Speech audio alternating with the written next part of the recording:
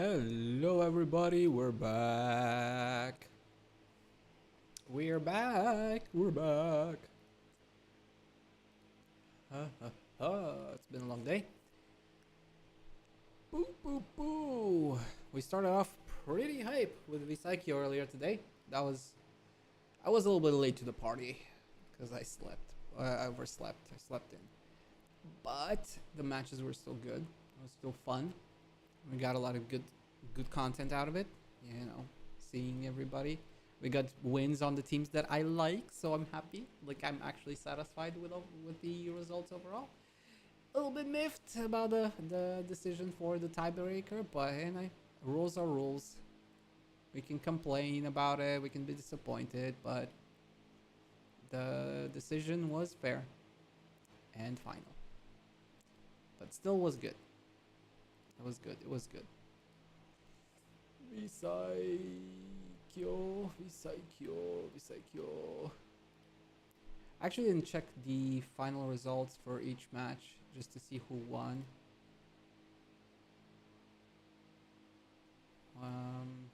First match was won by Virtual Gorilla, by the looks of it. First match was them with 20 points. Game 2 was Hinano's team, Kokage, Lisa, and Hinano. So Hanabana, that was cool. And then for the third game and on, we were there. So that one we saw. Their team was Yozunaniu Hayun with Asumi Sena. That was hype. Game 4 was Astel's team. And then the fifth game was whatchamacallit, Towa, QP, and Inu. It is a little bit funny that the top two teams were actually not like what do you call them? Like, you know, winners in the sense of like they didn't actually win. The top two, Fnatheption and CR Tsuna's team. But yeah, it's how the game goes. And third place was Hoshikawa Sara, Kaede, and Kagitsu. So that was a little bit unexpected in a sense. The top three were actually not winners per se of any of the matches. They just had consistent performance throughout the various matches. That's the thing. They were just consistently high placing overall with good kills. Like, say what you will of an Atheption. First game they placed third. Second game they placed third. Third game they placed fourth. Fourth game they got eliminated early on the 18th. Yeah, that happens. But then the last game they placed sixth. So they were very consistent overall. But yeah, it was a good tourney. It was fun. Yep, second stream for the day indeed. Well, technically this is the stream that's supposed to happen scheduled. The other one was unscheduled and kind of unexpected in a sense. Because I really wanted to watch Vispo. Visakio, I mean, sorry. So we're gonna be streaming World of Warcraft today. Guessing nobody's really doing these right now, which makes sense. Should get my quest actually. I kind of need. Find the strength within you. I need the currency. To finish the last set, the Dalaran. This one for male. It's the last one I'm missing. I kind of want to have all of them. We're just gonna do a little bit on the side while we talk and stuff like that. But yeah, I kind of want to finish the last set so we can get everything. Yeah, it was fun. I watched a little bit of RPR as well, talking about it, you know, on his end. And Pal is having a What stream a right now. peculiar memory for Azeroth to show us.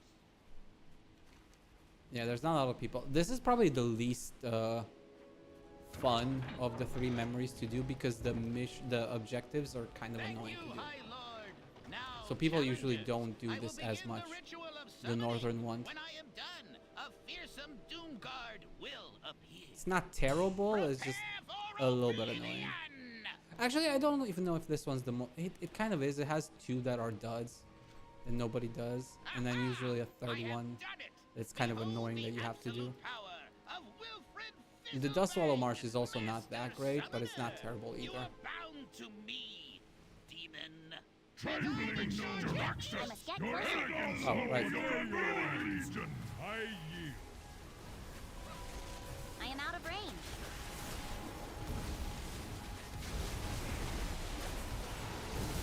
And I guess somebody killed the Thorin as well. Yeah. There's like 2 teams, I guess, here.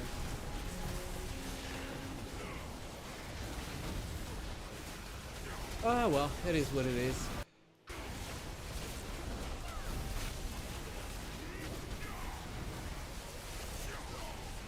At least we get some progress. Banished to the nether! Too far away.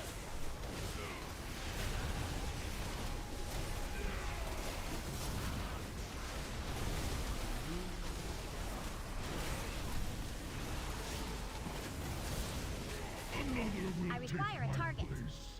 Your world is doomed. And then now we have to go over there to this one. But yeah, it was good.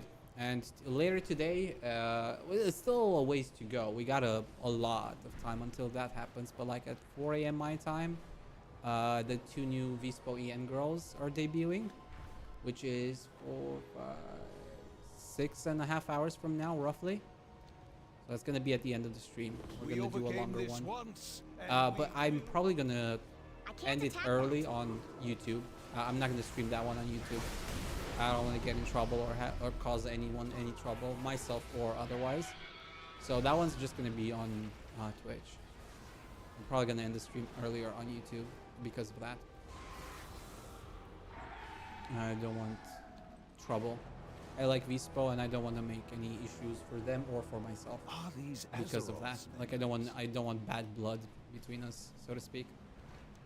You know, because I didn't follow the rules or like, you know, things like that.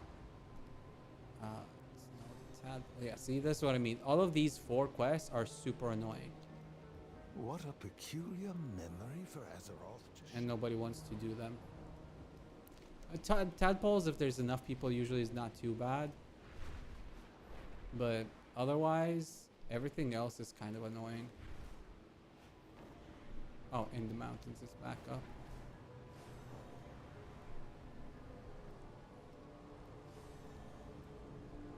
We overcame this once, and we will once more. But yeah, we got that for later.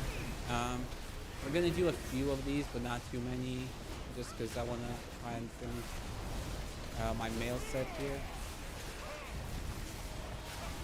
I don't even know if I should, but because I get the feeling like most of the sets, like I think the set can be unlocked in the new expansion, but I'm not sure.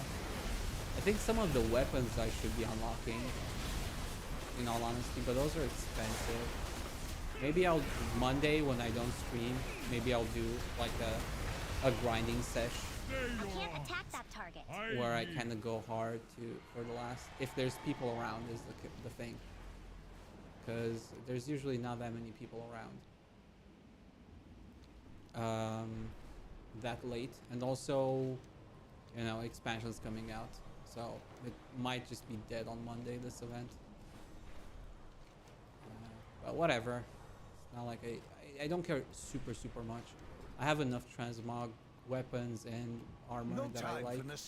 So it's like I'm not super like sad or whatever if I don't get what I want.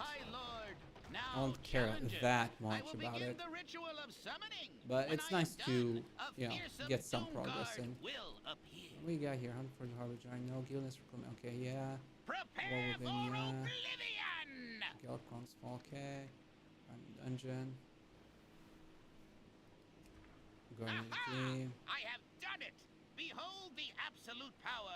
Don't know of this Wilfred one. Don't know. Fizzlebang, Yeah, I have a lot of Master quests that I Summoner. haven't You actually are done. bound to me, demon. Trifling knowledge of access! Your elegance will be your unveiling legion! I must get closer. Man.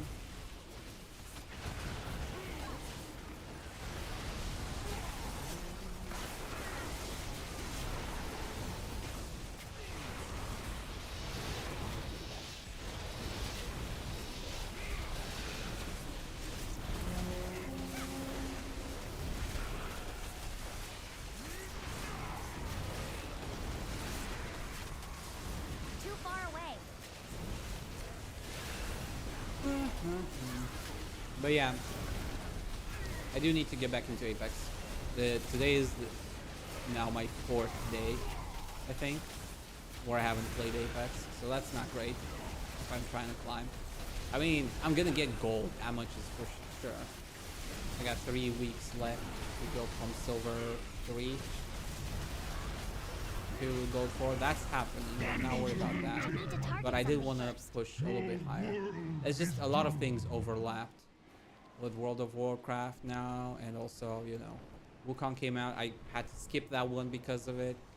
And then we have Warhammer.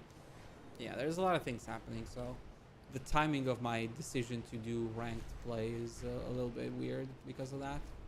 Overlapping events and These stuff. echoes Games. must be contained. But I'm gonna try. I don't know if they reset in between splits or what. Like, I don't know how far they push you in between splits. So even if I do hit gold 4, I get the feeling that I'll probably be pushed to something like silver 4 or, you know, bronze even or some shit. So I'm gonna have to climb again. That I'm not a fan of, but I might just have to deal with it. But at least I just hope it won't push me all the way back to like iron. Technically they shouldn't, because it's iron is designed to be for like beginners and stuff. I'm clearly not the beginner. I think this was just an intentional reset for things, because they did a lot of like the ban waves and changes to the game system overall. So I don't expect I'm gonna go back to like rookie, maybe just, but bronze is possibly still in the picture. It used to be 1.5 tiers, I think, when I played. So if I go to gold 4, they're gonna push me to like bronze 2. That's what they did last time. I'm hoping they don't do that again, but we'll see. Like, I feel like I don't necessarily mind having like a full reset at the start of a season per se. Like, I can understand that part at least. But like split season, mid season, you really shouldn't be pushed like that much, in my opinion at least. I can understand why they do it, but I'm not a fan of it. I don't necessarily think it has the effect that they want it to have, but I could also be wrong. I personally just don't like it. Like, I feel like if I got to gold in split 1, split 2 I should continue from gold and see how far I can push it. But, or at the very least, like, okay, fine, you're gonna push me to, I don't know, silver 2, I guess. I understand. It's like, hey, are you really gold? Let me test you again. You know, or are you really platinum? Let's put you back into gold and let's see you do it again. Like, I understand that, but like a 1.5 tiers, it just feels excessive most of the time. And it just makes it unfun for me, at least, to try and like climb again. That's like the biggest thing for me, because at a certain point, like, it's done to combat things like cheaters and hackers and stuff like that, and, you know, people being, you know, carried and etc, etc, etc. I know that, but like, as a, like an actual, like, quote unquote, like legit player, right? I don't use cheats, I don't do anything. For me, after gold 4, rank is not necessarily an indication of skill. It's an indication of just time spent. And I guess that in and of itself is a filtering of some sorts, but at the same time, you know, you have these like high costs to entry, because again, keep in mind, it's minus 20 at silver, but like gold is minus 35, and then platinum is like minus 45 or something, and then diamond is minus 55 or 65, something like that. Like it keeps going higher and higher, right? So you need a lot of kills and I need to target something first. high placement to gain points, right? And at that point, it just becomes how much time do you actually spend? Because you're just chipping away. It doesn't necessarily have anything to do with your skill. You could be, you know, in theory, good enough to be, let's say, I don't know. In my case, let's say maybe I'm good enough to be platinum. Like I probably am good enough to be platinum, but unless I play, you know, every day for like 6 hours, I'm not gonna get to platinum or some shit. I don't know if that's the case. I'm spitballing numbers here, but you get what I'm saying, right? It's like it feels like it has nothing to do with skill after a certain point, and just everything to do with time investment. And when you reset this every like 3 months, it just feels like you're just not allowed to be ranked if you don't spend enough time. Are these echoes a message? It doesn't matter how good you are, actually. It just matters how much time you put in. Like, I could be good enough to consistently, you know, hit, let's say, platinum, maybe platinum 2 or something. But if I don't put in the time and get enough, you know, time spent in the game, I'm just not gonna get there.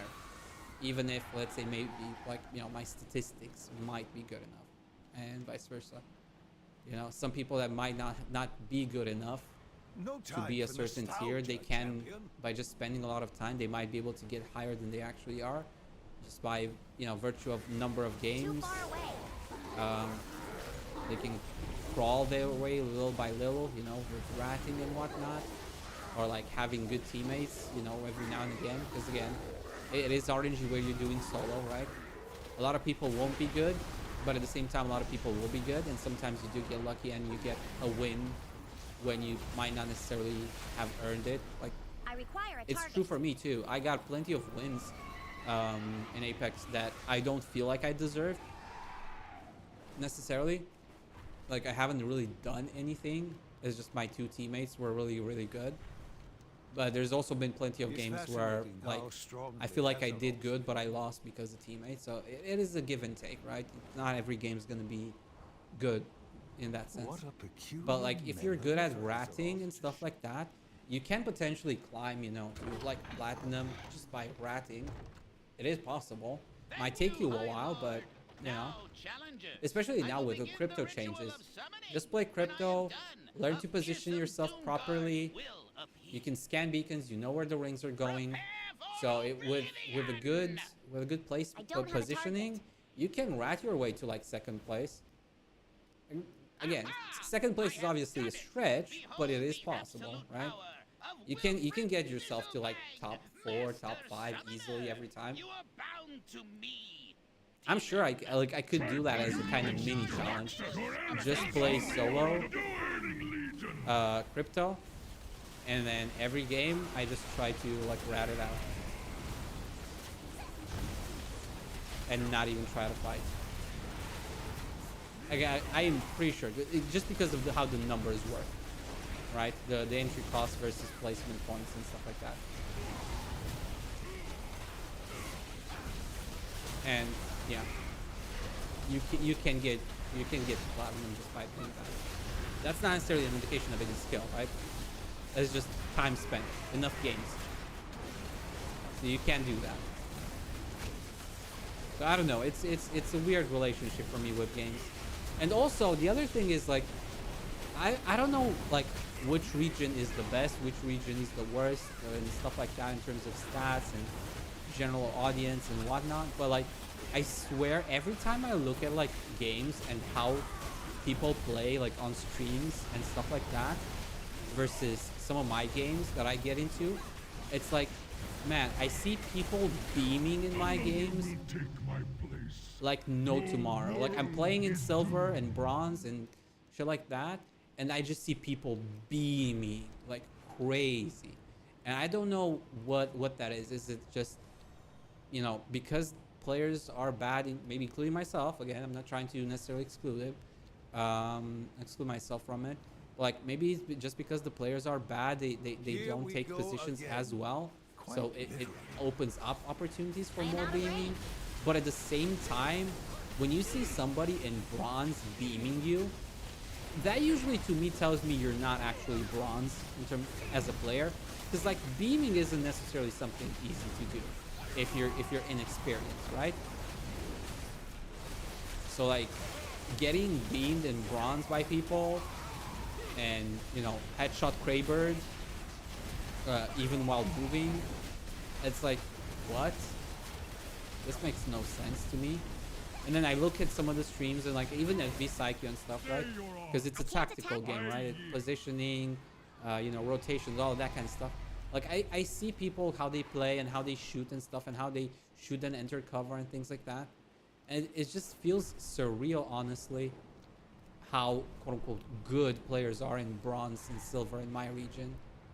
I don't know if it's a Europe thing, or it's a bias thing, or it's just my inexperience, or what. But I swear to God, whenever I look at streams, I often see like how people play, and I'm just like, why don't I have those kinds of situations where the player just, you know, shoots 2 bullets and then runs, you know, in this kind of situation, or like, oh look, this guy is able to run almost uncontested and unpunished in this area, even though there's like 5 teams around them. And I don't know, it's just it's weird. But like I say, it could just be my inexperience. Like I'm not trying to point fingers at anything. I'm not saying I'm too good for bronze or something like that, or whatever, or that it's necessarily cheaters. But it does feel at times like my games are never, like most of my games don't reflect the types of games I see on streams. Whether it's pushing, defending, what have you. It feels like most of my games never are reflective of anything you see in like competitive games. And I'm not exactly sure why that is.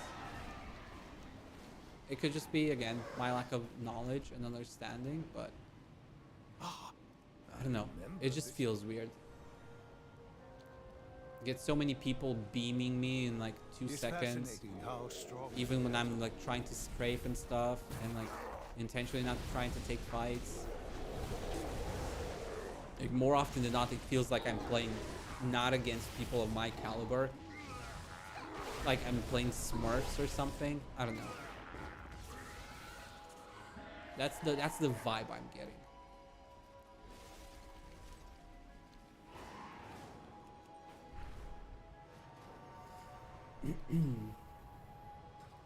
But yeah, it could just be my imagination, or like just me not being able to read the situation. I wonder what Azeroth is trying. I must get closer. Or maybe it could just be because I'm playing without comms, and solo. That could just be it. You know, we're not coordinating well enough, and because people know that hey, everybody in this lobby or most people in this lobby are solo, and because maybe some of them are playing in a duo or even a trio, they can communicate better and just, you know, open up situations for themselves. That could be it as well. Maybe I just need to change my play style somehow, but I don't know what else I should do right now to, you know, improve my odds per se.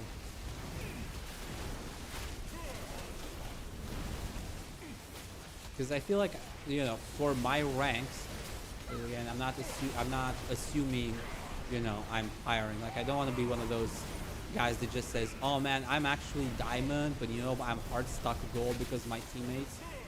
That bullshit. Like I don't believe in that kind of stuff, generally speaking.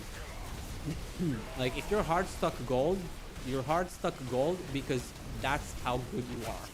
You're not actually better than you think you are. If you were better, you would be making, you know, plays and opening up opportunities for yourself to actually win and get into favorable situations. You would be able to outsmart the people at your, you know, skill range, skill level. So like if you're hard stuck gold, you're hard stuck gold because you are lacking some kind of essential knowledge or execution or something. Because you can see, like, even in VSIQ, for instance, and I'm not saying this to disparage anything, but like Gorilla-san is on the older side. His skills are not quite as like crisp and like, you know, sharp in terms of dueling and things like that as some of the other, you know, like you think of Dito, you think of Tsuna, you think of, you know, some of the other people. Like there's definitely quote unquote better players mechanically than Gorilla. But Virtual Gorilla is very, very good in terms of game sense and just knowledge on the game and how to play the game. So he more often than not performs better than people that are mechanically, you know, superior. But it doesn't matter if you're mechanically superior if you can't put yourself in situations where you can win those, you know, one-on-one fights or what have you, right? And that's the thing. Apex is not just a game about, you know, your skill with, you know, clicking heads. It's a mix of clicking heads and, you know, just understanding how to engage in the game. Because again, there's like 19 other teams of 3 players, right? There's third party, there's rotations. At any given time, you could win this fight and then put yourself at a disadvantage for the next one and then lose everything. And sure, sometimes that's worth it, but oftentimes it's not. And if you set yourself up or take a fight that you shouldn't, you're gonna lose more than you're gonna win. And you see that a lot with Gorilla. Like, he doesn't take usually unnecessary fights, and he's careful about when to engage, what's a good time to go in, you know, when do we defend. And oftentimes when it does come down to like the, you know, the direct one-on-one fights, he often loses.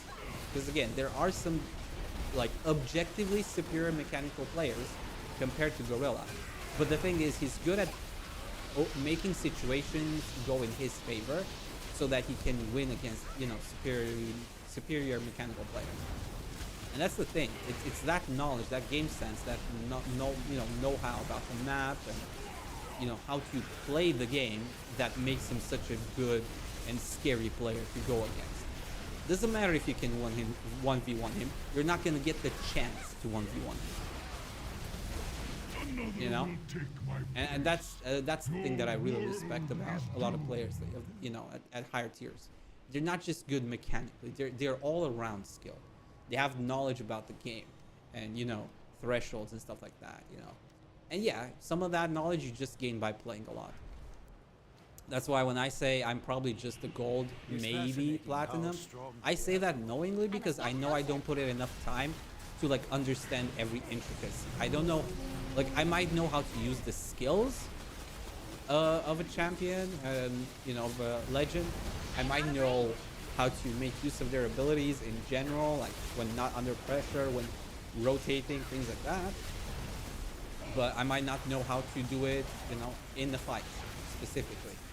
Or like I can't gauge the situation in a, you know, in a fraction of a second to know like, oh, should I engage here or should I just run right now? And since I'm doing solo no comms, of course I can't communicate with my teammates to tell them, hey, I'm gonna run away right now or whatever. You know, sometimes that can be difficult. Or like, hey, I'm rotating, don't get so far right now, things like that. But even if I could communicate, you know, if I'm not good enough to execute, then likewise, it doesn't matter too much because I'm not doing the right thing in the moment. So it's complicated.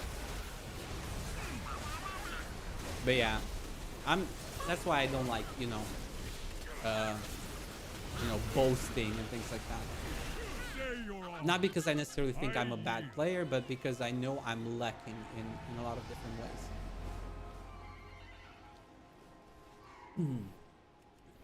Like I might very well be, let's say, you know, platinum level. I'm not saying I am or I'm not, per se. I'm saying I've never reached platinum because I haven't put in the time to actually get that high. And that is the truth. And then if you watch my gameplay, you might say, no, you're actually gold. You you're not good enough to actually be platinum. And that might just very well be the case. Or you might look at my gameplay and say, no, actually you are good enough to be platinum, you just haven't played enough. You know, either of those statements could be true, but objectively, I guess, I have never reached platinum. I only reached gold, and therefore I only say and only, like, you know, proclaim that I'm a gold player, because that's the only tier I've actually achieved right now. But if you put me in the game with, like, let's say, you know, 2 platinum players or 2 diamond players, maybe they might look at me and say, you know, you're actually good enough to be plat. You actually perform at that level. You have enough game sense. I don't know. I wouldn't know because I haven't been put in that situation yet. So because of that, I don't speak confidently at those kinds of things. And I generally prefer people, and I respect players more that, like, acknowledge their shortcomings. Like, I'm not saying you have to, you know, always say things like, you know, be like, you kind of like humble brag, right? You don't need to. I don't like it when people humble brag either. Like, oh, I'm actually not that good at the game, and then, you know, they drop 2K bombs every other game. Like, that's stupid too, a little bit, in my opinion. But I do respect those people who kind of humble brag a little bit more than people that are, like, disconnected from the reality of things, you know.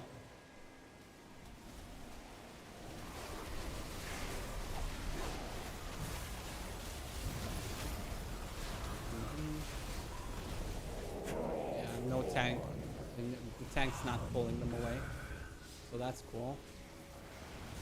I guess we're just gonna take unnecessary damage here. Just as you did. Man, I sure love taking unnecessary damage. But whatever. Doesn't matter.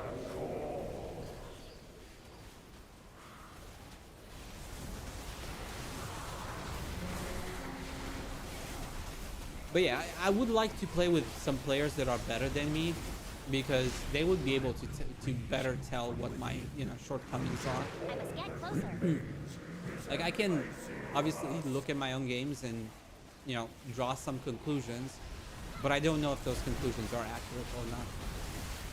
So I would really enjoy playing with some, like, platinum or diamond players, you know, even masters, and have them, like, kind of point out some of my mistakes to better understand them. Because otherwise I'm kind of just, you know, running blind. You can obviously learn by yourself, don't get me wrong, and I'm not saying, you know, I can't learn without better players accompanying me. I absolutely can. It's just that, you know, it helps when you have somebody that's actually skilled at the game, give you pointers, that actually understands. I do watch a lot of videos and stuff like that, you know, from like pro players and, like, coaches and stuff like that. But that's usually of other people's, you know, games. And it's always kind of different between your situation in the moment and somebody else's situation in the video. And you can't really apply that fast enough, you know, on your own. If you're playing on your own and you're just kind of go, you know, as you go, try to learn, that's useful, but it's going to take you a fuck ton of more time to get where you're trying to get than, yeah, okay, so restoration. Then if you had somebody coaching you and giving you pointers. Oh, it's almost time to reset for the next map. Okay, let's go to the next one. We got several more minutes. So yeah, that one's next. Okay, so we're gonna go here next. We're gonna pick up the quest while we're at it. This is where we have to go next. I am at your call.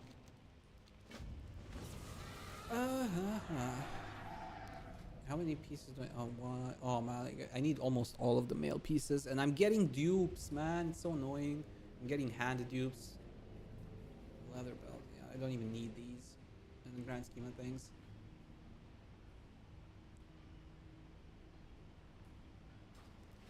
Whatever. We're just gonna wait a little bit. But yeah, I do watch a lot of videos and stuff like that, you know, to learn Um, I watch like Daz play because he's educational. Like I'm learning a lot from watching Daz's videos, but you know, theory and practice are two different things. You need both, and I admit I don't have enough practice. I have a lot of theory, I just don't have enough practice, and that's the thing. Because I remember even when I was into StarCraft 2, and this was a few years back, like I knew players, I knew strats, I knew build orders. I would see somebody play and I would know exactly what build order they're going for based on, you know, their start and stuff. There was a time where I actually knew all of those things. Like, you know, I knew what a 6-pull looks like for Zerg. I knew, you know, what a, you know, rush of certain type is, like a Zealot rush looks like, things like that. A Void Ray rush, etc. Like I could recognize those things. I knew how the, you know, how to pull them off in theory, but in practice, I never played enough to actually get past. Like it was, I can't remember. It was silver 1 or gold, like top silver or bottom gold. I can't remember exactly where I stopped playing, but it was somewhere thereabout. Because the truth is, again, you guys know me. I get bored easily when I play just one thing all the time. Like I enjoy playing multiple games. I enjoy learning about things. I enjoy helping others and, you know, teaching others about things. I don't necessarily care much about personal mastery oftentimes. So that's why like I like to challenge myself to get to like gold usually, and once I get to like gold rank, that's where I usually stop, because past gold it becomes, you know, refinement and like improve, you know, like polishing, you know, mistakes and things like that. So that's why like I got to like either I got to gold or was almost gold. I can't remember. Like I can't even remember how the ranking system worked in StarCraft anymore. It's been that long. But yeah, I was almost gold in StarCraft. I reached gold in Apex multiple times. I reached gold in League of Legends. What else? Did I play something else competitively? I feel like I'm forgetting something. I don't know. But yeah, I played WoW, right? I was a raider. You know, you can even see some of my achievements from. I don't even remember where to look at it. I think it's feats of strength.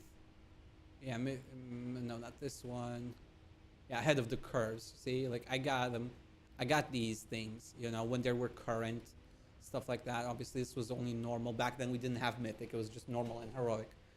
So is ahead of the curve now is, I think they moved on. Like the current heroic, I think, is around the level of normal, and normal is easier. Like normal now is easier than normal back then,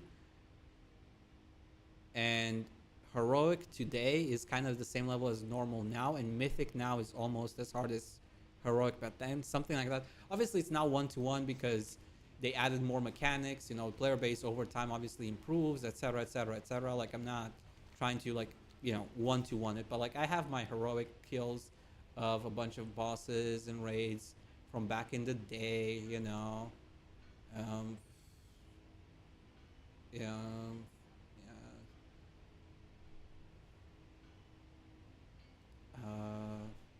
I don't remember what to even look for. Dungeons and Raids, I guess. Yeah, I got my you know, Glory of the Heroes and North, like, you know, the North, not this one. Which one was it? This was for all the heroes. No, that's dungeon here. Northern Dungeon Master. Which one was this? Glory of the Hero, I guess, was one of them. Red Proto Drake. I got that. Cataclysm Hero, I'm missing like just 1 or 2 things. No, never mind. I missed a lot of things here, like the special achievements. But I got like, I remember doing, yeah, Glory of the Raiders. I got these. I actually got both Glory Raider. No, was it both? I think I got both. I got Ice Crown Raider, you know, Frostbrood Vanquisher. I got the Ulduar ones. I got both. I had gotten both before they changed this, because they changed this much later.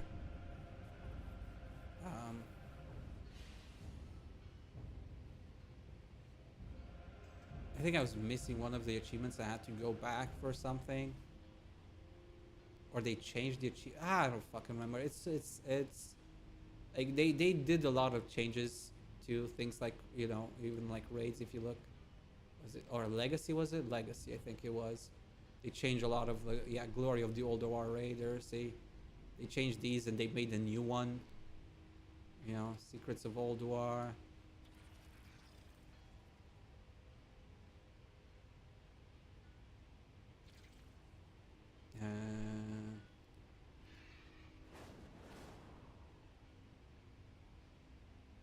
Yeah, some of these. Yeah. Yeah, you know, I was a competitive player in all of in a bunch of different games. Is my point. Got distracted there for a second. But yeah, I played, you know, a lot of games on different levels. I played with some of the best players in World of Warcraft when it comes to raiding back in the day.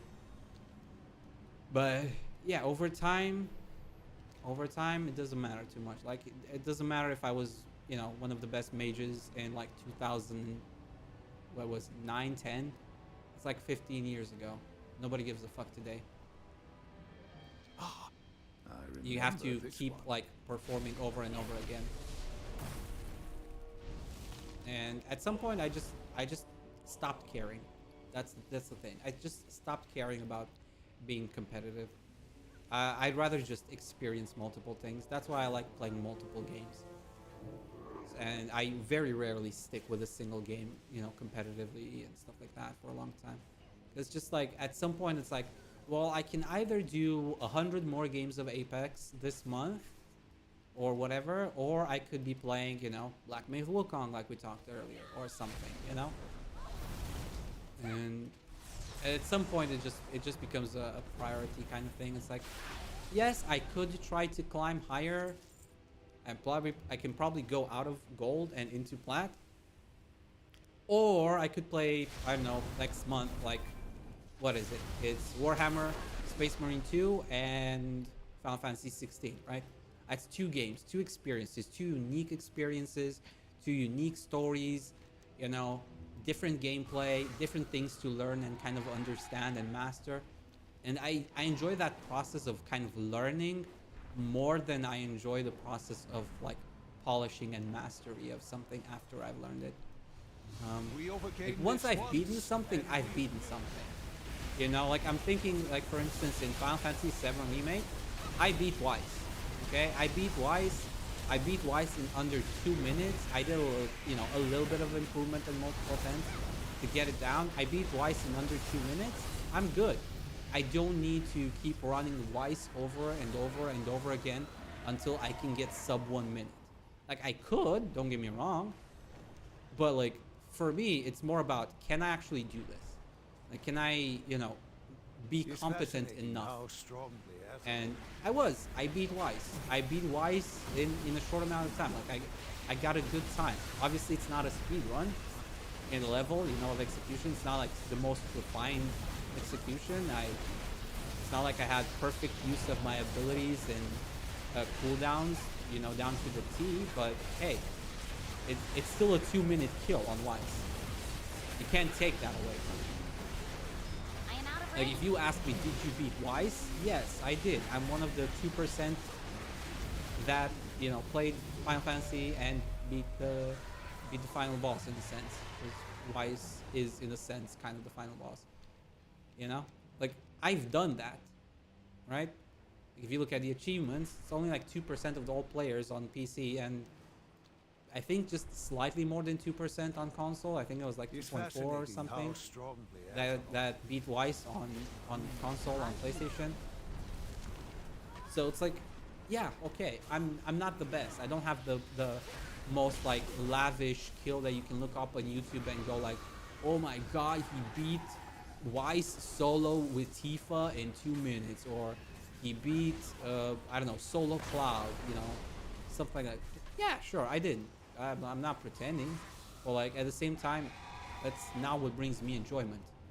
You know, I could, and like if you know, maybe I had a bigger viewer base or something, Maybe I could do like a challenge, you know, for the stream and stuff, to like, you know, challenge myself in some way. Like we could do like, I don't know, a subathon or what have you, where we do like a milestone where people can get to choose some kind of challenge for me to do like that. But fundamentally, it's not really something that I enjoy.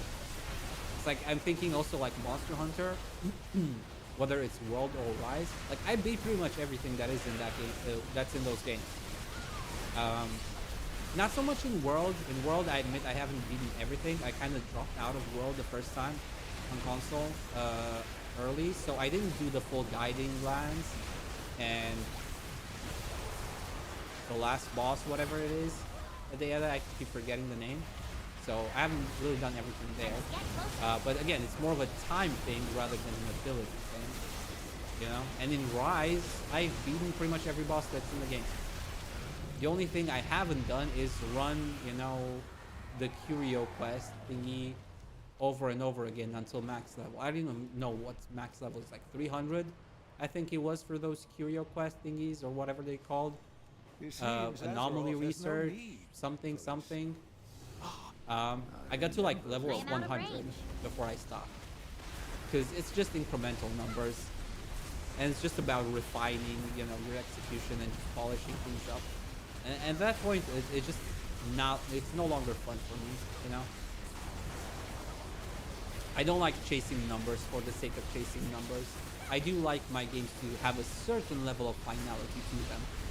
So once I've accomplished something, I'm good. I don't need to optimize this to oblivion, you know. That's my.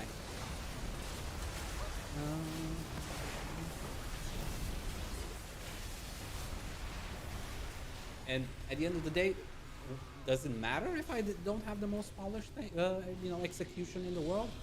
No, not really. I've beaten the thing. I've beaten the hard thing. That's also why I don't like playing certain games on the highest difficulty, because oftentimes, you know, you get into the damage sponges and stuff like that. And it becomes less about execution and more about min-maxing. And I don't like min-maxing as much as I do just like general execution.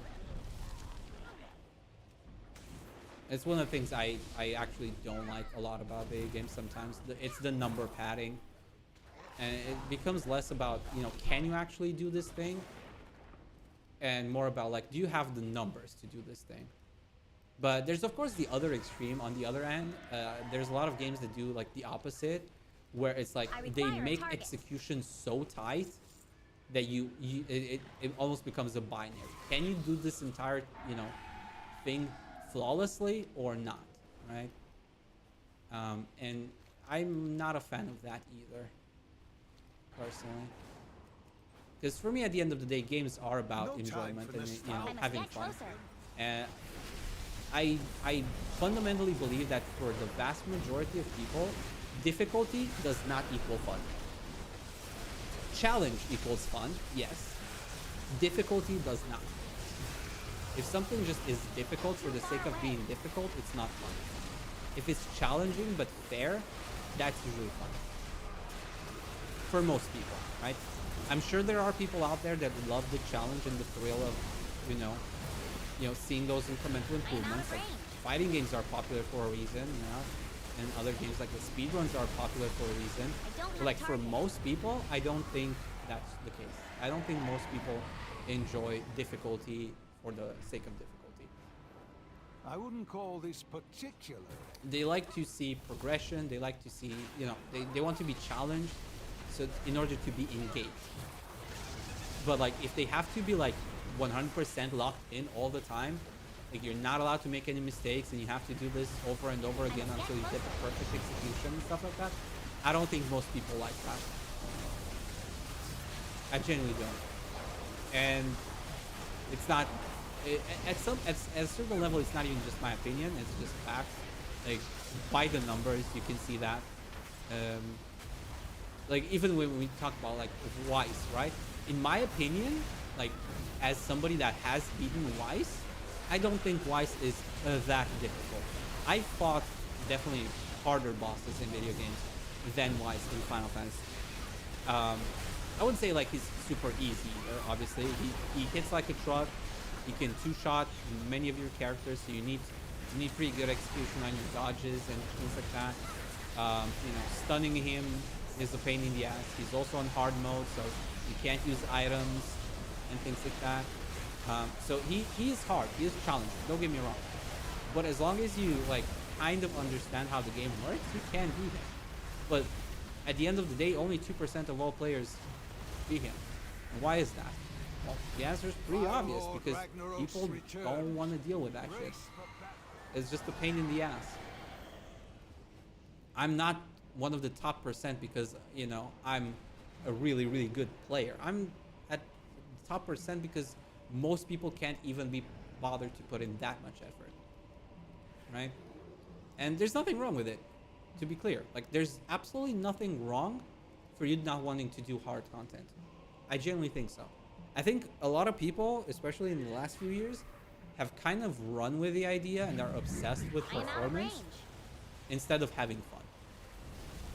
All right, when I was a kid and they played Mario and other games and, like, you know, all that kind of stuff, it wasn't about getting better. It's about like improving little by little for my own sake and having fun. Like, I wanted to get better to kind of like just experience more or experience the game differently. It wasn't about, you know, competing with others.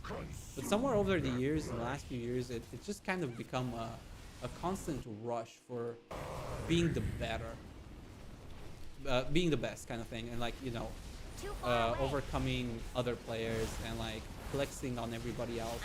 And if somebody doesn't perform at the same level, you know, he's trash at the game. But I don't think that's really the case. I think games are first and foremost about fun and enjoyment. There's room for games that focus on difficulty, don't get me wrong, you know, competitive games and stuff. But I don't think that should be like the main way to play all video games. Is kind of what I'm trying to get at. I guess we're gonna put this one. Yeah. Let me refresh these because I forgot to refresh these. What's this?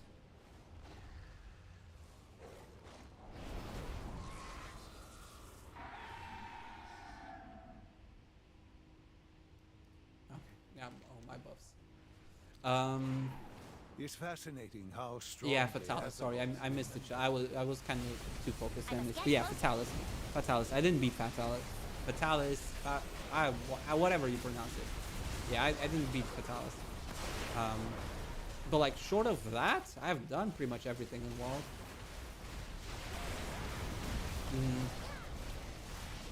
But yeah, I kind of miss the days where we're playing games for fun first and foremost. Now everybody's super focused on just being the best, and like we're pushing the goalpost to like almost unreasonable degrees, right?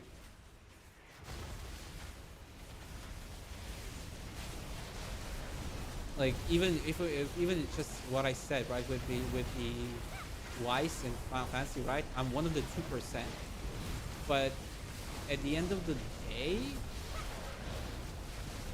2% doesn't mean anything in the grand scheme of things. Like, it doesn't make me one of the top 2% best players. And also because of that, with this kind of, you know, bad mentality about difficulty, that's when people start pushing, like I said, you know, like, well, you beat Weiss, but did you beat him solo? Or did you beat Weiss but with Cloud? Or did you beat Weiss but with Barrett? Or like, you know, more and more kind of unreasonable, like, personal kind of challenges. Or, you know, personal like ego.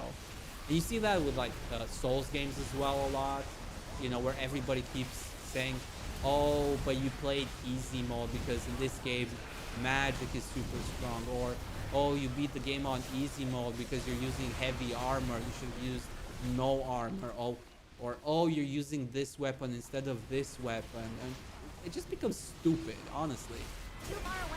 Why the fuck does it matter how you beat the game as long as you beat the game legitimately? If the game gives you the tools to beat the encounter and you use the tools given to you, that best resonate with you and your play style and, you know, how you think about approaching certain fights, what's wrong with that? Whether it's brute forcing or like, you know, playing it like let me solo her and shit, you know, no clothes and just katana or whatever. Doesn't matter. You beat it, you beat it. You use summons, doesn't matter, you beat it. You use the tools at your disposal effectively, essentially. And I kind of wish we could go back a little bit on this kind of mentality, and we can go back to like playing the games for the fun of it, for the enjoyment, for talking to each other about different things.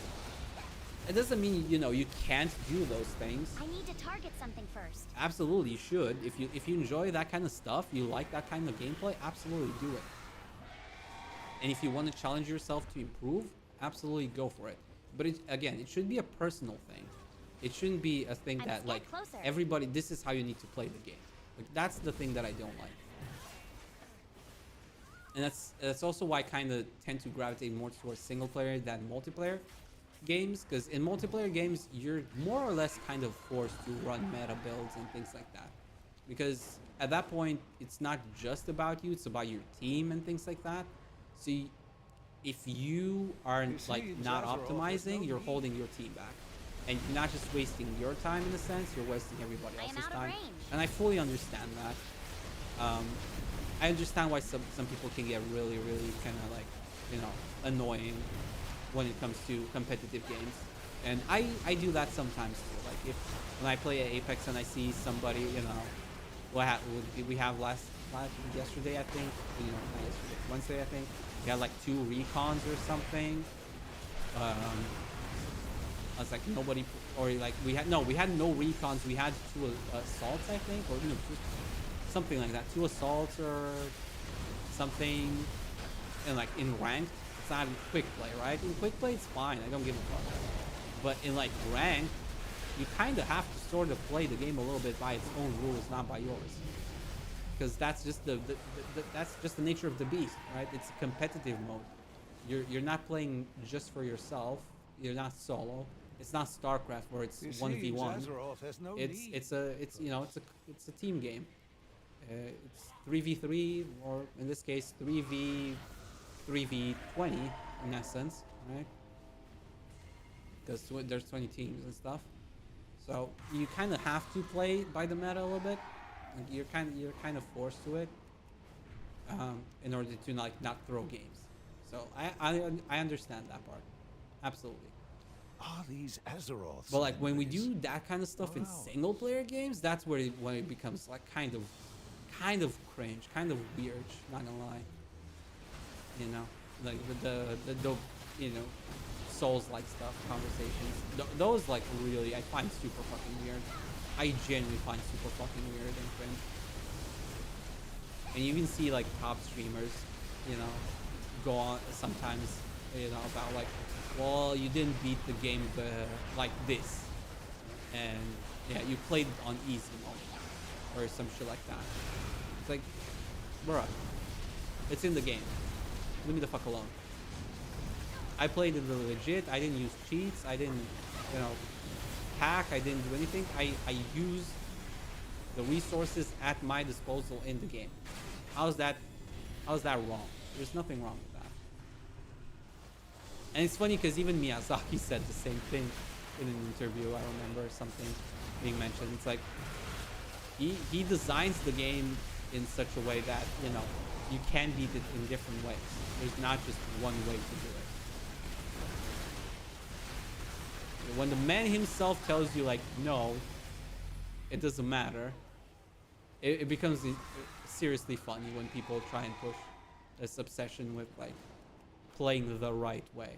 Are these echoes a message? But don't get me wrong, there's like, it's the internet, right? There's the other you know, side of the coin where people are like super fucking obsessed about playing things their own way, even when it's inefficient, and then complain that, you know, their way of doing things doesn't work. There's that extreme as well. It's like, bruh, if the thing doesn't work, maybe it's by design that it doesn't work. Maybe you should change your tactic up a little bit. Too far away. You should, you know, maybe something isn't meant to be brute force the way you're trying to. So maybe change things up a little bit. I do know something about Fatalis, even though I haven't fought him. I think from what I heard, using elemental weapons, I think, against Fatalis is a big no-no. I don't exactly know the details, but I'm pretty sure people are saying you need like non-elemental for Fatalis.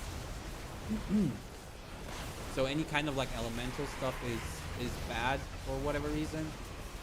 Some kind of mechanic or whatever, what have you.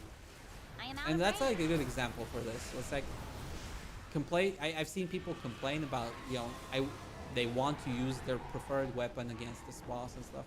It's like not every boss has to be like straightforward in that sense. Sometimes you have to change your execution. You should be, you know, building more than one set. The game encourages it, and you know, kind of like enforces it to an extent. If you want to brute force it and, you know, put yourself at a disadvantage in some cases, sure, but you also have to acknowledge that you're kind of intentionally playing something wrong in a particular scenario. I am out of range. So I think you have the two kind of extremes of the coin, with, you know, people telling everybody how they should play, and then the people on the other extreme saying, you know, like, this is too hard because I can't do it in this particular way. And it's like, no, can we not always talk about things in extremes? Is that really too much to ask, that we don't do extremes? Oh shit, Are these echoes a message? I'm dead. Or merely a response? I fucked up. Ah, stop inviting me. Whoopsies.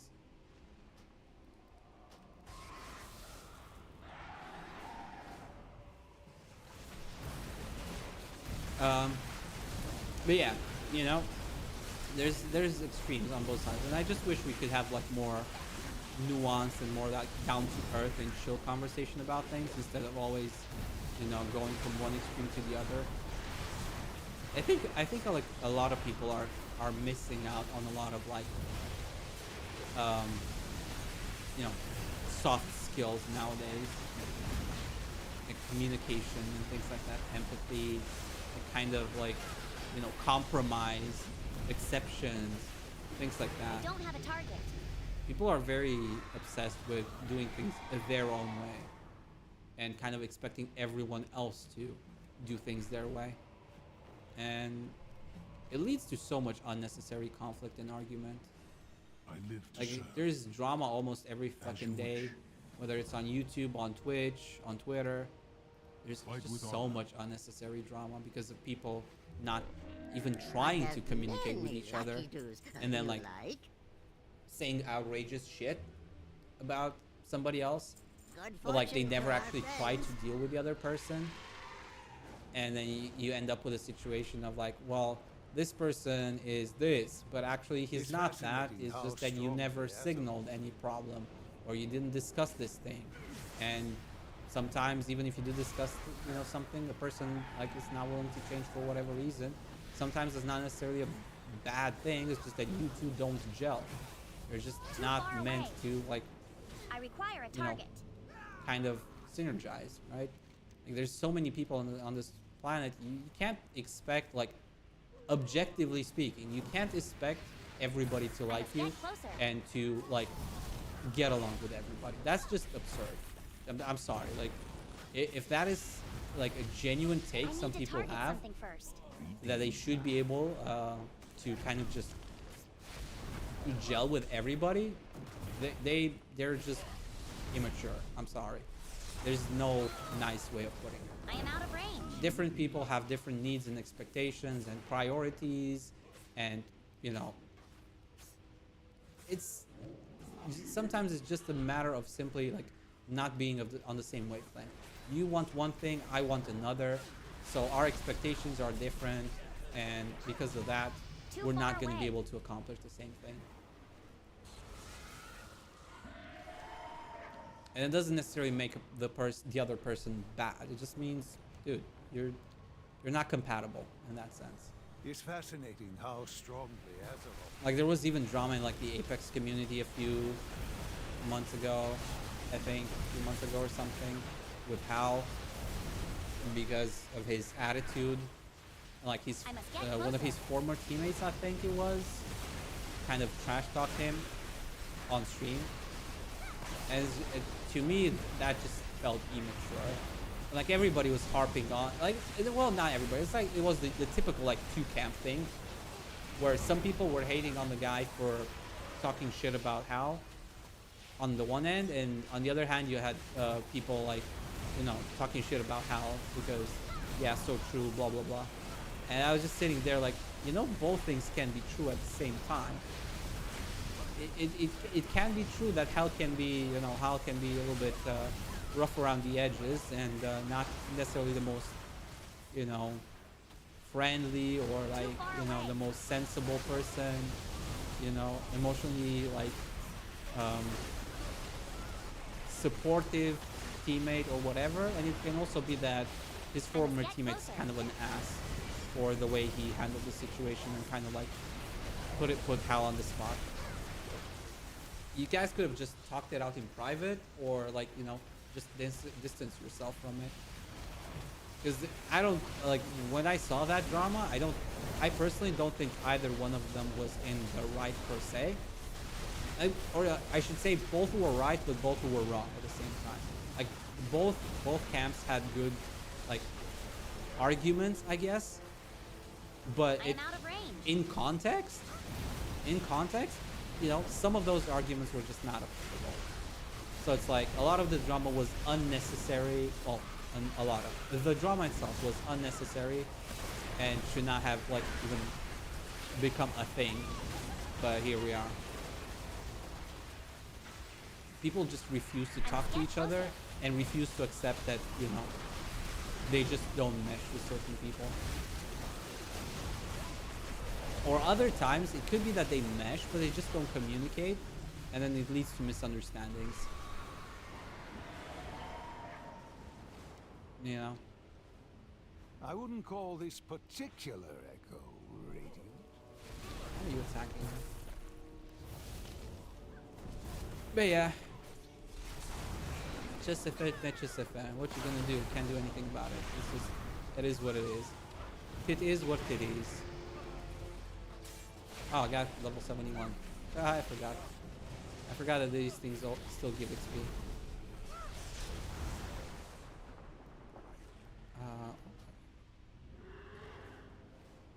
Okay, never mind. I need to do this back. Because it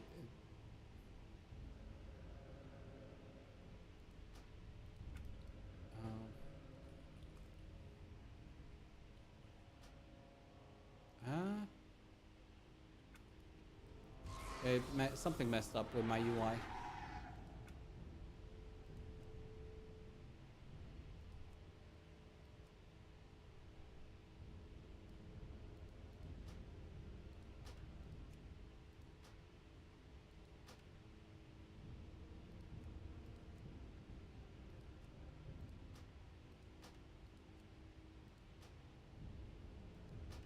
Okay, now it's back. That was weird. That was weird.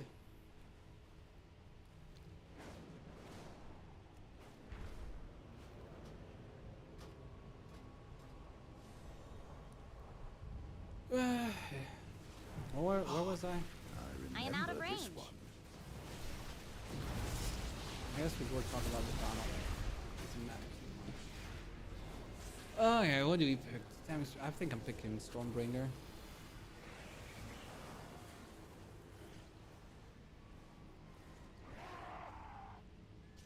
Yeah, I kind of like this place down there. Swing master has been haste.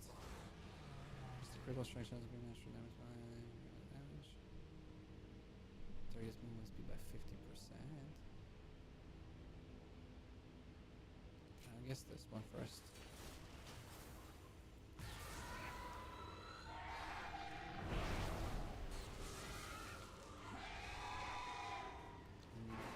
Stitches is next, but it's probably going to be there by the time I get there. No? Okay, no. I wonder what Azeroth is How trying many to tiers tell do I us. have? 24k. I think I might have enough to finish the armor set. Which would just leave me with the weapons, I think. Well, we can check after this rotation, I guess. Now, how we sit.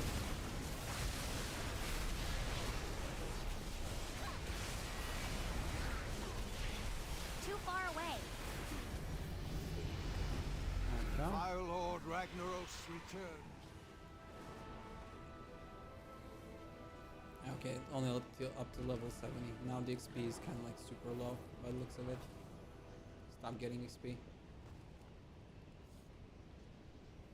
But yeah, drama kind of sucks, and I just wish we can all just focus more on the video games and have fun. It gets kind of tiresome, honestly. I've been around the block for too long, and I've seen too many dramas to the point like I actually don't care anymore. Like I genuinely don't. When somebody says something about somebody, my first reaction, my first gut reaction isn't to, oh, let me see what they're saying about this person. Actually, my first reaction, I must get closer. more often than not, is just to block the person making like the accusations. Like I just don't want to have to deal anything with those types of people. Because you kind of know if somebody makes a whole fucking document about you, 9 times out of 10, they're either a drama chaser, cloud chaser, and doing it for like, you know, pity points and stuff like that, or like they could have solved it by just communicating with each other. Come on, okay. Oh, that's why.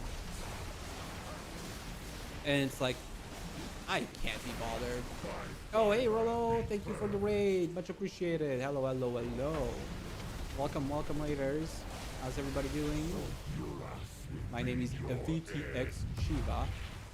I'm content creator, as they say. I don't like that word personally, but that's what they usually call us. I stream a lot of different things, kind of variety. Right now I'm doing World of Warcraft. Doing a little bit of farming before we go into the War Within stuff. Because I want to finish some transmog items, you know, costumes essentially. And I also stream like FPS, like Apex Legends at the moment. I'm doing a challenge for the next like 2 months-ish, where I try to rank up as high as possible. And I also do other games like Final Fantasy and single player games, etc. So if you're okay with variety, you've come to the right place.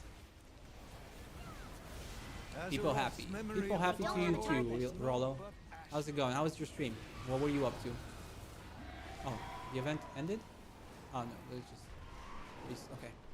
So we're still doing this for a while. Ah yeah, we have about half an hour left in this area.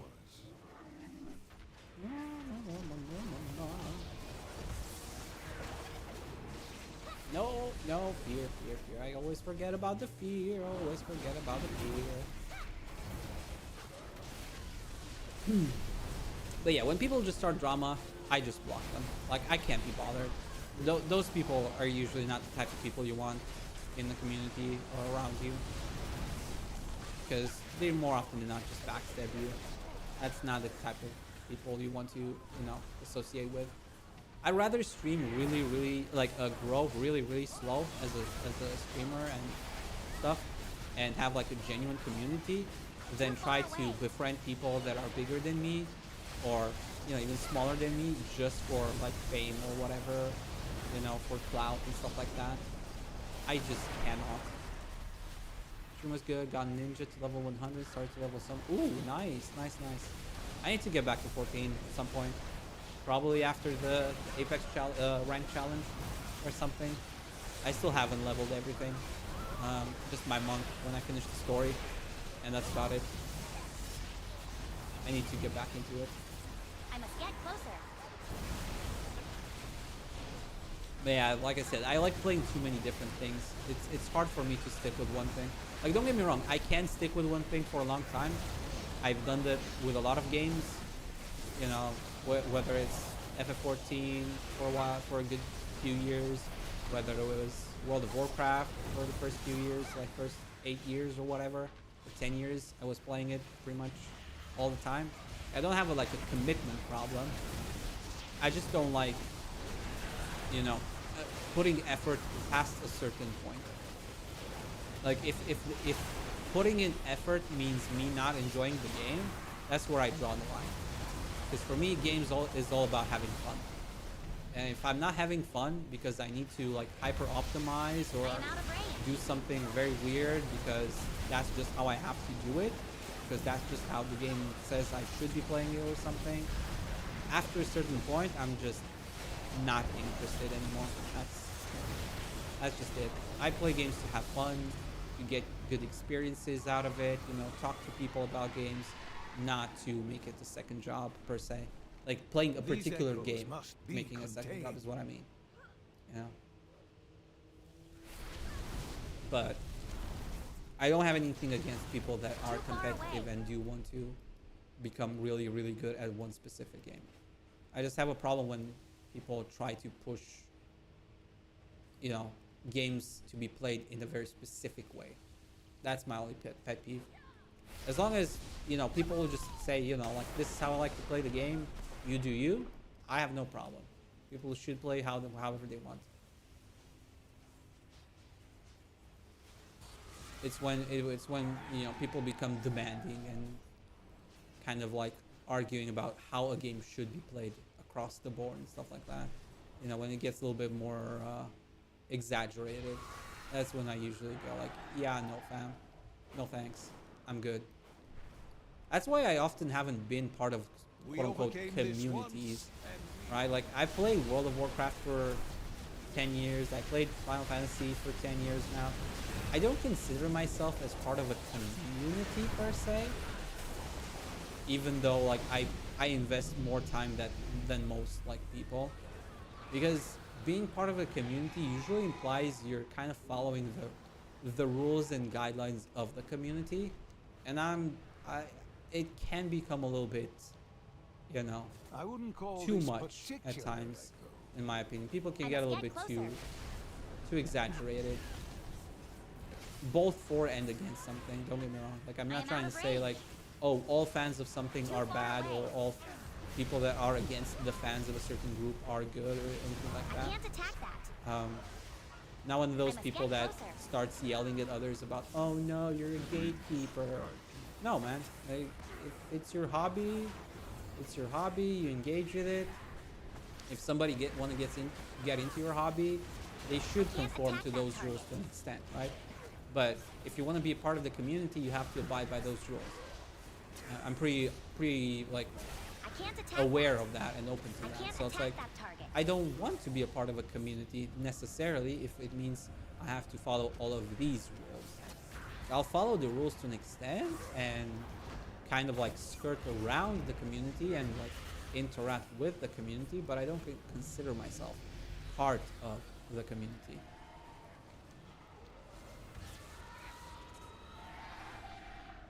And I also don't like the fact that a lot of people just use community to be this overly broad thing where it's like everybody that engages with something is part of the community. Or like, so when somebody does something bad, it reflects poorly on the community. I hate like, you know, very broad and like shallow generalizations like that. It's like, one guy does something bad, oh no, the community. Like, fuck off, it's not the community. It's one guy that's being stupid or I weird. am out of range. I really like internet discourse. Too far away. For me is kind of ridiculous nowadays. And I've been on the internet since the days of IRC. I require okay? a target. I've been on the internet since the days of IRC and ASL, please. You know, like, I've seen some weird shit and weird people on the internet, but like some of the discourse that's I must happening get nowadays closer. is really wild. Like, genuinely. Back then it was kind of cringe at times. It was mostly cringe, I would say, actually. I am out But of it was range. fun. Nowadays it feels like you know, you're not allowed to have fun. Like, cringe is almost a bad thing nowadays. compared to, you know, when I started using the internet, in a sense. Like, cringe back then was something that was kind of like weird, but also kind of funny, or, you know, haha, you're kind of cringe. Whereas now it's kind of like, ugh, you're cringe. You know, it's like, it has a different connotation entirely. And it just, I don't know, it sucks the fun out of it, honestly. Like, I'm not having as much fun on the internet in the last few years as I used to. Just because people are getting weirder and weirder about things. And it's getting more polarized and Here more we like go again. people tone policing, companies making rules and shit. Like, you know, conduct rules, stuff that just is becoming, you know, increasingly absurd. And you have people on the one hand that want to do whatever the fuck they want, but on the other hand you have people that Too far away. it's like they don't want to let you do anything, and it's just like, bruh, I just want to have fun. Leave me the fuck alone. Oh, you're not allowed to say this word. You're not allowed to say this word. Oh, you're gonna get banned and timed out and suspended because you did this one thing that we never told you you're not allowed to do, but we actually don't like it when you said it, even though it's okay when everybody else said it. And it's I just must like, get closer. Jesus fucking Christ. What has the internet turned into? Instead of us being connected, I feel like we're more divided than ever. It's genuinely crazy to me.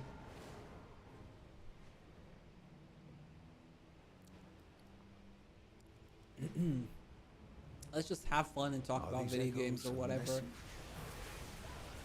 in our, you know, in our little spaces and have fun.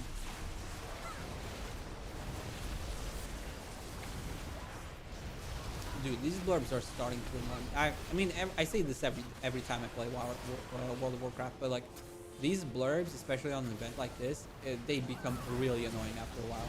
Like, dude, I've seen this blurb already. You don't have to repeat it every single time when I fly over a world quest. It was fun the first time. It was, you know, informative the first time, maybe the second time, but like, you don't have to say the same thing 100 times. I get it. Out of range. I got it the first 10 times.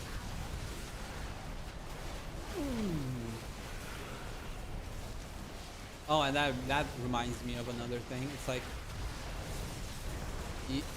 It's like, when you criticize something, it's also very polarizing. Like, you can't say something negative about something without somebody either being super on, you know, on your side, kind of like misrepresenting your point, or somebody being, you know, misrepresenting your point in the opposite and making you sound, you know, making the case for your point that you never made.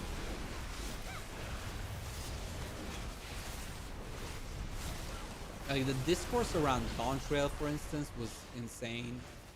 Like, so many people hating on Dawn Trail. It was genuinely unhinged. It was genuinely unhinged. Some of the most unhinged replies I've seen about Final Fantasy in a long time. Like, I agree with some of the criticism that Dawn Trail, you know, falls short in certain regards. By no means am I saying it's a perfect expansion or a perfect story or whatever, what have you. But some people are fucking insane about their expectations, genuinely. Like, I've seen some really hot takes about the problems with the story that are like patently untrue, you know. They're making remarks and statements about things in the story that are like genuinely like false, just to like reinforce their you know, perspective, I guess, or like, you know, preference for what the story should be, I guess. And it's like, Jesus, man. Like, I was on board with what you said in the first part, but then you went full unhinged on the second part, and now I have to call you out. Like, if you just stuck to your, you know, guns and kept it real, kept it 100, I would have been on your side. But then you had to go and be unhinged and say some really stupid shit, and now I'm like, you know what? No, you're crazy. Like, you're just hating because it's not what you wanted it to be. And that's very different from like, you know, like if you're saying like, hey, I didn't like this because of A, B, and C, I'm like, you know what? Sure, fair enough. It's subjective, you know. We all like different things. I'm with you on that. You didn't like it, yeah, I can understand. I can see where you're coming from. But when you start making shit up about, you know, things that didn't happen in the story, and it's like, now you're just trying to convince others why the way you enjoy games is the correct way to enjoy video games. And at that point, I'm just tuning out. It's like, nah, you're just a hater. You don't actually care about whether the story is good or not. You just care that it's not the story you want it to be. And that's not the type of like discourse I like to engage in personally. That's just a waste of time in my book. It's fascinating how strongly Azeroth.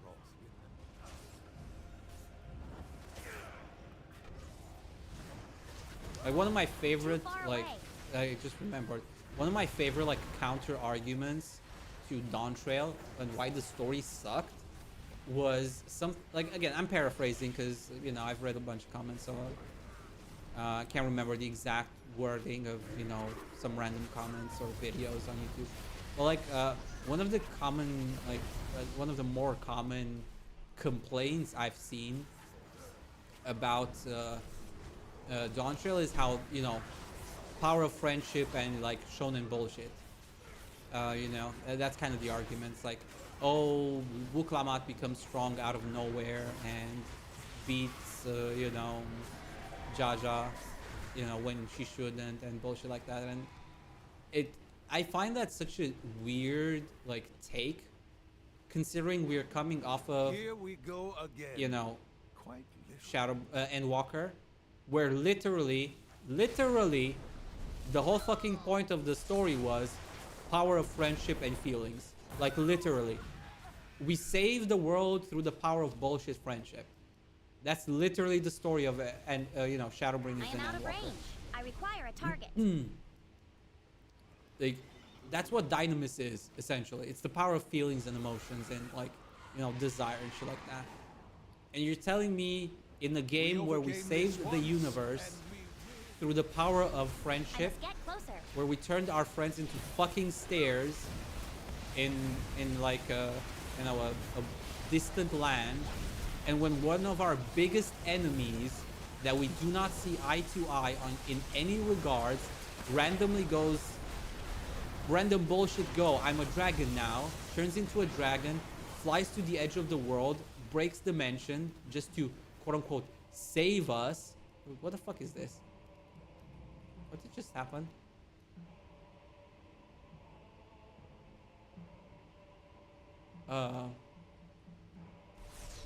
This is weird. That was weird. Yeah, so we're coming off of the expansion that's literally just power of friendship bullshit, and our biggest enemy that we don't see eye to eye, we give them a friendly match and shit like that.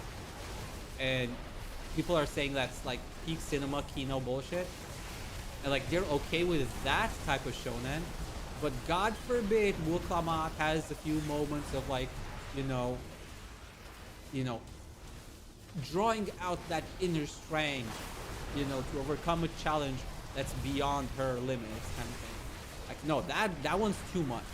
Like, dude, just say you don't like Wuklamat, okay? I get it. You don't like Wuklamat. She was, you know, she was in the forefront of the story a little bit too much for your liking. I didn't mind it. I personally enjoy it, but like I understand that criticism, you know, too much Wuklamat. Fair enough criticism. Oh, she's a bad character because of this. Like, no, that's literally what Final Fantasy XIV has done since forever, and like even in the last expansion that everybody clamors over and, you know, jizzes over in their pants. Like, it's just, Far away. dude, at least be consistent, you know, with your criticism and shit like that. Oh, I got Flightstone. Oh, cool. I don't care for Flightstones, but I got an achievement for Flightstones. Woohoo! I'm so happy! I got Flightstones achievement. Whatever. You know, that's kind of that's really what bugs me a lot of the time. It's these like kind of like Are these internet Azeroth's takes, as I call memories? them. It was like it's not about being right. It's not about making a point. It's about sounding smarter than everybody else. People will say and do the dumbest shit for 5 minutes of fame, and then when people call them out, they become defensive. They start making more shit up. You know, they dig themselves even deeper. It's like, bruh, can we just not? But I also kind of get it as much as I hate it. It's like, there's so much stuff on the internet. If you're just mild takes like me, you're not gonna get noticed and observed. You know, that's why I'm forever 5-viewer Andy. You know, I'm a 5-viewer Andy because I don't have hot takes, and I don't shit on people, and I don't call people out in a 10-page Twitter doc, you know, 10-page Google document on Twitter, telling people how my emotions, my fifis got hurt, you know, and how this person likes something I don't like, and therefore they're the worst thing ever, right? That's what I need to do if I want to be popular. I need to make shit up. I need to be offended. I need to be, you know, attacked. Feel the aggression and shit. It's like, man, I can't. I just can't with those things. Oh, and for the people that just jumped in, just to be clear, I don't usually talk about drama. Today is just a special case because I was like doing things, and you know, a new drama popped up that's a little bit closer to like my general area of what like I talk about and, you know, enjoy, which is VTubers. And I just kind of got like a little bit, you know, sick of it, and it's just, I felt like I needed to vent a little bit. I don't usually talk about drama. It's usually just video games 100%. But yeah, today it was one of those days where it kind of tipped over. I kind of went over the edge for me, and I just felt like, you know, I need to, in my own way, talk about it a little bit, because I just can't anymore. Too far Can't be away. bothered, but at the same time, I'm tired of seeing it in my feed all the time. Like, no matter how many people I mute and block, there's always gonna be some fucking idiot out there deciding to start another beef with somebody else because they couldn't talk in private. And it's just like, it's reaching that point. Like, I'm kind of, you know, I'm a little bit on the older side, so I'm kind of reaching that kind of like, you know, grandpa, you know, phase of my life where it's turning into those, you know, those darn kids kind of thing, where it's like, bruh, just go in a fucking room and talk to each other for 5 minutes. Seriously, go in a room, talk to each other, solve this shit out. We don't, not everybody needs to see your fucking underwear on Twitter. Like, this is ridiculous. Calm the fuck down, grow up, move on with your day. Stop being retarded on the internet. It's genuinely beyond These like echoes must be contained. normal or whatever you want to call it. It's just, I can't. I'm starting my villain arc at this rate, honestly. Like, I've seen so many dramas over the years. It's getting ridiculous. I'm reaching that point where I'm almost anti-drama, right? You know how VTube, you know, like, not VTuber, YouTubers, I mean, make channels about, you know, reporting on drama and stuff like that. Too far I away. almost want to be an anti-drama channel where I look at all of this drama and point out how dumb people are in those interactions and how you could solve those interactions, you know, in just 10 minutes of like, you know, direct conversation and a little bit of like social like understanding of cues and stuff like that. Okay, I'm really at that kind of like, you know, stage of like just being so done with this shit. Almost like a dad, you know, you're grounded, go in your room, think about what you did, come back out once you've actually talked to each other. You're not allowed to do this and that until you've actually spoken to the other person in private, you know? That's kind of how I'm feeling lately when it comes to all of this shit. It's so much unnecessary drama. Like, I just want to scroll my Twitter feed and look at like VTuber art, or like, you know, news about games, or like announcements about streams or whatever. And every single day, without fail, there is some fucking schmuck out there, you know, having beef with somebody else over the dumbest fucking thing ever. And 9 times out of 10, it really had no reason to even get there. Like, it could have been resolved in private. It wasn't even a problem. It was a miscommunication or a misunderstanding, or people like not understanding certain cues. It's just like, oh my god, kids. Like, you know how they joke about how kids shouldn't be on the internet? Honestly, most people shouldn't be on the internet. Most people I see on the internet aren't emotionally mature enough to be on the internet. Here we go again. Like, I'm for real at this point. Like, I've reached kind of that point of like, I'm gonna just say how it is, man. Some of y'all have no, like, you shouldn't be on the internet. You genuinely shouldn't. You have no understanding of the space. You have no understanding of social cues. You can barely talk to another person in real life, let alone on the internet. Most of you should not be on the internet. I must get closer. I'm real. I'm for real with that one. Like, I'm not making this up. That's really what I think about a lot of this drama when it ever comes up.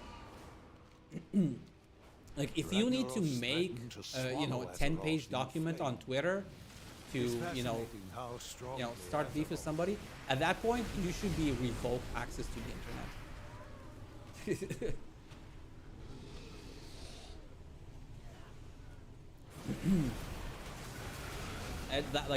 That is actual cringe behavior, and not the good kind of cringe. It's the worst kind of cringe.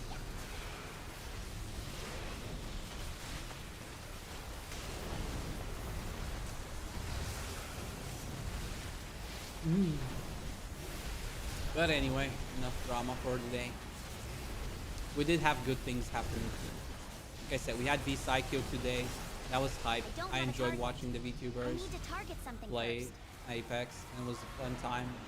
We also have Vispo debuts later today. We got Narin Mikure and Rico Solari for Vispo EN coming out in a few hours, actually. What is it? 11, like 5 hours and 6 hours respectively. Yeah, 5 hours and 6 hours respectively. So we got good things, right? It's not all doom and gloom. To be clear, like, I'm not saying it's all bad on the internet. It's just there's a lot of it, and more than it should be is kind of my point. There's just too much bullshit going, you know, on and on, like, every single day. Now, where should I go?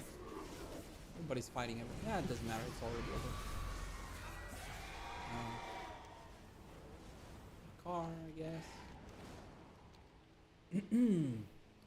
That's really all my complaint in the grand scheme of things.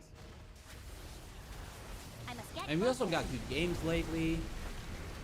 We're getting more and more good games. Finally, after many years of just slop, we're finally getting more good games. We always had good games. Don't get, like I said, I'm not the sensationalist type. I'm not making like sweeping generalizations. We did have good games pretty much every year for the past 6 or so years, 8 years, or whatever it was. We had some good games, but we also had a lot of slop. A lot of slop, and a lot of slop from companies and like, you know, spaces where you wouldn't expect that kind of slop, you know. Because like in the indie space, I would understand some, like, you know, games that aren't that good and whatnot, because it's indie, it's people experimenting. There's usually one-man teams. They have a limited budget, limited teams, you know. There's only so much you can do. But when you see the AAAs and stuff like that do like some of the most garbage games in existence, you're kind of asking yourself, like, how are these people quote unquote professionals? Like, who No in the time for pipeline in this nostalgia, champion. entire thing, you know, is qualified to make these kinds of decisions? I am out of range. Because some of the games that came out of the AAA space in the last few years are genuinely like confusing and mind-boggling to me, like how those things got greenlit. And I guess it's not just games; it's like movies and, you know, manga, cartoons, comics, whatever. Like it's kind of like an industry kind of space, general thing. It's so much garbage that nobody actually wants or cares about. Too far away. And I call it garbage because when it comes to the AAA space, again, you're making something that's supposed to be, to an extent, widely appealing, right? You have big budgets and you need big returns. So in order to get big returns, that means you... Oh, now I understand what the fuck happened. Now I understand. Okay, so the fear put me in one of those fucking whirlwinds. And those fucking whirlwinds... Yeah, okay, now I understand what the fuck happened. That's bullshit. Another Blizzard W when it comes to QA. Thank you. And it's funny because I'm supposed to fall slowly, but for some reason I'm taking fall damage. In a situation where I shouldn't be taking fall damage. I am out of range. And Blizzard I'm a QA step closer. wins again. I require a target. And by that I mean the QA that's non-existent because they probably fired everybody. Or most everybody. But yeah, it's like, it's weird, right? You have AAA games, right? The biggest games on the block. Okay, timer ended. You have some of the biggest games, you know, biggest budgets in the industry being spent on games that, broadly speaking, nobody wants. And then people are surprised how these games aren't successful. And it's just, I'm just sitting here thinking like, are you for real? Like, how did you expect this to go? Like, this was the only way it was gonna go. Like, do you need consultants? I'm not a professional consultant, but I can tell you this much. Like, if this is the level of consultancy that you need, man, I'm a professional. Like, for real, dude. If this is the level of consultancy that's required in the industry to make good shit, bro, I'm a fucking professional. Like, I can tell you how to make a good game if this is the level of proficiency that's required in the industry. Like, we've come a long way where some people just don't know how to make a good thing anymore. I don't know what they're focusing on, what their priorities are, where their priorities lie, but Jesus Christ. I remember being a kid, like when I was young, I used to like think about the days of like, oh man, when I grow up, I want to work in the industry. I want to learn all these things to get better and to, you know, improve in order to be able to work at Blizzard and like, you know, whatever big companies like Riot and whatnot, because like I can work on these big worlds that I loved growing up. You know, I with BioWare, I remember playing all of these games and enjoying these worlds and storytelling and everything, and I'd be like super stoked just to buy a new game. And then I look back at the last few years, it's like, man, there's maybe like 1 or 2 games every year that I might consider buying for my personal taste and stuff, because I admit, like, I'm not much of an indie guy. I don't have anything about against indie games, but I just prefer like the bigger world, bigger experiences. Too far away. So for me, oftentimes, like, I don't care too much about indie games. I don't have a close eye on the indie space in that sense. So that's why I usually don't talk about indie and mostly AAA, because I like the bigger experiences. Oh, well, he's already dead. That's cool. Give you the lights, I guess. So it's like, I remember growing up looking at all of these games and go like, yo man, I don't think I'll ever be able good enough to work on these types of games. They're like so amazing and so complex and so this and that. And it's like, oh my god, the storytelling and the execution and everything is so amazing. And man, I bet it takes like hundreds of hours to make this story and, you know, figure it all out and put it together and make it, you know, hit the right way and things like that. But nowadays, like, no cap, like, more often than I can think of, I look at something like it comes from like the AAA space and whatnot, and I'm just thinking to myself, no, yeah, I can do a better thing than that. And it kind of depresses me in a sense when I think about it, because it's like I know I'm not, technically speaking, like on a technical level, qualified to work on these games. Like objectively, I'm not qualified. But when you look at some of the stuff coming out, in terms of like storytelling and like, you know, execution and stuff like that, like I can't help it, man. I genuinely can't help it. I look at a lot of these things and I go, I can actually do a better job at that. And I'm not just being delusional when I say it. Like I can actually make a better job, you know, do a better job at doing some of these things, you know, when it comes to like certain, you know, parts of the game. Like, sure, like when it comes to programming and things like that, no, I'm still not capable enough for those things. Absolutely. I'm not gonna, you know, like I said, I'm not gonna make shit up just for the sake of it. There's plenty of spaces still that I'm not good enough for. But like when we're talking about like, you know, story feel and like character designs and character motivations and story beats and lore execution and things like that, you know, when it comes to like the feel of things, like I can genuinely do a better job than a lot of these professionals. But usually the reason I don't say this like out loud in most instances is because I'm also aware that in some cases it's not actually the quality of the people. It's so much it's an issue of like, you know, either resources or time or, you know, some kind of bullshit mandate from the top or some other things, right?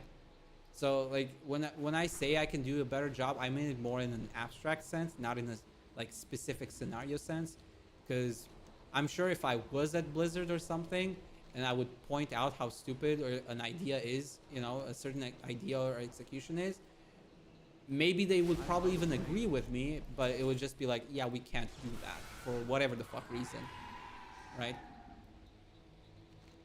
And I think that happens more often than not. But I also know there's plenty of instances where it isn't something that comes from the top. There's plenty of instances where you know, like some devs are genuinely defending some of their dumb ideas and genuinely trying to argue for some dumb ideas. Like in many instances, I'm guessing it's like either like a rule from the top or something where they can't say something, and so they make shit up. But like, I would genuinely want a company to just tell us, you know what? Yes, we are fleecing you for money because that's what our publisher made us do.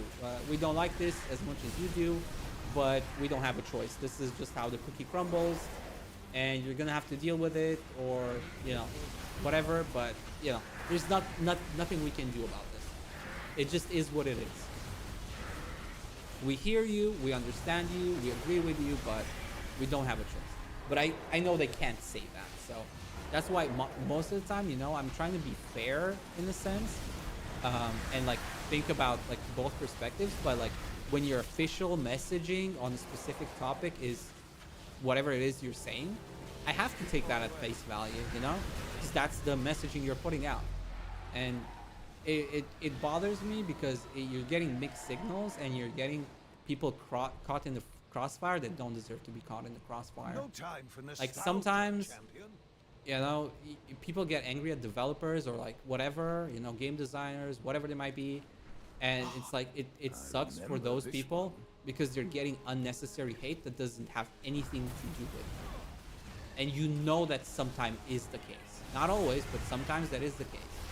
But as a consumer, you don't really know, you know, in this instance, they're actually behind what they're saying, their statement, they actually believe what they're saying, or if it's just something that they had, you know, somebody, you know, at 5 p.m. had to make some shit up that the higher ups are okay with in order to publish an announcement, or they get fired, you know, or not doing their job properly because some dumbass up top decided something is a good idea. That can happen, absolutely. But there's also cases where some developers actually believe the bullshit that they're, you know, like the copium that they're huffing, or whatever you want to call it, the Kool-Aid that they're drinking. And it's hard to tell which one's which, because, you know, lying about this kind of stuff is so commonplace. So obviously most players just take it at face value. It's like, well, if you say that this is your decision and you stand by it, then yeah, we're gonna resent you for this decision because you're standing by it. You think this is a good decision when everybody's telling you it's not. Are these Azeroth's memories? And you can see this a lot with video games, like, you know, flopping and stuff. Like, what was the most recent one that flopped? Was Concord, I think? Was the recent one from like Sony? It's like, nobody asked for that game. That's nothing anybody genuinely wants. And it's just like a trend chaser and shit. Nobody played that game. Came out to basically no fanfare. Suicide Squad before that as well. It's like, what did you expect? Did you actually expect this to be like a hard hitter, a bestseller? Like, what are you smoking? And it's disappointing also because if you look at like the quality of the art and stuff like that, sure, you can see like the mastery, I guess, in a sense, for like making good models and whatnot, and maybe some good developers under the hood making a good game and what have you. But like the presentation, the theme, the whatever you want to say, you know, like the kind of advertising of the game, it was like, nobody wants this. And like, if this was an indie game or something, you know, with a small budget and it's a passion project for somebody and yada yada yada, I really wouldn't have a problem. Like I said, indie games are a different kind of space. You know, people make games for themselves in a sense. You know, it's about exploring certain things, either mechanics or storytelling, or approaching stories in different ways. I've seen a lot of like indie games that are really cool, that have really interesting stories to tell and that tackle like different topics and like you know, death and, you know, illnesses and stuff like that. And I think that's really cool. But it's a niche game that's done for a niche audience, or like people that like a specific thing. And it's not like, you can't expect people that consume content for entertainment to play this thing that you made that it's not for entertainment. You know what I mean? That's kind of where the problem lies, you know? Indie games, you make them for personal, you know, reasons, to learn, to improve, to try new things out in like a limited kind of space and environment, to express yourself, to whatever, you know? But you don't usually make, you know, games like that, of that type, you know, to quote unquote make money, you know?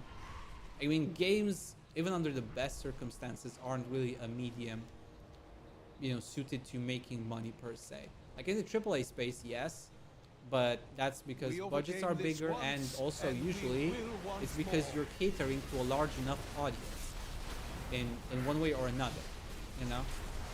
You can make AAA games with AAA budgets for like super niche audiences. The audience needs to be somewhat large for you to make a AAA game. If you're gonna make a AAA game for like a, you know, indie kind of like super niche like audience of some kind, then yes, your game's gonna flop. It has nothing to do with the quality of the game necessarily, although sometimes it does. It has everything to do with the fact that you're marketing a game at an audience that just isn't big enough, or, you know, in more colloquial terms, doesn't exist. You know, there is no like 5 million people audience for, you know, some, you know, for the type of, for some of the games they're making. There just isn't enough people. And even if there are those types of people, not all of them like necessarily, you know, like that kind of thing. And it's just, it's mind-boggling to me when I see these AAA studios making games pouring hundreds of millions, excuse me, hundreds of millions into developing the game, more hundreds of millions or tens of millions advertising it, and then going Pikachu face when it doesn't sell. How are you surprised? That's the mystery for me. That's the $1 million question. How are you surprised that this flopped? You can ask almost anybody that plays video games that's supposedly part of your audience, and they can pretty much all tell you, no, this is a bad idea. Don't go forward with it. It's genuinely perplexing at a certain stage. And that's kind of why I'm saying, you know, but I feel like in some cases I'm probably better or more qualified to talk about these things or like give feedback or consultancy than some of the actual consultants. Because some of these actual consultants, it to me it sounds like they have no idea what they're doing, or they're in like the wrong job space or something, and they're not actually qualified to consult on anything. But it's a wild world we live in these last few years. It's genuinely confusing to me how disconnected people are from reality. We treat reality like it's fiction, and we treat fiction like it's reality. It's very weird.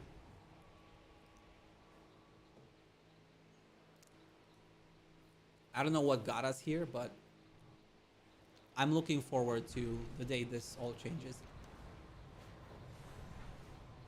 I wouldn't call this particular echo radio. Okay, more Ghost Real. We just came from there. I guess we're going back.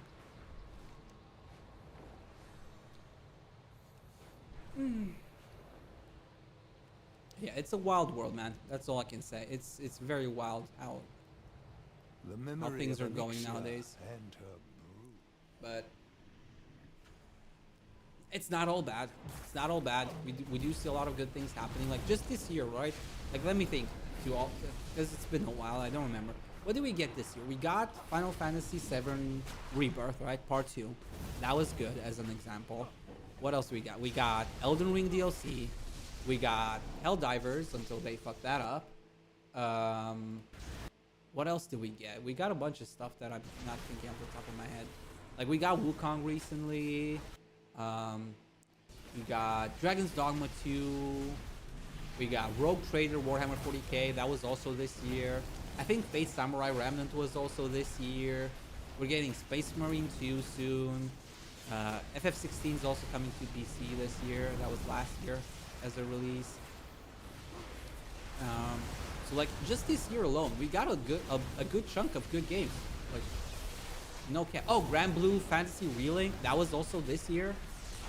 Like we got a bunch of good games this year. I'm pretty sure Relink was this year. I'm not capping, am I? Am I?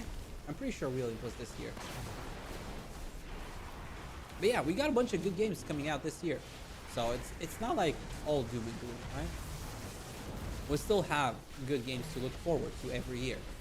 It's just weird to me that in a space that is so competitive, like the AAA space in particular, right? You have budgets of hundreds of thousands of,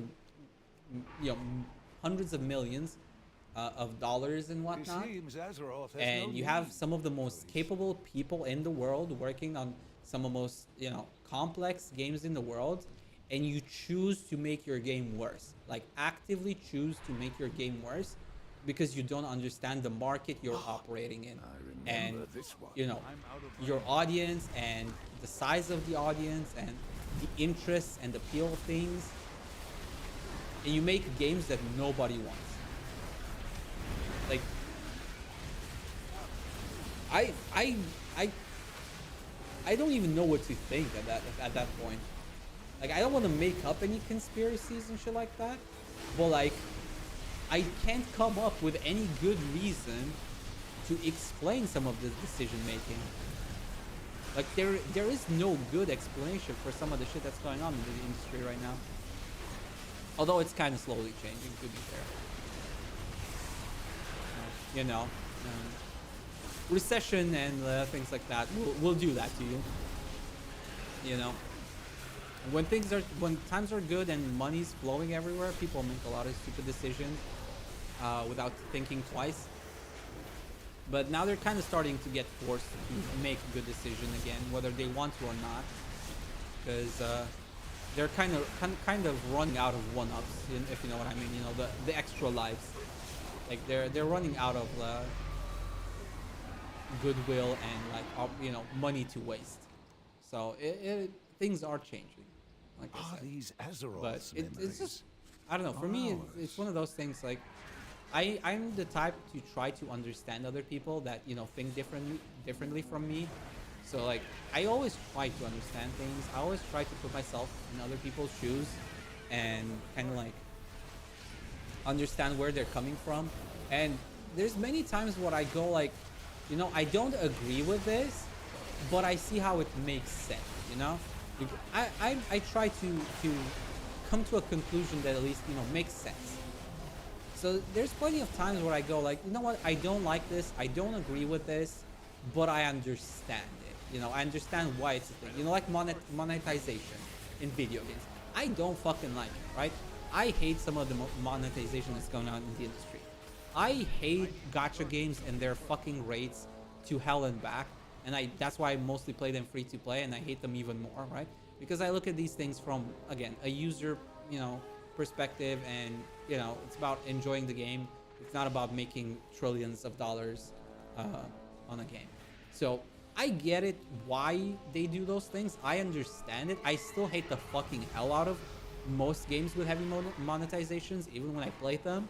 And that's why I usually avoid engaging with the monetization like schemes in these video games, because I'm trying to push back against it, but I also understand, right? That's my point. I understand it. Like, it's shitty, it's, you know, it's not good for the general user experience. I hate it, but I understand it. And that's the key takeaway, you know? But when it comes to some of these releases, I don't understand them. Like, I genuinely cannot come to like an explanation to how it makes sense to waste billions, because we're not talking about just one game, right? We're talking about many different AAA games that flop on, like, pretty much on release. You waste billions of dollars in the industry across multiple studios and stuff like that. Billions of dollars on making these video games that nobody wants. Like, how do you come to that conclusion? How do so many people in the industry come to that same conclusion?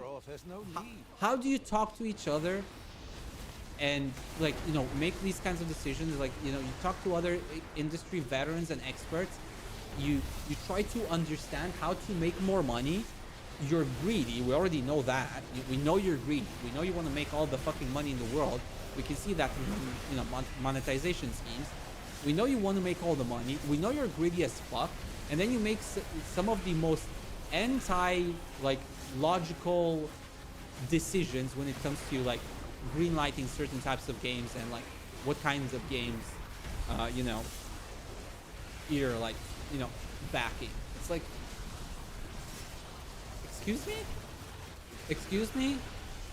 Did anybody in this room think for 2 seconds, or were you just like all looking at each other and you said, let's all agree so we can go for a break? You know, that kind of like politician type of, like, we slept through the whole, like, meeting and then we issued a vote just to get out of here, you know, kind of thing. Like, we have no fucking clue what you just said. We don't care what you just said. Let me just cast a yes or no vote because my friend said I should cast yes or no vote so that I can go home and eat something or whatever, you know? Like, it's that kind of, like, absurdity that just makes me go, like, I don't understand it. Like, is it a, you know, like a is it a conspiracy? Is that a word? I don't know. It's like tinfoil hat theory or something, whatever.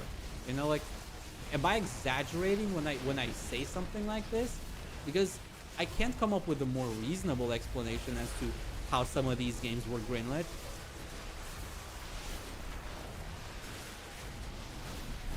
Like, I genuinely don't. Because again, this is the AAA scene we're talking about, right? It's about making games for a wide audience with wide appeal, right? It's not something niche. You're spending hundreds of millions of dollars in the hopes that you'll make hundreds of millions of dollars more back. So how do you make something so niche and so like uninteresting, you know, that nobody wants? How do you reach that kind of conclusion? I genuinely do not know. I genuinely do not know how something like Concord or Suicide Squad got greenlit. Like if these were sorry, I need to drink again. I'm talking too much.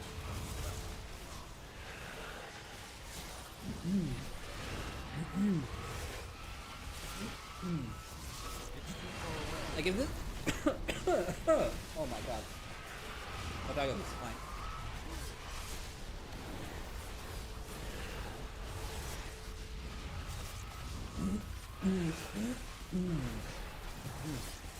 Okay. Okay, I think I'm fine now. I might maybe take it to help with a general saliva in my throat. Sorry for having to hear me masticate gum, but I'm gonna need it a little bit. Ah, I remember this one.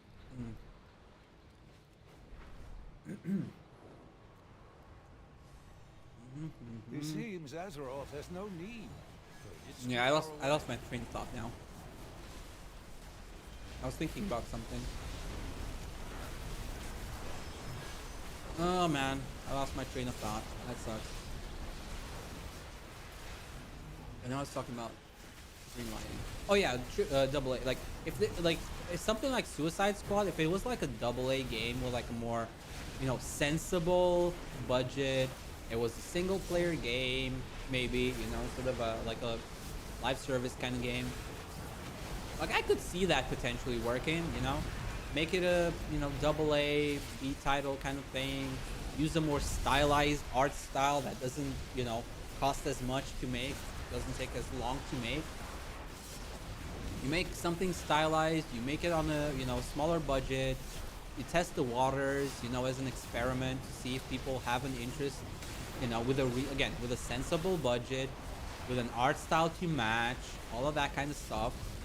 You price it sensibly, like, you know, I say sensibly, but I'm talking sensibly for like these big companies, at like $30 or something. You test the waters and see if there's enough of an interest or audience in it. Like that I can understand, right? You take you know, you make a gamble, you take a risk, and see if it pays off. But like, I don't see Suicide Squad, you know, the big AAA title with like $200 million as a budget, a gamble. That's not a gamble, honestly. What they did with Suicide Squad was not a gamble. That was a waste of money in the most literal sense. That was a waste of money. Nobody in their right mind would see that kind of proposal and think, yes, this is a good idea, let's go with it. Nobody in their right mind would say that. You have to be unhinged or disconnected from reality to think that something like that being greenlit was a good idea. Like, you have to be completely disconnected from the medium and the industry. Like, there's no way somebody looked at that and thought that's a good idea. I genuinely refuse to think that. I cannot imagine somebody actually thought that was a good idea. It boggles the mind. Like, if it was a single player game, priced at like $30 or something, with a more sensible budget of, you know, a few $1 million, make a smaller, you know, impact game with a smaller scope, make it a single player experience, make it an RPG or whatever, visual novel, whatever it is you want to make, I don't know. I can see that working. It's a gamble, yes. It's a risk, but it's a sensible risk. It's something you can go like, we're not 100% sure if this is, like, we think we have the audience and stuff and whatnot. We think this is gonna recoup its cost, but we don't know for sure, or like, you know, this is the projected, you know, kind of earnings and whatnot, and yeah, we're gonna be able to do this. Like, I can understand that, but something like Suicide Squad, like, Are these Azeroths? $200 million and whatnot, and multiplayer, online game. Like, who thought that was a good idea? In a space that's dominated by a handful of games. Again, forever games are not for everybody. And once you get into a forever game, you usually don't have the time or resources to get into another forever game. And I say this as somebody that has invested way too much time in some of these forever games, right? I played World of Warcraft for over 10 years. I played Final Fantasy for over 10 years. I played various gacha games for like 4, 5, 6 years. Played some of these games at the same time, right? Many of these games, like I played Final Fantasy while I was playing like 3 or 4 different gachas. Like I spent a lot of time in this kind of forever game space. But guess what? I didn't spend money on most of them because there's no fucking way I can support all of these games. Are these Azeroth's memories? And this is me playing multiple games, whereas most people would pick one forever game and stick with it because sunken cost and other things and other reasons. It's like somebody that plays League of Legends is probably not going to play Dota, or they might play League and Dota, but they're not playing any of the other games. They're not playing World of Warcraft. They're not playing like Apex. They're not playing Valorant, Overwatch. Maybe they do it like once every fucking blue moon, but again, there's only so much time for a forever game, and there's already so many big players that if you're gonna try to compete in a particular space, your product has to be better in every way, not just in some ways, than some of the other games that are on the market. Like you're thinking about like shooters, right? Like Concord, right? Concord came out, and it's like a tactical kind of team-based shooter. Well, you're competing with Overwatch, you're competing with Valorant, you're competing with Apex, you're competing with Counter-Strike. Sure, they're all different flavors, so like it's not like when you're competing with Overwatch, you're also competing with Counter-Strike. Like I get it, there is a certain difference between these types of games. But I'm saying if we're talking about, you know, some people will look at like shooters, right? Well, I like shooters that are more fast-paced. You got Overwatch and Apex. You like shooters that are more slow-paced. You got Counter-Strike and Valorant. And then you also have things like Destiny 2, right? Which is more MMO kind of side of thing, right? So you have Concord, which technically is kind of sort of competing with like Overwatch and Apex, I would say. Kind of, sort of. I mean, Overwatch is probably the closest in that sense. I'm talking about speed, seeming more like, you know, kind of like Apex and Overwatch. Overwatch still is the closest, right? And you're thinking like, well, what does this bring me over Overwatch, right? Because if you're not playing Overwatch and you like that type of game, 9 chances are you're not into that type of game in the first place, right? There is no like hidden audience, as some of these people like to think, that, oh, well, there's this many people playing Overwatch, but there's just as many people not playing Overwatch that we can appeal to. I mean, it feels like a stretch, you know? Like, sure, there's some people that probably don't like Overwatch, they will like a game that's similar to it. But at the same time, they still have a certain level of expectation for things. And we also know, you know, generally speaking, what's kind of popular and what isn't. It doesn't take rocket science. You just look around on the internet. What are people cosplaying? What are people drawing? Like, which characters are people drawing? What characters are popular? What are some of the traits that are popular, you know, in communities? Okay, it's Warband. Oh, nice. I got that. That's cool. One less thing to buy. But you just look around, you're like, which characters are people cosplaying? Which characters are people, you know, drawing?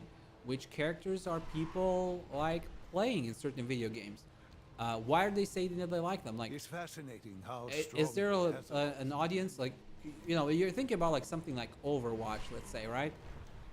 Where you do a lot of different characters with different backgrounds and all of that kind of stuff, and you look like at the player base and you're thinking about, you know, let's make a character like this, and let's make this other character like this, and then we measure them and look what people like. Why don't they play a certain character? Is it because of the way it looks, or is it because of the playstyle? If we make this character more powerful, let's say, will people play him then? If the answer is this character is still, you know, this character is really strong right now, maybe even slightly meta breaking, but people are still not playing them, well, that's probably because either the playstyle of that character is dog shit, so you need to change the playstyle, or the people just don't like the character. Because even though there's a lot of people that like talk about min-maxing and stuff like that, and that's the main thing you see in conversations online, that is the prevalent like conversation stuff, you know, everybody telling people how to play and whatnot. Most people actually generally pick characters to play that they like, not who's OP and meta. People that play the meta, they're gonna play it no matter what. You know, they don't care what character looks like or how it plays. If it's better, they're gonna learn to play it because that's the best option, generally speaking, right? But for most people, it's, do I like how this character looks? Do I like how this character plays? And after that, is the character strong? Like, people are more likely to pick a character that they don't like, they don't think is really strong, but they have fun playing, or they like looking at, you know, in terms of gameplay and stuff like that, animations and whatever, than they do about meta stuff, for the vast majority of people. So like when you make characters that are, you know, not cool looking, not appealing in some way, you know, like cool factor, cute factor, sexy character, you know, whatever, intelligent factor, whatever it is, like it has to be appealing in some way. Most people won't play that character, no matter how OP you make it. Outside of like the competitive space, where people play for meta and stuff like that, most people will look at a character, yeah, that character looks dog shit, or, you know, that character plays like ass, I'm not gonna play it. That's what it really matters at the end of the day. If you're making a, you know, big AAA title or whatever, those things are as important, if not more important, than like some of the other things that you think are important. Like graphics, people like these game companies in AAA space spend so much money on the art budget and trying to make it hyper realistic and shit like that. Dude, nobody fucking cares about hyper realistic. You can try and convince me and lie to me that people care about like realism. They fucking don't. Okay? Most people playing video games don't even have the strongest machines in the space to even fucking render those types of graphics you know, at full fidelity. Most people are still running 1080p monitors and running like 1070s and whatnot in terms of graphics cards. The vast majority of people, when it comes to AAA space, couldn't give two shits about your graphics. They care about visuals, yes. Like, it needs to look good, but it doesn't need to be hyper realistic. It can be stylized. You know, you look at things like Guild Wars, you look at things like World of Warcraft, you look at things like Final Fantasy 14, you look at things like you know, what's some other online, Valorant, Apex. None of them are hyper realistic. They're all stylized. I wonder what Azeroth And is trying having to a you know, stylized kind of like graphics is actually good for two reasons. One, generally speaking, stylized art is easier and cheaper to make. Once you define the art direction and things like that, it's definitely cheaper to make and faster to make than like hyper realistic stuff. It takes less time, it's cheaper, you know, it's budget friendly, it's pipeline friendly, generally speaking, and it also ages better in most cases. like games with stylized art usually last much longer than games with hyper realistic designs and like art direction and stuff like that. So it's just like you're putting your budget always in the wrong space, in the wrong place. Why is nobody doing nothing? I'm out of range. People are just standing still doing nothing. That's cool.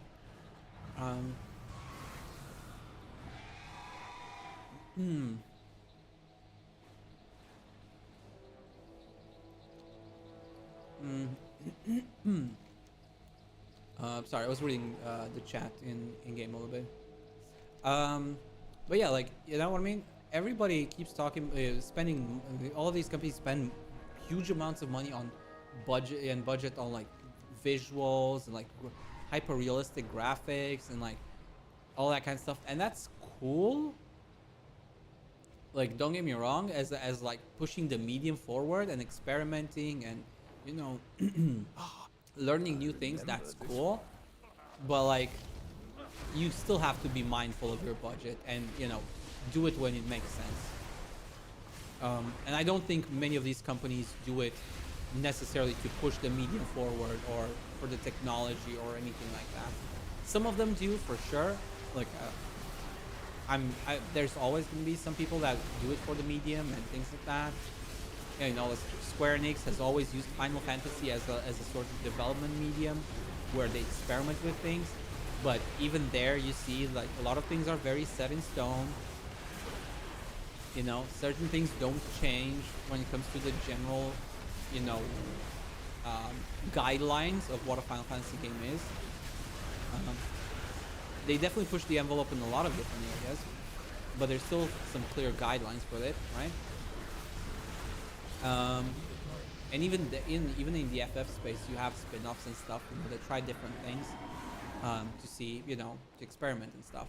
But usually those things have a smaller budget. Usually, you know, where if it's gameplay design and stuff like that that you're testing out, it's usually smaller in scope for games. It's fascinating. And you stylize.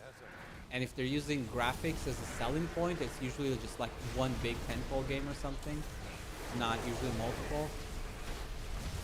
Again, assuming, you know, generally speaking, reasonable, you know, decision making. Although the last few years have been anything but reasonable decision making from most companies, so yeah, that point's kind of moved lately.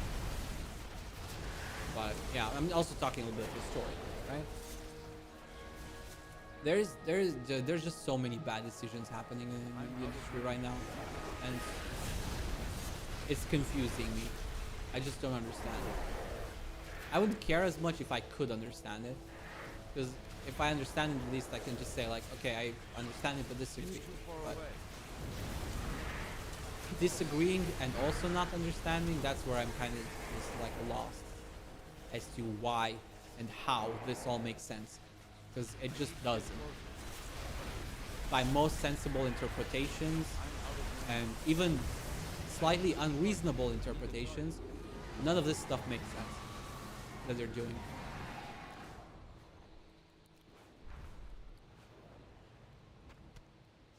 And like I said, for me personally, I like video games. I enjoy playing video games. I like experiencing multiple different types of video games. What a peculiar Whether it's like forever games, like I said, MMOs, you know, live services stuff.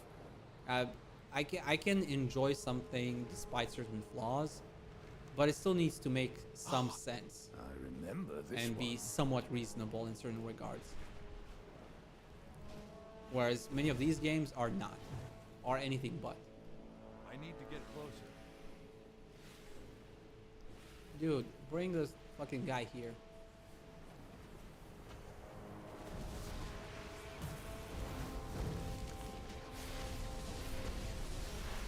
Why would you fight him here?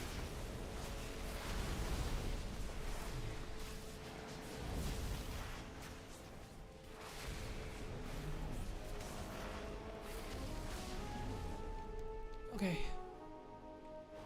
Come on, I'm out of combat. Thank you. I think I might have enough now. For the set at least, I should have enough.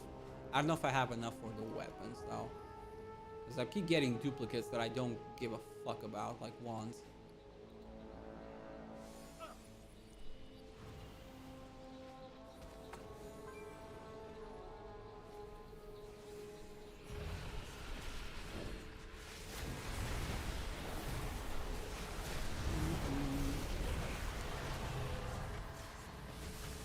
Dude, what's with every boss having fear? It's really annoying. I mean, they have to have something, I guess, to make them, you know, entertaining, interesting. Like, whatever.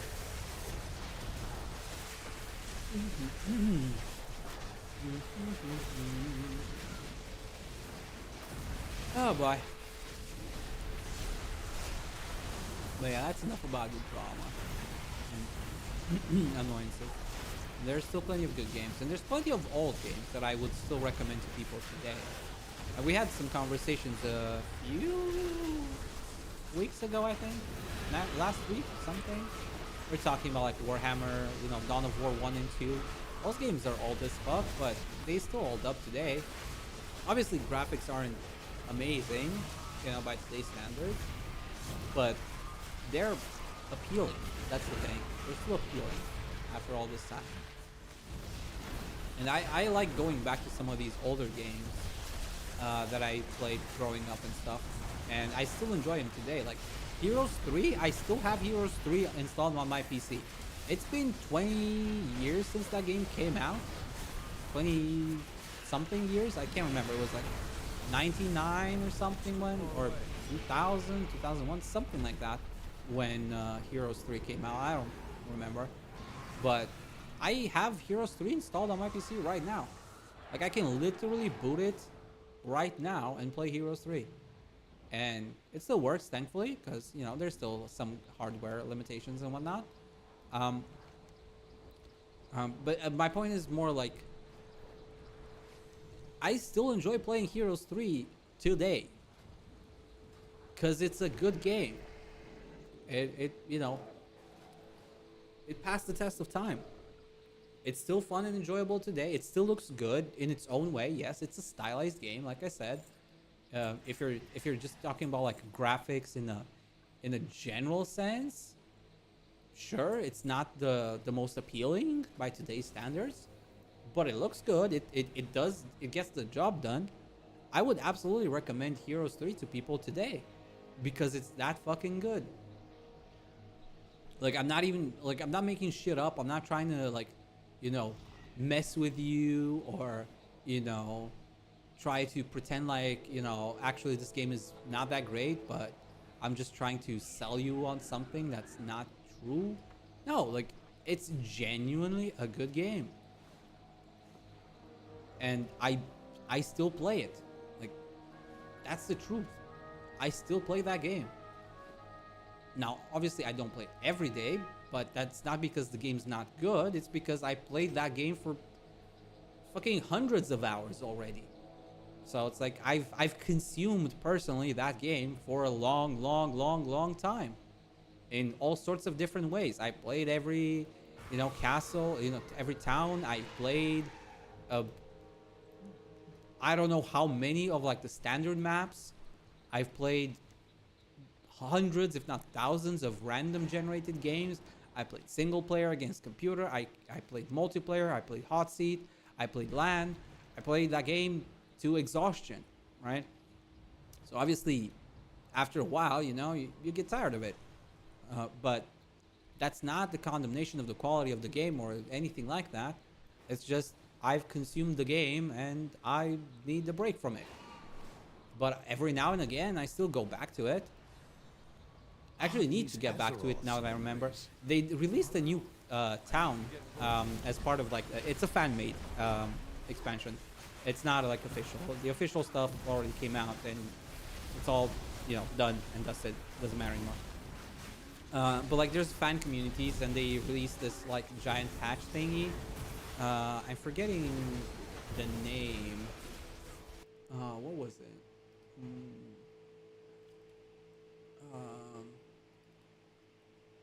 What was the name? Let me check it out because I forgot. Hota, what was it? Horn of the Abyss. That's what it was. That's the name of like the fan-based mod slash expansion, whatever you want to call it. It's a mod technically. It's expansion mod, I guess. They recently, and by recently I mean I think sometime this year, a few months ago, released a new town.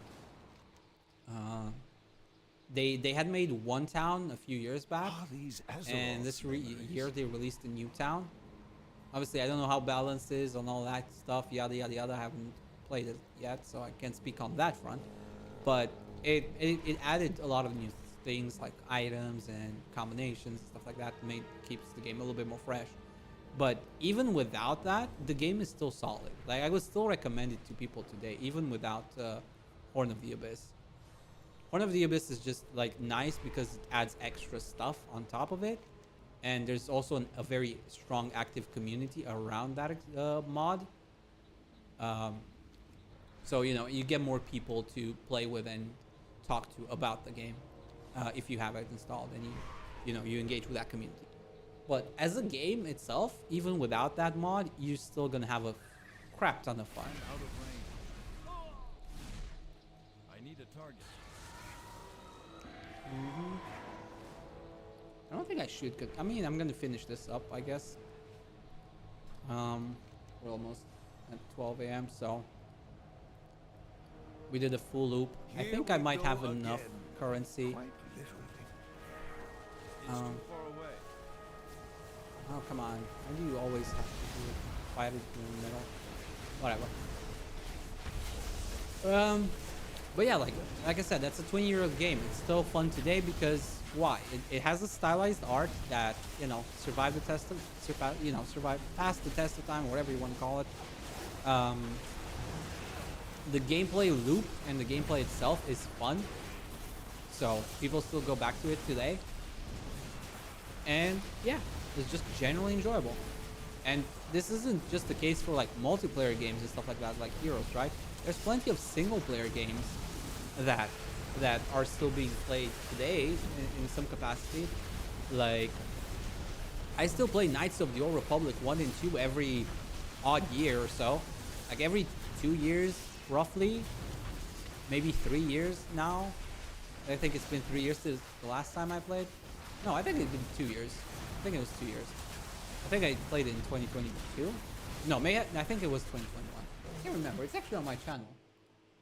I can't remember when it was. Let me check real quick on YouTube. When was it?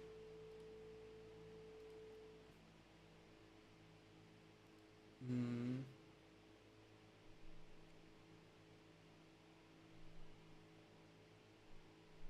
2022?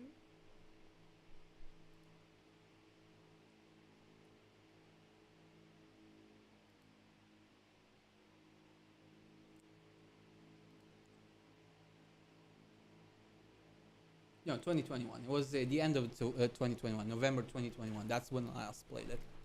So, okay, a little bit more than 2 years. That's when I last played Knights of the Old Republic. So it's been almost 3 years now since I last played the last time. But yeah, every 2-3 years I still go back to playing Knights of the Old Republic. I play the shit out of those games. I play them, like the first Knights of the Old Republic, I think I played like 16 times. Start to finish, like not accounting for like half playthroughs and stuff like that, and experimenting and whatnot. I played that game for like 16 times or some shit. And same with Knights of the Old Republic 2. I think that one's closer to 20 playthroughs at this point, start to finish. Why? Because it's a fucking good game. Browse at your leisure, friend. Yes, I know everything that's in the game at this point. I've done pretty much every single quest that is in the game. I've done quests that have like multiple options. I've done both options, and I still go back to them. Why? Because they're good, they're fun, they're enjoyable. I don't have to fight systems, I don't have to fight weird balancing. It's just a good game, and that's it. I don't have to, juggle weird stuff to make it work or to make it be fun or whatnot. Honestly, sometimes I'm like very, very compelled. I'm not gonna lie. sometimes I'm very compelled to just go back and play the old games. Not because there's not no good games nowadays. Like I said, there's plenty of good games coming out every year, for sure.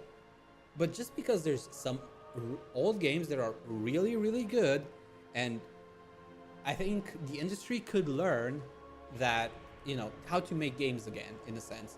Like, what makes games appealing and interesting and fun and all of that kind of stuff. I kind of wanted to maybe go back at some point. Maybe, like, obviously I'm doing the Apex challenge now. Maybe not this year. Maybe next year. Next year, I'm probably just gonna start doing, like, different series of older games. Whether it's, like, standalone streams for, like, you know, for certain games that, like, are, you know, infinitely replayable and stuff like that. Maybe I'll just do 1 or 2 streams. You know, I'm thinking of, like, Warhammer 1, for instance. Warhammer Dawn of War 1. Like, that game's infinitely replayable, and there's, like, multiple, like, factions and stuff. I could just do 1 playthrough for, like, you know, a stream or 2. Just to get people, you know, seeing, you know, getting people's eyes on it.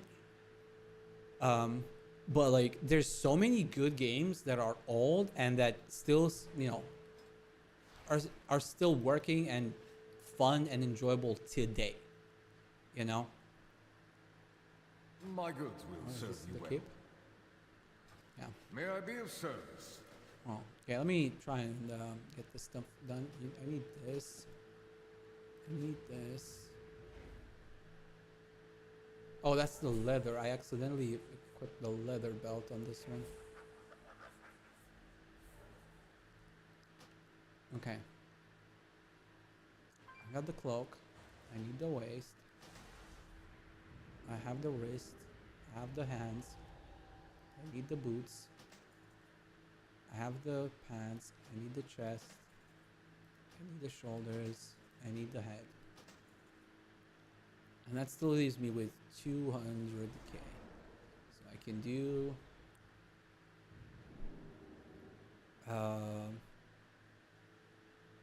dagger, I guess. Let's put this here. And the shield.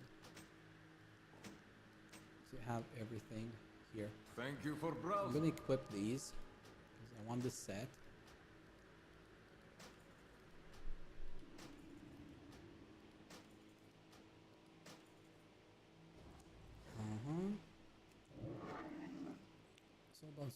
So bad. Woman's equipped, I guess. Give me a sec too. I've got that full set. Okay, we got all the dollar and stuff. Sell all of these for now. Let me deposit these in the bank real quick. In the warband bank. What can I do for you? Cloth, leather.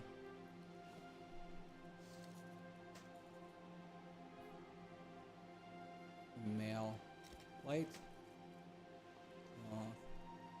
Cloth. Leather. And this goes to, like, weapons, I guess.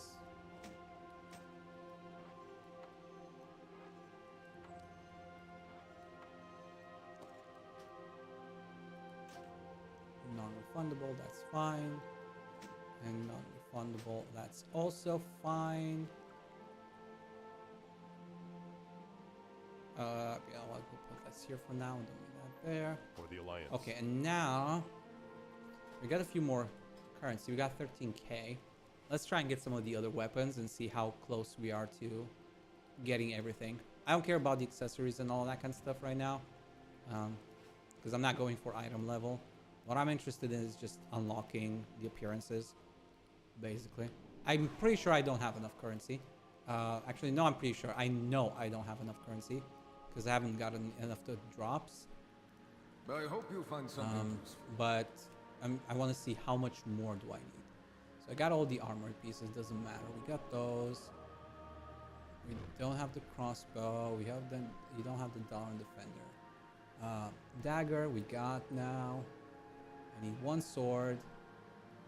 This one's a strength-based one-hander. We got the wands. We got 2 pole arms. This is agility. Let's get the agility one, I guess. And that gets me the pole arm appearance. And the shield. Got all of those. Got that, got that, got that.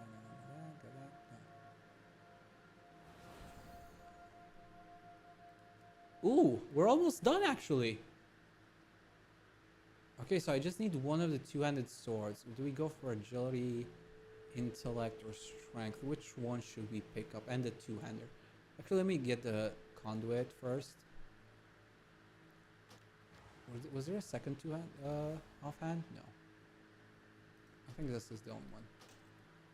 Enjoy your purchase. Okay, we're gonna deposit these two to bound them essentially and get the appearances. I think we just need like 1 or 2 more runs, right? 2.6k, 2.3k, and we have everything. We're done. We're actually done. I'll probably not even. I probably should do it now to get it out of the way before I forget or something. Probably just gonna finish it now. King's honor, friend. Got an agility one-hander, I guess.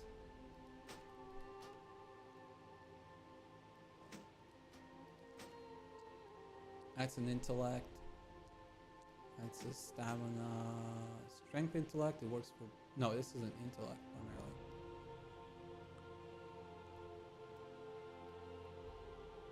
Strength. Agility, intellect, and intellect. This goes here as well.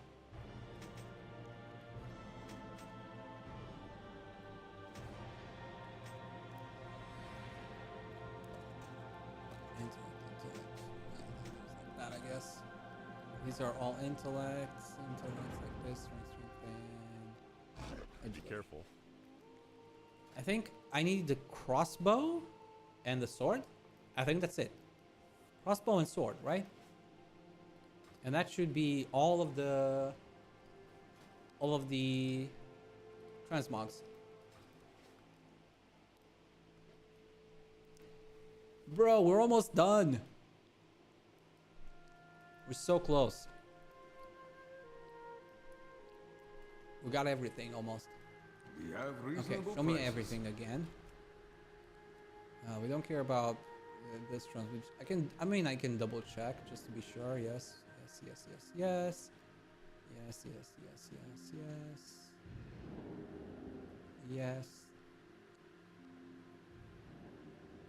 Okay, everything there.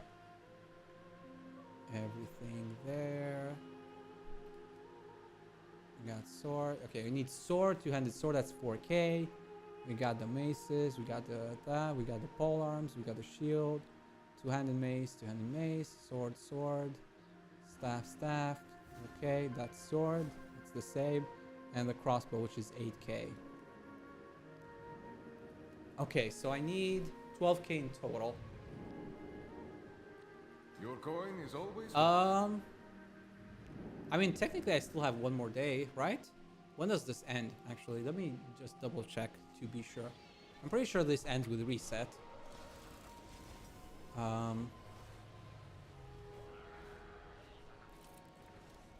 Pretty sure it ends on the 27th. What is it called? Radiant Echoes, right? Radiant Echoes. When does this end? Duration, end. I'm interested when this ends.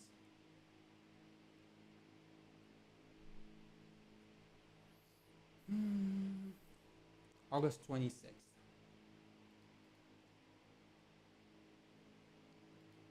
Okay, so it's available on Sunday as well. I could technically stop here. Doing it and then maybe try doing it tomorrow with the dailies. But I'll be honest, I kind of don't want to risk it just in case I have something else that I have to do tomorrow. We overcame this I'd rather once, just finish it and today.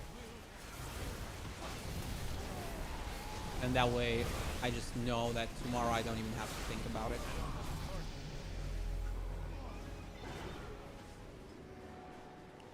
Let's show it on the backpack for now. And we'll remove it afterwards. And we can still keep talking in the meantime. These Yeah, echoes let me must just be close this contained. so that I don't get distracted again. What should we talk about next? We talked about the industry a lot. We talked about drama and bullshit.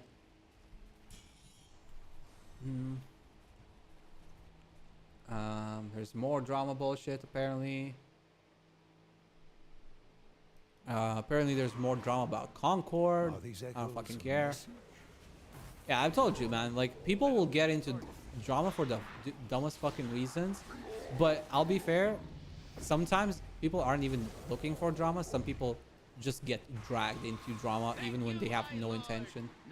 It goes both ways. Like I said, the internet is weird. Is weird right now. A fearsome doom guard will appear. Blah blah blah. Shut up, Wilfred Fizzlebang. Shut up.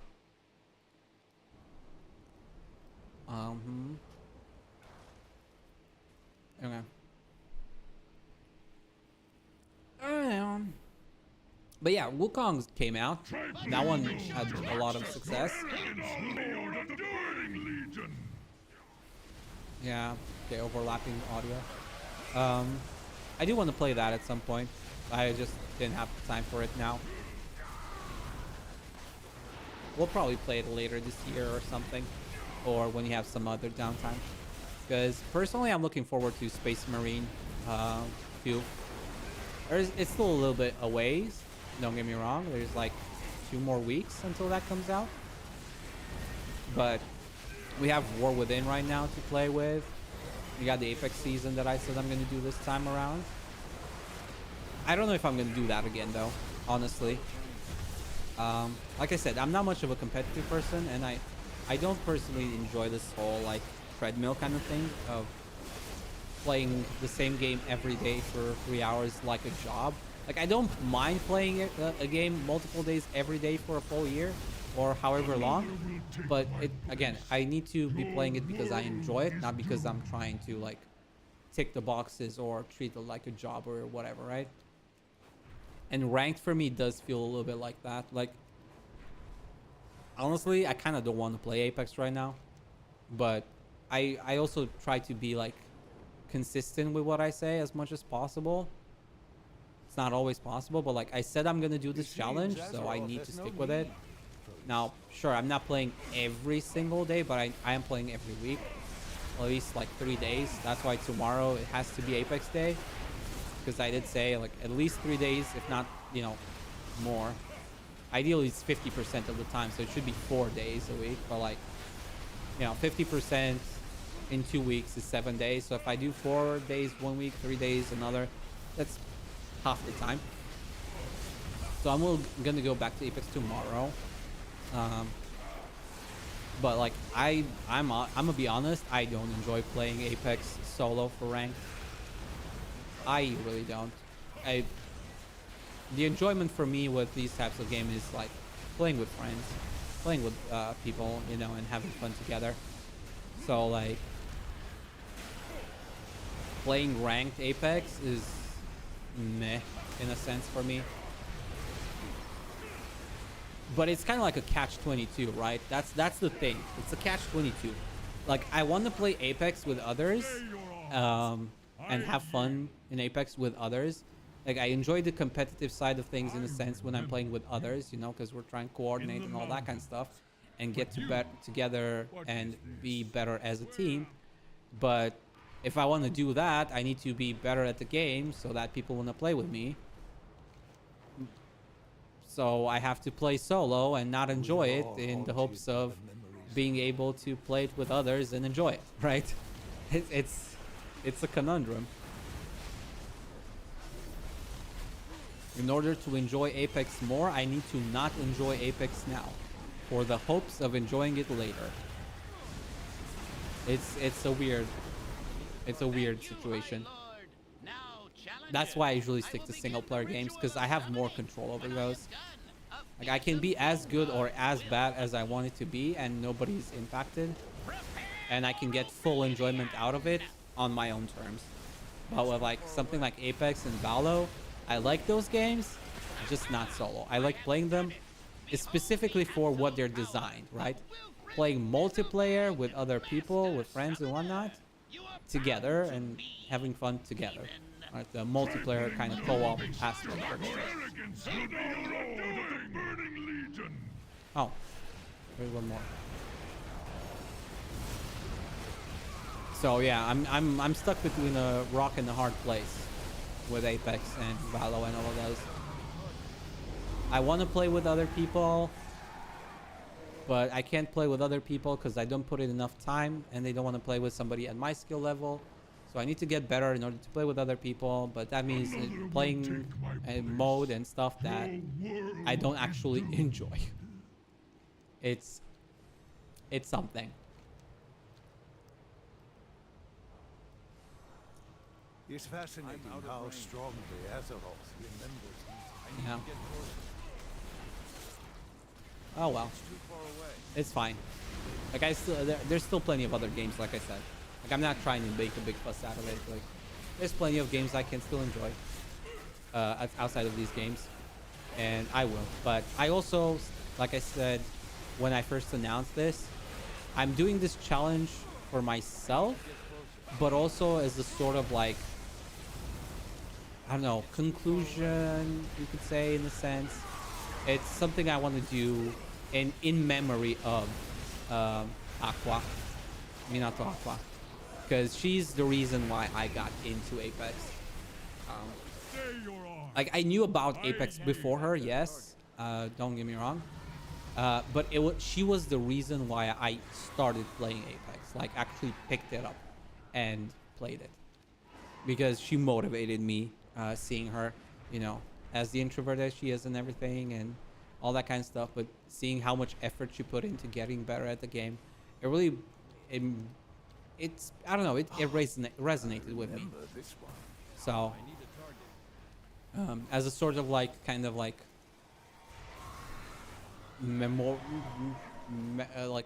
memory of, I guess, that's the best way I can phrase it, I guess. In memory of Minato Aqua, I decided that this season 22, I'm gonna try and do like a climb, like a proper climb, not just the way I usually do it. Like I hit gold 4 and I stop.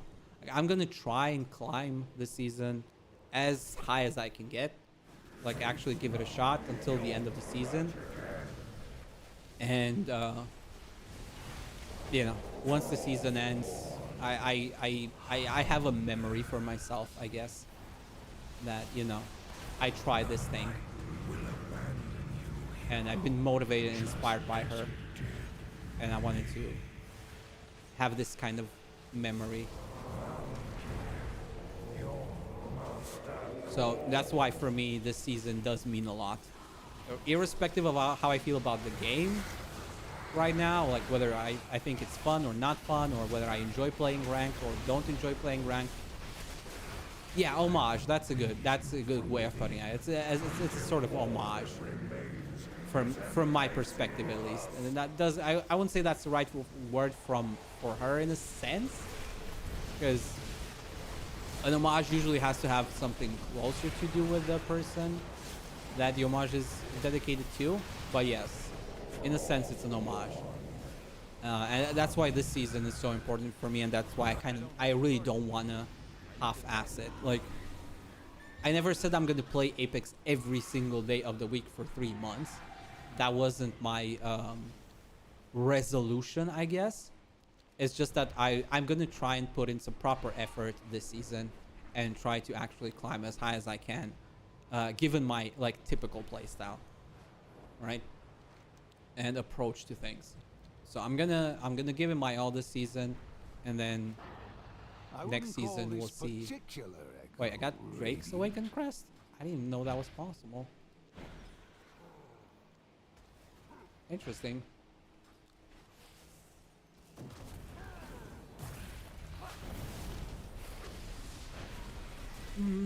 I still think they should give more flight stones though, because the upgrade costs are not 1-to-1. You get 5 flight stones and 5 like whelpling crests, and like in this case for the boss you get 10 drakes crests. Well, like they really should give you like more flight stones, like 15 at least, not 5, to be consistent with the amount of like crests you get.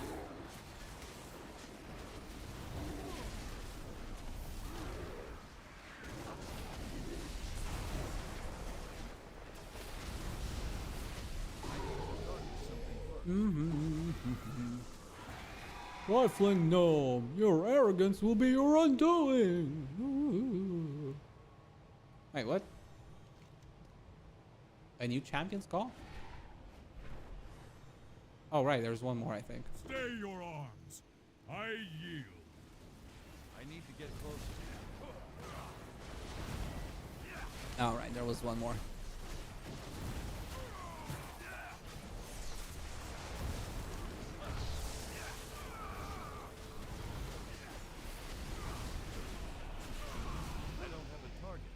That's what I mean. 5 flight stones, 5 crafts. That's not a good ratio, honestly.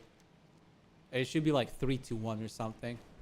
But hey, as usual, Blizzard's gonna blizz. Remember this one. Blizzard's gonna blizz. Yeah, this season is important to me for that reason. That's why I want to actually give it a proper shot this time around. In terms of like, you know, effort to complete is what I mean, not necessarily to push. Like I'm not gonna force myself to try to get like diamond or anything like that. I'm not gonna play every single day for 5 or 6 or 10 hours of Apex. I'm not that type of person, like I said.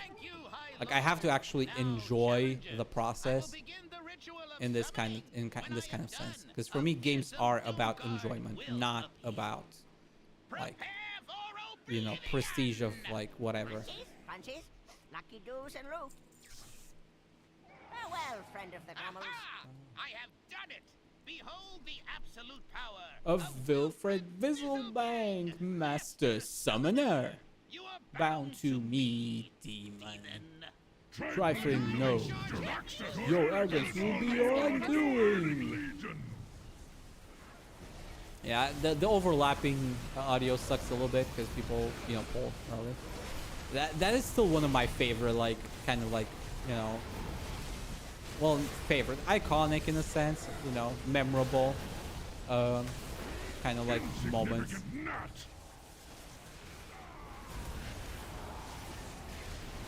It's been what? When did Wrath come out? Like 2011? No, 2009, I think. 11 was Cataclysm, I think. Yeah, 2009. So this came like in 2010 probably. Trial of the Crusaders, somewhere thereabout. So you can tell that after all these years, people still remember some of these like, you know, RP moments and stuff. I don't think there's any of these types of moments with newer raids, but I wouldn't know for sure. I don't play WoW that much anymore, so maybe there are some good like quips and stuff from characters nowadays, and I just don't know about them. That is a possibility. The new kind of like WoW kind of stuff just doesn't appeal to me all that much. I say that as I'm playing the War Within. But that's because, as I mentioned, I want to give it a fair shot instead of being biased. And like, I want to, you know, engage with World of Warcraft on its own terms for once, and see what it has to offer on its own terms. I know it's not the game I grew up with and I loved growing up, so I've come to terms with that. I'm just gonna treat it as a almost kind of new game in a sense, and I am treating it in a lot of ways as a new game. Like even in terms of like gameplay and how it feels to press buttons and stuff, I just accept that it feels different to play classes. And if I don't think about like how it felt to play a certain class in the past or whatever, like, yeah, I'm enjoying myself. Like, I'm not gonna lie. I like how Demon Hunter plays. I like how Enhancement Shaman plays. Generally speaking, like, obviously, you know, no specs perfect or whatever. Nothing's gonna appeal perfectly and whatnot. But like, I like how these specs play nowadays. I enjoyed my time with Retribution Paladin a lot. Stay your arms. Can't say I'm a big fan of the holy melee paladin thingy personally. Not quite what I like about holy paladin, but that's another one of those cases where I'm like, I'm historically biased. I like holy paladin how it used to be back in, like, you know, kind of like around the Wrath Kata era kind of thing. So I'm pretty heavily biased towards that paladin, but that could also just be nostalgia and thinking back on it. It's possible that, like, if I went to play Cataclysm now, I might not like Holy Paladin anymore. Who knows? It is possible. It is a possibility. But at least as a memory, I like that. I think back on it, and I know I enjoyed it at the time. And I don't enjoy the current iteration of Holy Paladin, the melee paladin thingy. Just for me personally, it's not it.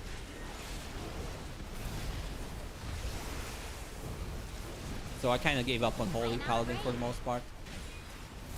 I need to try Protection Paladin though. I haven't played Protection Paladin as well since Wrath, I think. I actually didn't play Protection during Cataclysm. I mean, I did a little bit during dungeons, or like, you know, to get my dailies done, things like that, you know, faster queues. But I don't think I've played like at a serious level Paladin since Wrath, really. I think. No. I did play it a little bit in Cataclysm. I remember now. I actually did a lot of the Amani Warbear runs in Cataclysm, you know, after the rework for those dungeons. I actually did a lot of those on my Paladin, now that I think about on my Protection Paladin, actually, thinking back on it. I did a lot of those runs on Protection, actually. So yeah, since Cataclysm, I haven't really played Protection Paladin.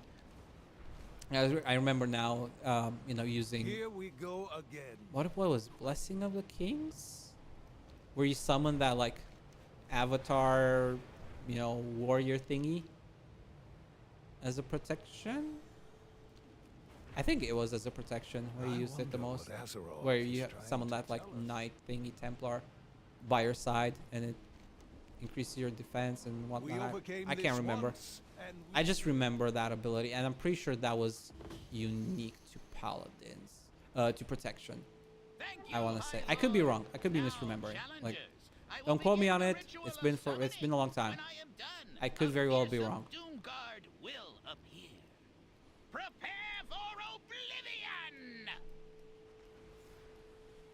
But yeah, it's been a while. I need to give Protection a shot as well to see how it feels. But Holy I don't like. The melee Holy I don't like. That's the only aspect I don't like of Holy. On the contrast though, I really enjoy Retribution more than ever before. Like, I think Retribution in like Dragonflight has been one of the most fun times I had with Retribution Paladin ever. So yeah, there's definitely a bunch of good in World of Warcraft right now. Like, that's what I mean. Like, if you go in biased and think about just the old days, yes, you'll hate a lot of it. It feels different. It plays different in a lot of ways. There's definitely things that I enjoyed more in the past. But there's also a lot of things that I think are better now. And Retribution Paladin is one of those. I think Retribution Paladin in Wrath is probably the best version of Retribution ever. I don't think there has ever been a version of Retribution that felt better than this. Like the ratio of button presses, abilities, animations, all of that kind of stuff, how it, you know, how impactful the abilities feel, etc. The animations, like the transitions between things, it feels so good. Yeah, sure. There's a lot of things I miss as well from like older version of Paladin, and like even for Shaman. There's a lot of totems that I'm missing that I enjoyed, and I would like to see back. You know, the searing totems and the I wonder what some of Azeroth those is trying to offensive kind tell of us. totems instead of like these kind of like just support-oriented totems. Are these Azeroth's memories? I would have liked some of those types of things I must back, get you know. closer. And like even for like Paladin, some of the seals are gone and no longer there. Some of the blessings are gone and no longer there. And there's a lot of those kind of things that I enjoyed more in the past than and miss them and wish they I were am out back. of range. But overall, I still think Retribution as a spec is much better now than it has ever been before in the past.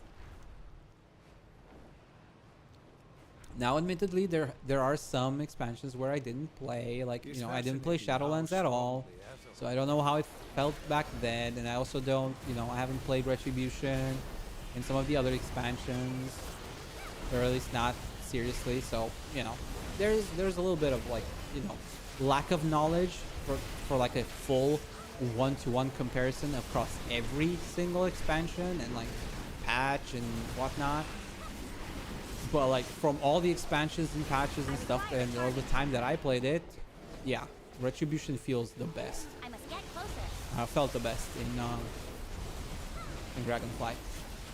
And I have to see how some of the like these like whatever they're called hero talents play out with Retribution. But yeah. It's definitely in a good state, Retribution Paladin. I had a lot of fun Target playing something that. first.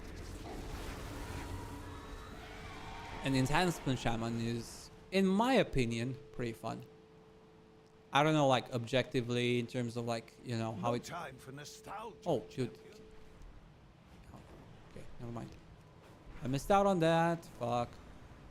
Missed out on the points. Okay, so I said 12k, right? So with this we'll be at like 8k. So we need 4 more k. I think one more loop of this should be about enough. Give or take.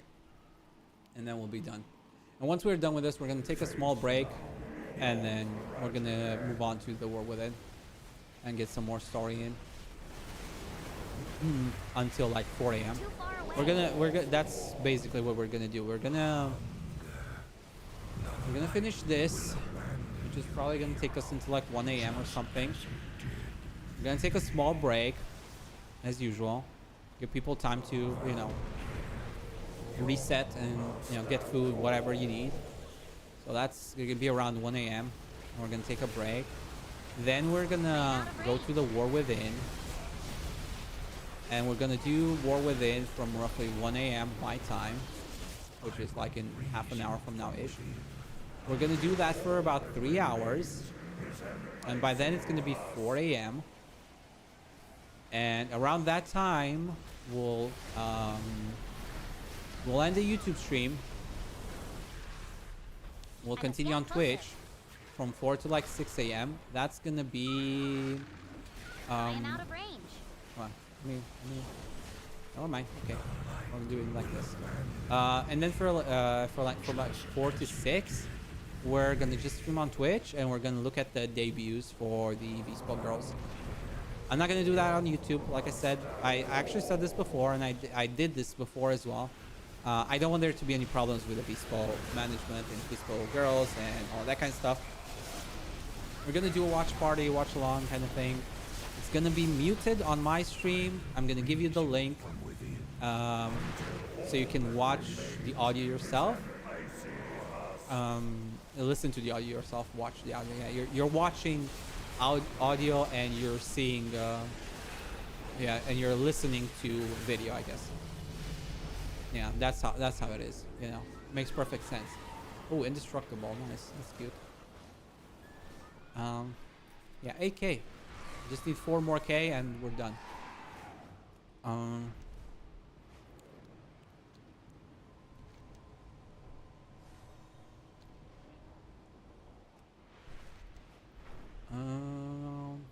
Professor Aris, I guess, is next. So yeah, we're gonna do that muted, no audio on stream. I'm gonna listen to the audio. I'm gonna give you guys the link. You can watch it live, listen, give them the views as they deserve them. Give them a follow if they're your cup of tea. Of course, nobody's forced to follow or anything like that. If you don't like it, you don't like it. But yeah, I do wanna promote them in my own little corner of the internet, I guess, because I love Vispo. I'm a Vispo fan. That is, and I want more people to see Vispo and enjoy Vispo. Okay, so we're gonna do this the hard way. Okay, you want this? You're not killing me, don't worry. I have plenty of cooldowns. I require a target. But I don't know why somebody pulled all of those things outside of the area. I must get closer. And now it's bugged a little bit for me. Too far I away. can't see the progress.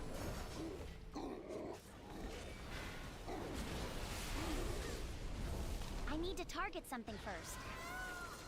Okay, where are we going next? Oh, brother.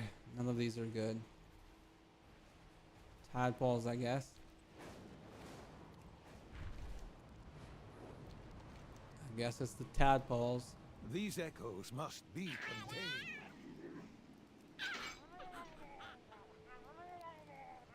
Yeah, I don't care about you.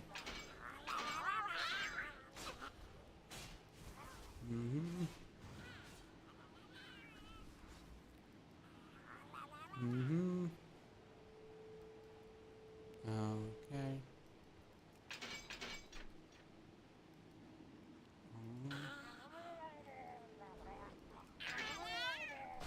Okay.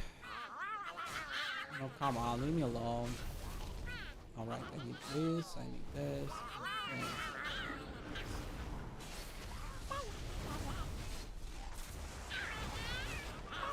I don't have a target.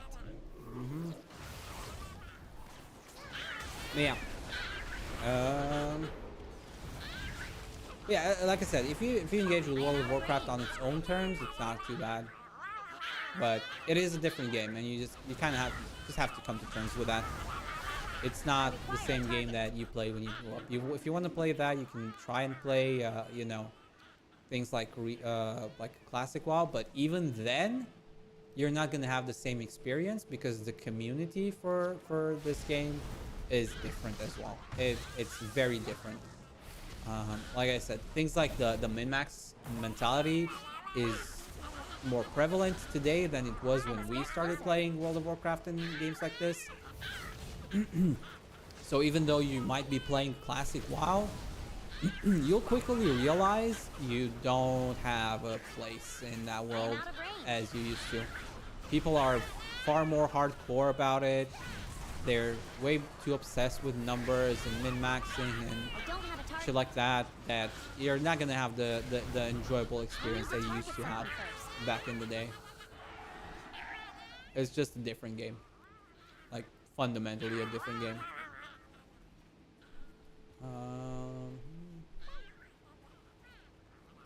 You'd close these things faster, man. You don't have all day.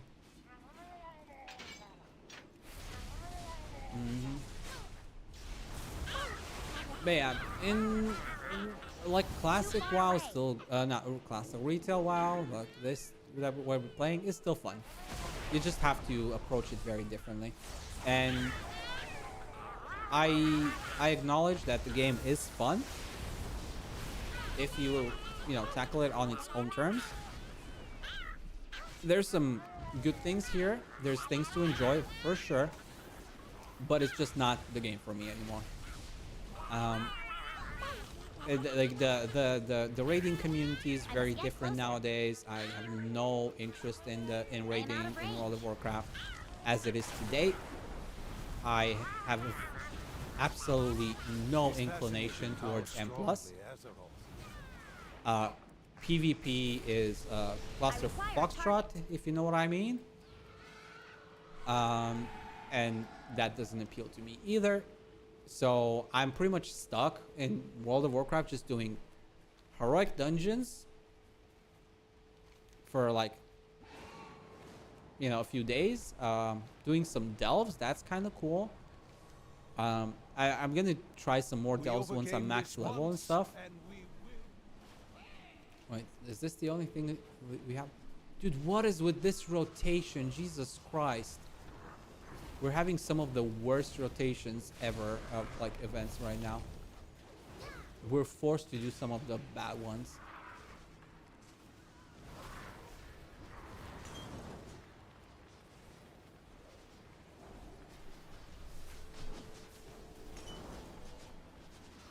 I wonder what Azeroth is trying to tell us. In the mountains. Okay, now we're back to the good stuff.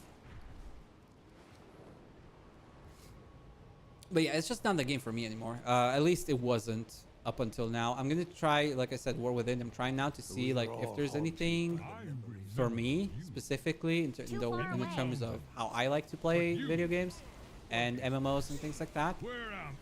I'm gonna give it a shot. We're gonna do the story, and then we're gonna try, once we're, you know, max level and stuff, we're gonna try some delves at higher level and try and see how that stuff works in terms of like, you know, how it plays out in terms of like the gameplay loop at end game and things like that. I'm gonna have to try a little bit to see, mostly off stream, like I said, because I will have to take a break for a while for Apex right now.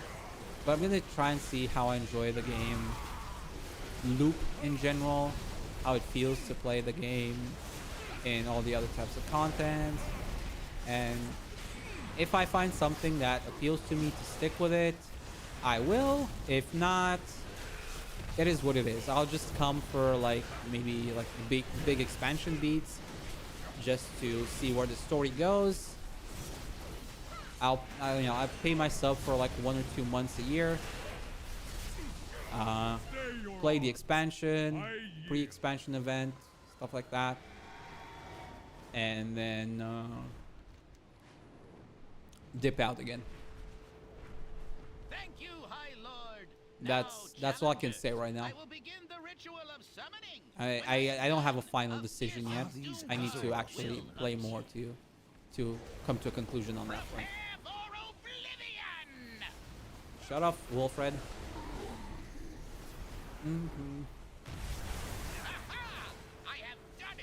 I can't attack that. But I'm not gonna complain about it too much anymore. I think that ship has already sailed. If you're an old school World of Warcraft fan and you like the old like experience, I guess, of playing World of Warcraft, you're not gonna get it in retail. I don't think so. Not in retail and not in classic. I'm not going to talk about those other kinds of servers because I don't know. I don't play those. I'm not interested in trying those other servers that you know what I'm talking about, even though I'm not saying it. I can't speak for those. But as far as specifically, you know, the retail and classic versions go, that ship sailed. It's not for me. I'm happy with Final Fantasy 14 though. Overall, I'm gonna have to go back to that though once I'm done here. Once I'm done with Apex and all of that kind of stuff.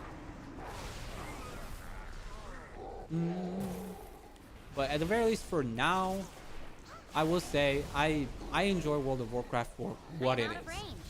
It's not what I want it to be. It's not what I'm interested in. But for what it is, it's pretty fun. And you know, as a one-time experience every now and again for a month or two, it's okay. I enjoy it as is. I don't have a target. But this is not going to be my forever game ever again at this rate. I don't think, like, the changes they need to do, for one, are a little bit too out there to bring me back. So they're not going to make the changes that I want.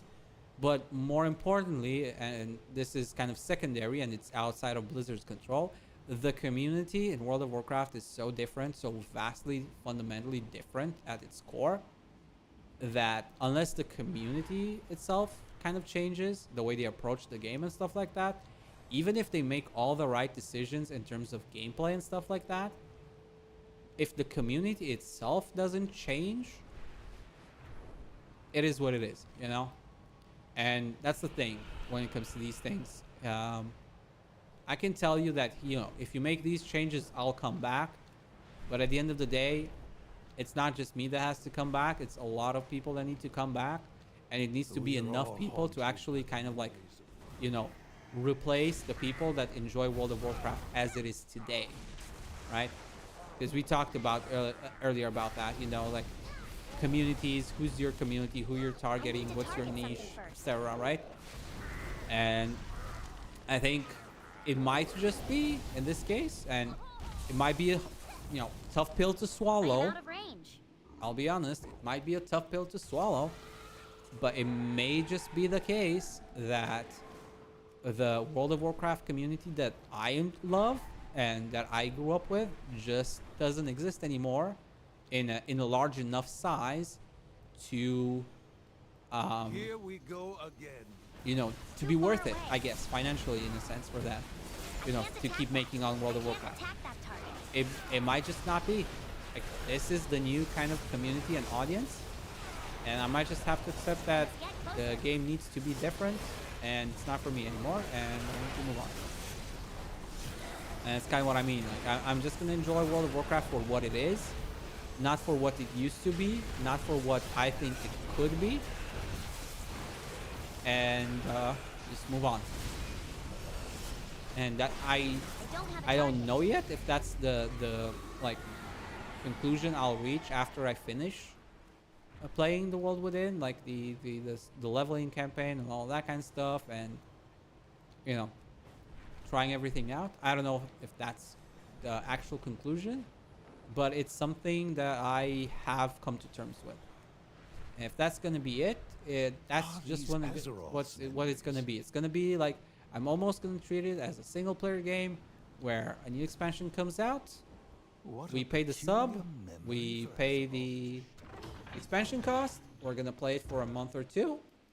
We're gonna get our fun out of it, the same way we do with any kind of single player game, and move on. And that's just that. And that's just how the cookie crumbles, you know? It is what it is. Prepare for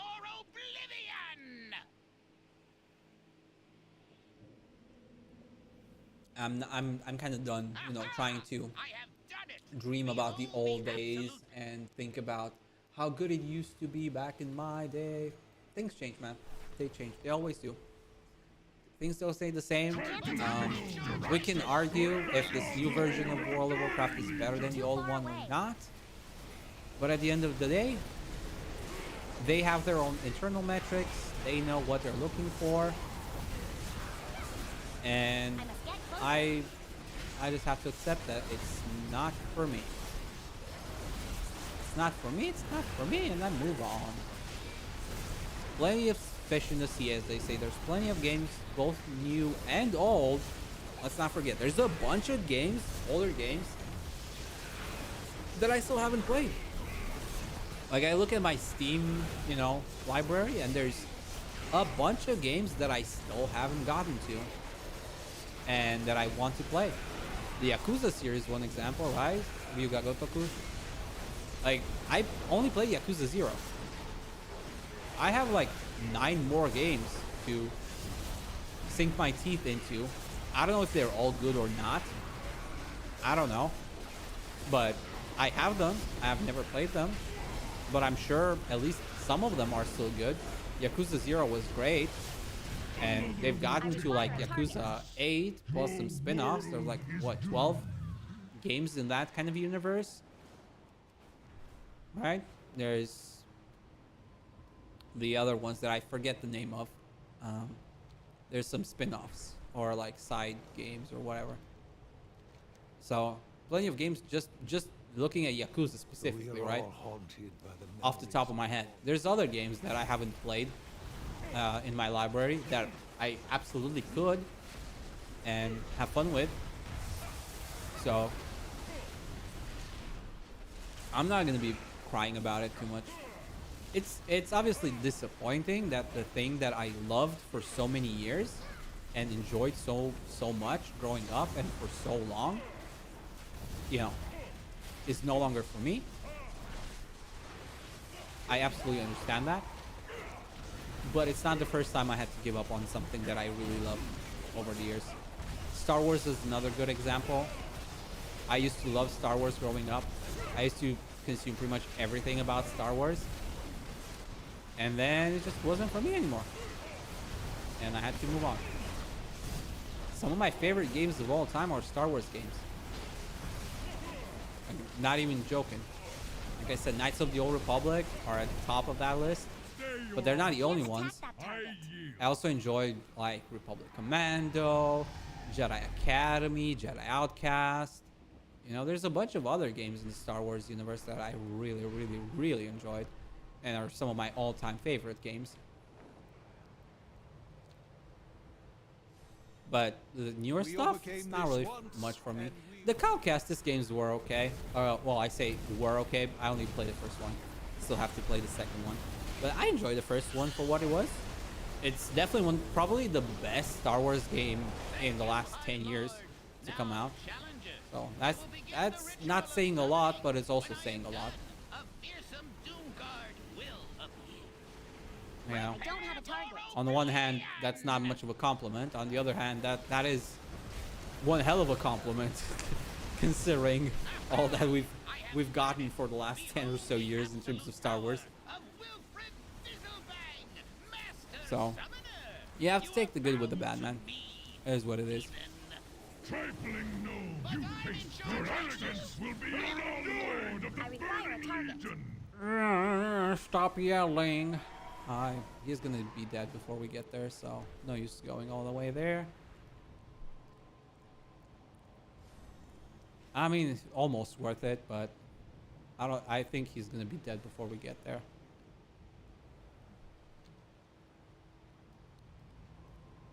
He's not gonna die before we get there. Quite literally. Another will take my place. Yeah, I knew it. He Your died. world is doomed. Whatever.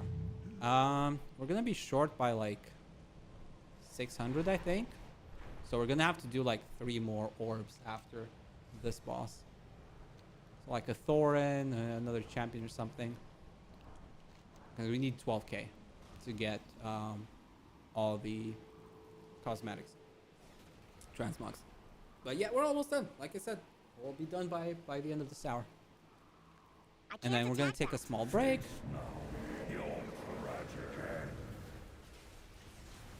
And then we can go into the War Within stuff.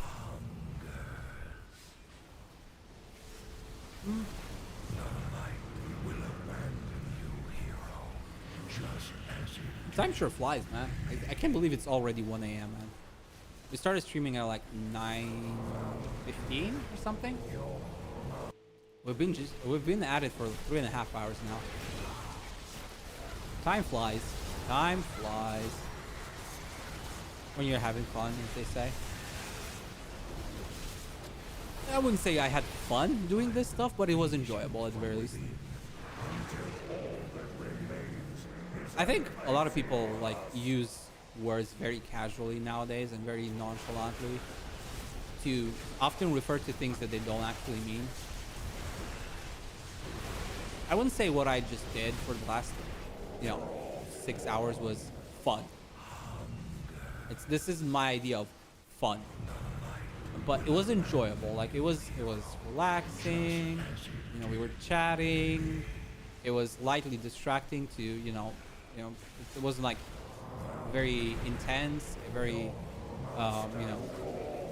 stressful or anything like that. It was enjoyable. It was a good time. I need to target something first. I enjoyed myself doing all of this. Okay, so I need 3 more orbs. Champion. Where is everybody going? We're going to the champion, I guess. In the mountains. Where? Why are all these three up at the same time?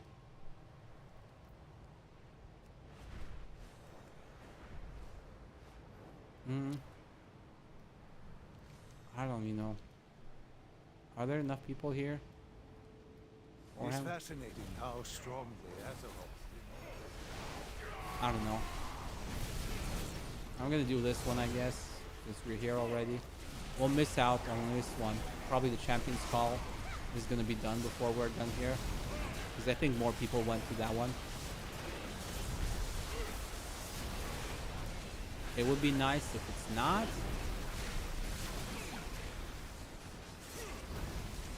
But it probably will be. Trial hasn't started yet, so that's at least good.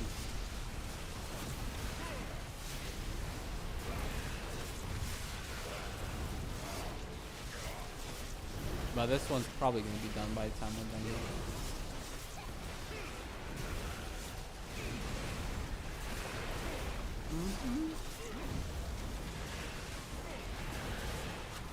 I keep looking at it just in case.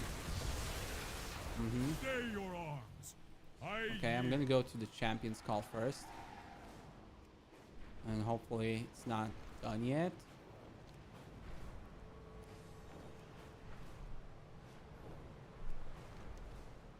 Oh, of course it's done. Of course. I knew it. I was hoping I could tag it, but no. Oh, we only got 25. Oh, okay. That's the bug that the people were talking about. Oh, wait, is it just a visual bug though? No, it was actually 25. We only just got 25. That No sucks. time for nostalgia, champion. Thank you, High Lord. Now, challengers, I will begin the ritual of summoning. When I am done, That's a cool. fearsome doom guard All of that will work for appear. 25. Whatever. Prepare It is what it is. for oblivion! We just need like 2 more of these ish. 2 plus some ads, I have you know. done it. Behold the absolute power of Wilfred Fizzlebang, Master Summoner. You are bound to me, demon. I can't Rifling attack that. gnome. Your arrogance will be your undoing, Legion. I am out of range.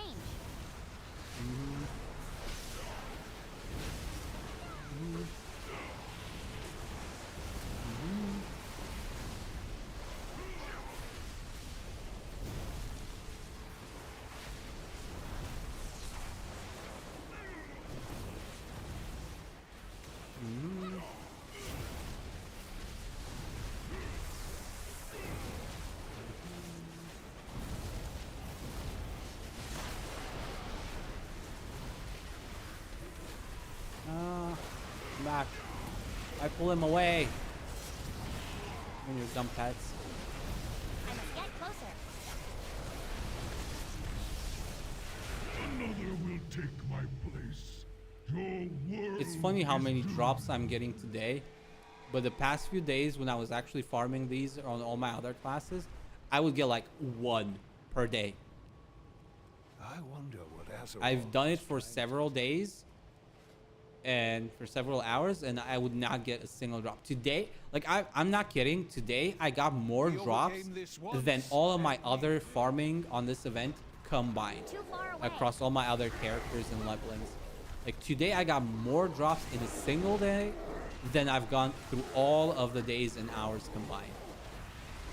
I require a target. And I farmed far more. Like I probably spent like 4 times the time, 5 times the time, maybe even more, the amount of time that I spent today on this event to get less rewards by a considerable margin, actually. Like I probably got twice as many rewards today. I got like what, 10, 15 drops or something, and usually I get like 1, maybe 2 a day. In the Like mountains. it's crazy how many drops I got today. Once I'm actually done, you know? Once I no longer actually need these, that's the funny part, right? I'm getting all of these now when I don't need them anymore.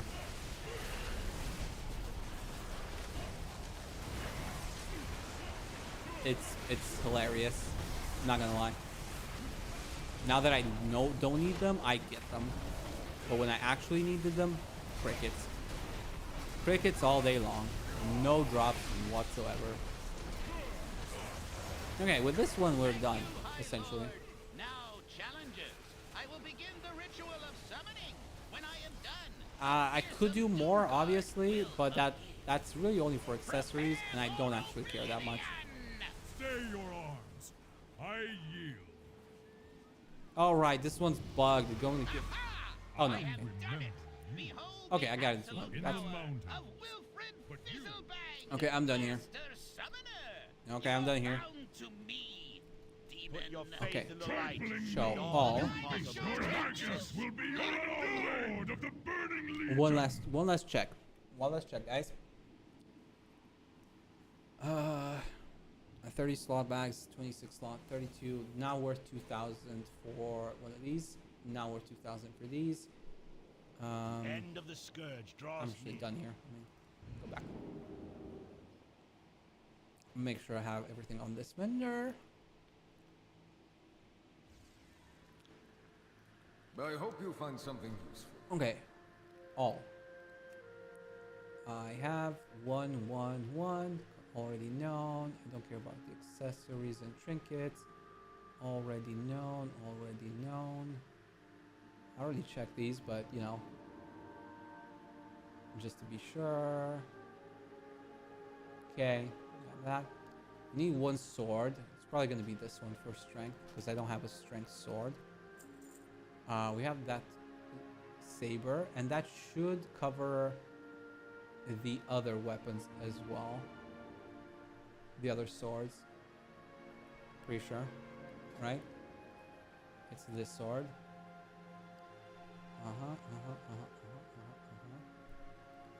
It's the same sword essentially. And then I need the crossbow.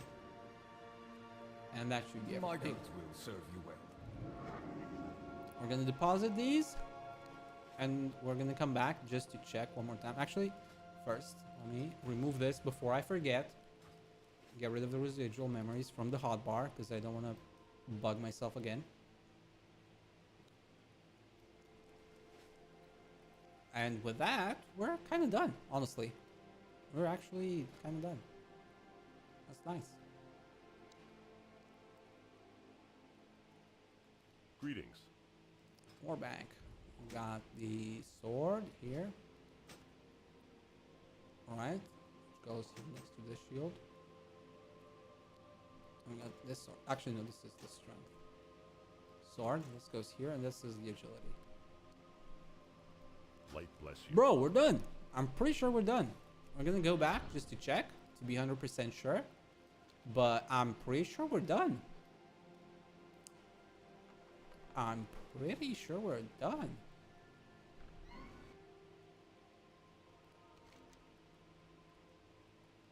I have to abandon this one and give it to one of my other characters. Pick it up on another character. We have reasonable prices. Right? That's all of them already. Okay, no. Yeah, we've got everything. Our grind is complete, guys.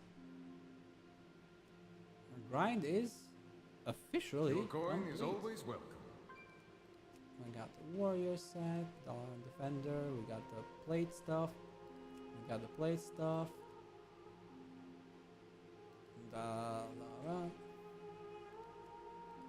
We got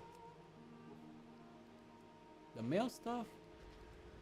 We got the leather stuff. And we got the cloth stuff. So we got all the sets. We got all the weapons. All the transmogs. We are officially done.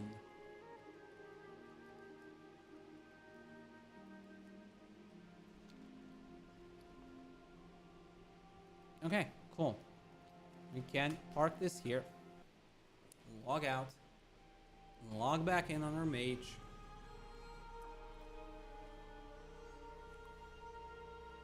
And get ready.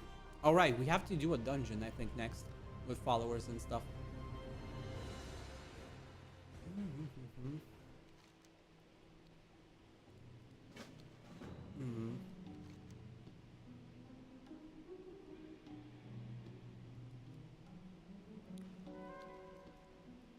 Yeah, that's gonna stay on my mage for now.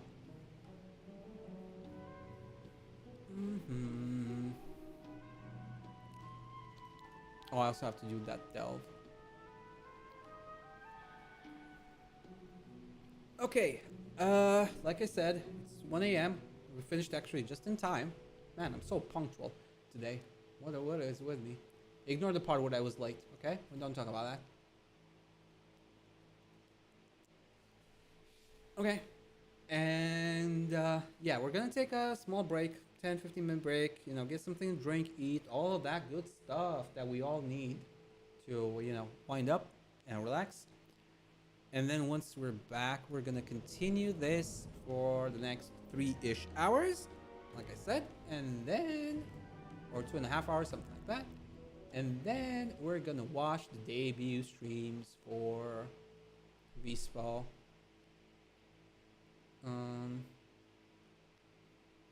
Yep, that's it. Get something to drink, eat, guys, and I'll catch you in a jiffy. Be right back.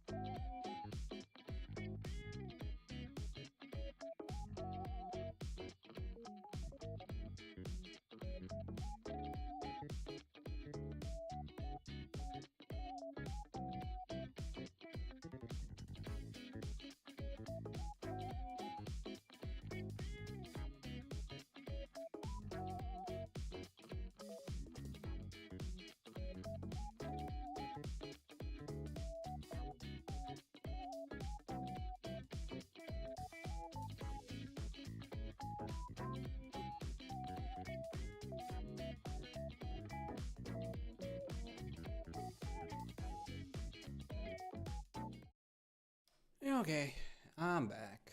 I'm back. Let me give things a quick view. Let's see.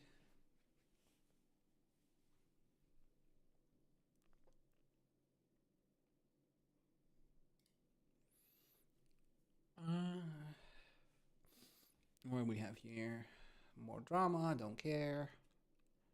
Scrolling past. Day 1, Hololive English second concert, Breaking Dimensions, free preview.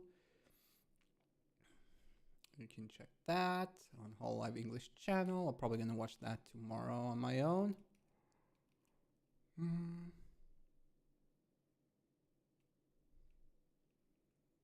More drama I don't care about.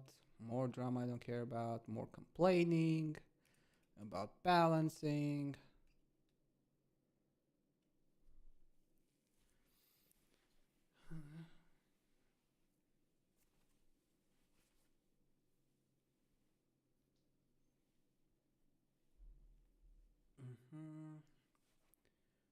More drama. This one I'm just mildly curious just to see what it is. Something about Imperial Hell and Zero arguing during ALGS scrims. Can't say I care too much about this kind of nonsense, but I'm a little bit curious, not gonna lie. I'm a little bit curious to see what that's all about, so I'm gonna open that video. But I'm not gonna watch it right now. Just open it up to check it later. It's probably something dumb, I'll be honest. I'm probably gonna waste my time watching that shit.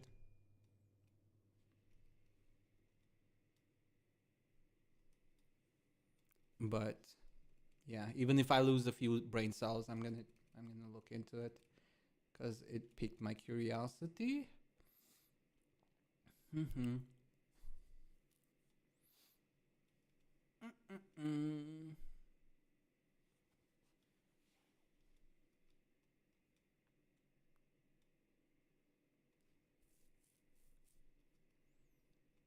Yeah, okay, nothing interesting. Nothing else interesting right now. So we're gonna close that and we're gonna go back to the story. Eyes out for shinies. Protect us from big bad. Okay, Dark Flame Cleft.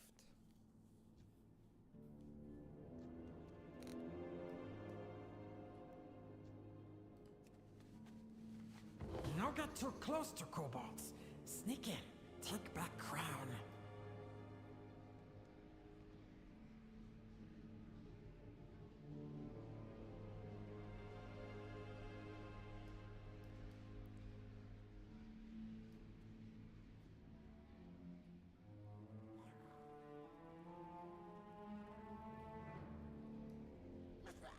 I need to get closer. Oh, okay, I need to snuff these.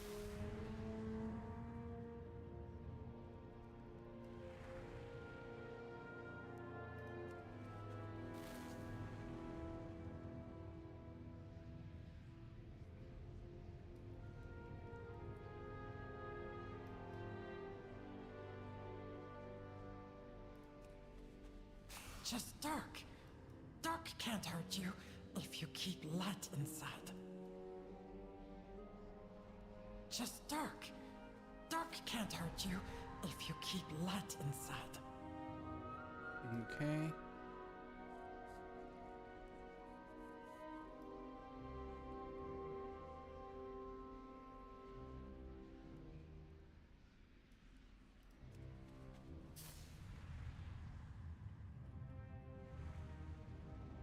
Okay, and then the last one's over there.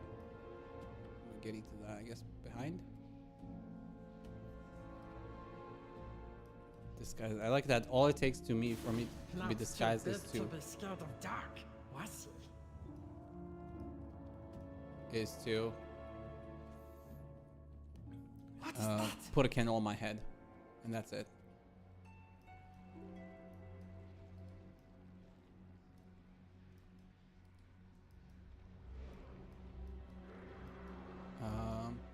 I can't turn these off.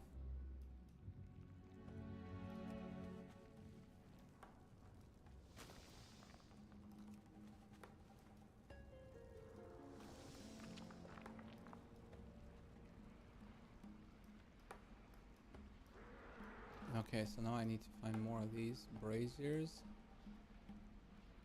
There aren't any here though.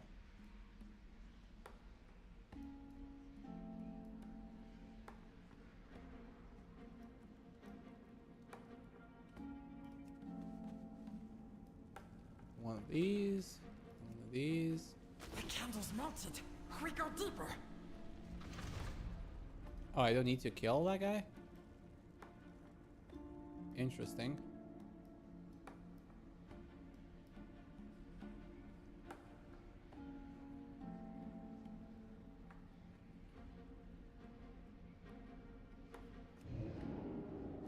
Okay, cool. I get to skip that. Interesting that it's not like an actual dungeon. Almost there. It's more like a scenario dungeon. In this case.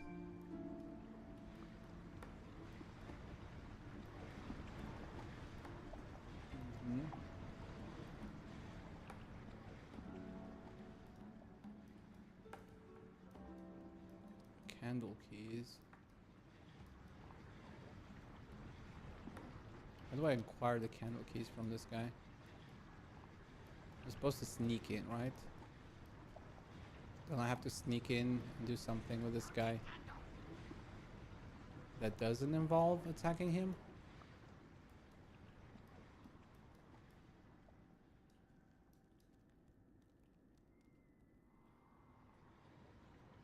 Okay, I know I have to defeat him.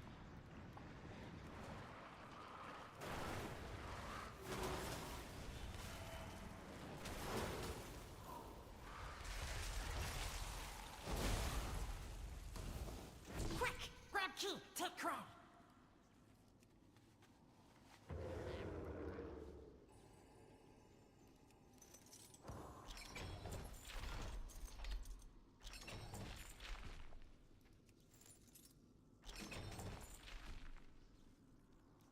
No, we're gonna open all the other ones first. Get all the loot first.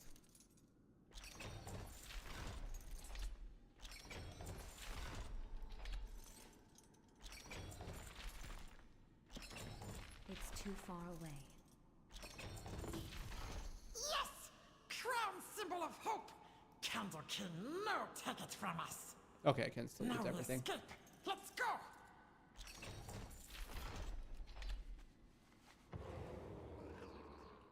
Okay, I opened every chest that I can see.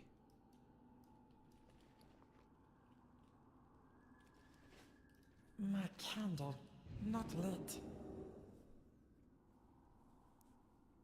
Cool. We did a dungeon, but not really. We kinda sort of did a dungeon. You're too big. You remember, I helpful. We may not have overthrown the Candle King, but our work here has surely relieved some of the pressure facing Gundargaz, and it's made us more than a few new allies as well. Our new friends will not be forgotten on my word as speakers. There is a regrettable amount of available housing in Gundargaz as of late. It will be nice to feel the city come to life again, and we can certainly use the manpower. Shall we bring them home? Task resumed. I am sorry for what has happened to your people. I understand what it feels like to watch your home slip away. At least we're friends now, yes? Not all is doom. More friends means less doom. Less doom. More friends, less doom. That's cool. Let me get this real quick.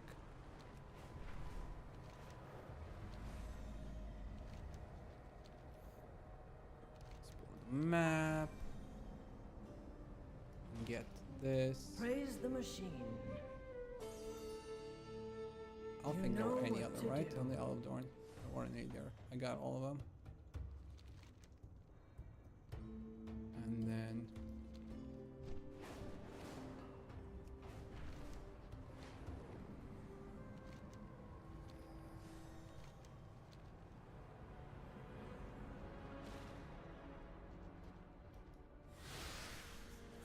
Wait. Oh.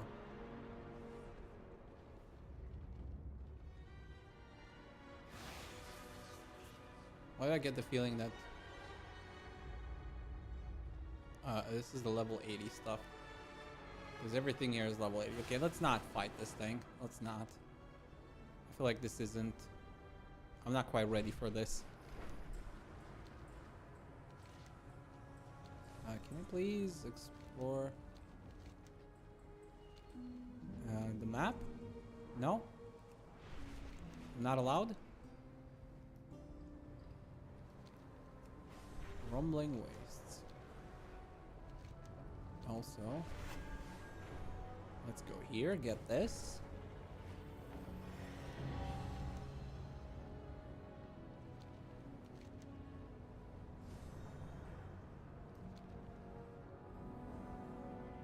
Okay. We got that one. Is that explored? I'm gonna assume this is explored. Although it's a lot of gray. I'm not a fan of that. Like, it's really hard to see if I actually explore that area.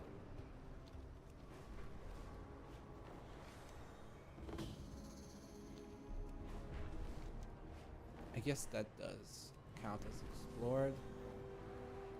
And then we're gonna go here and get this.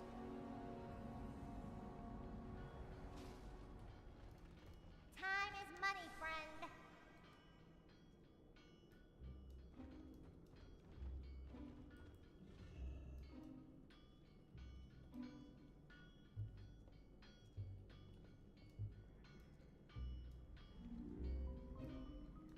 Glad I could help. Okay. Be careful out there.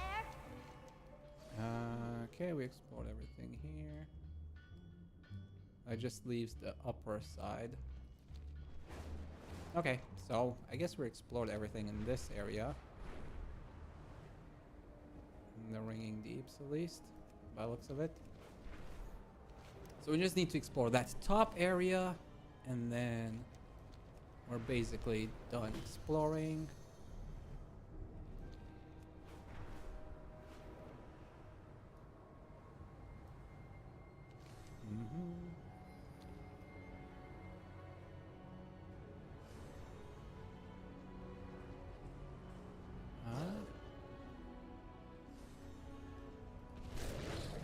Okay, there was something here. Good.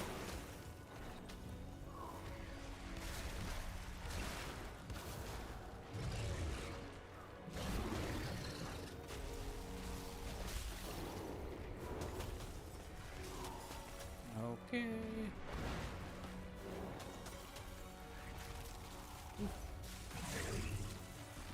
Evolve monstrosity. We got here 490. I mean, that's better than what I have.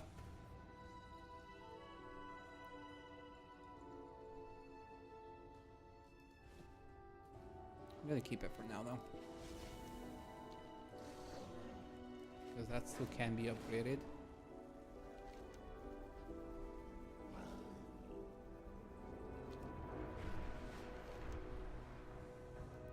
Okay. I think that's explored. I think that counts as explored. I hope it counts as explored. Mm-hmm.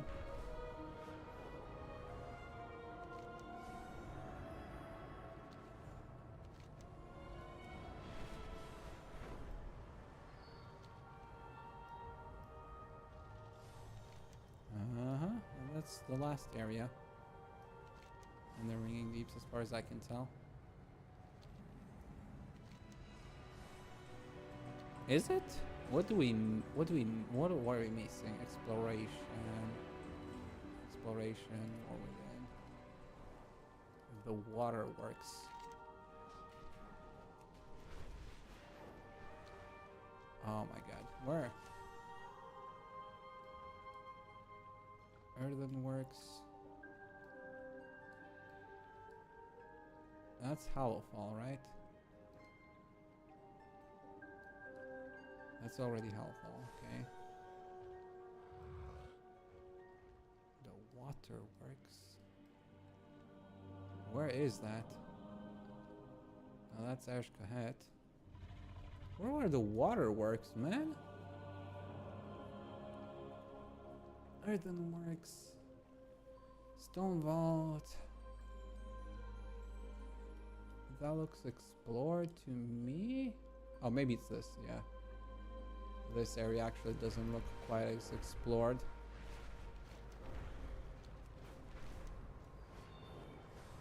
Yeah, reclaiming the waterworks, that's what it was. It's this area. And it's this one. There we go. Okay. And now we're going back.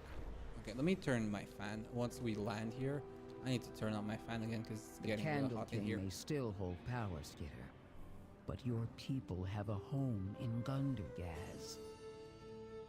Hmm? We help new friends. Many hands make light work.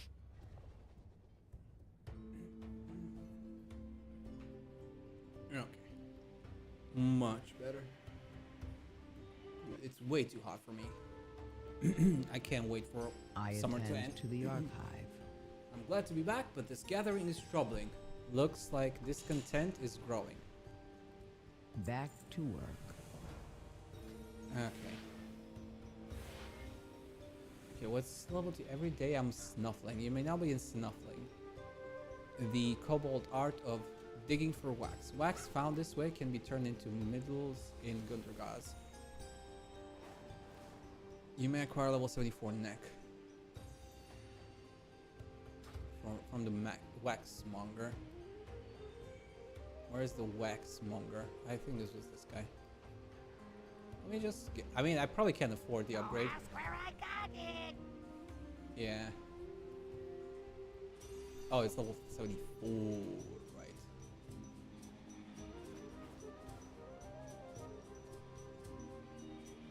We're not gonna get it. 3, this matter. Disenchant this. Okay. Sign a contract with the Assembly of the Deeps that allows you to gain 5 reputation with them every time you complete a world quest in Castle Guard until the next weekly reset. This effect is shared across your format. Okay, I guess that's interesting.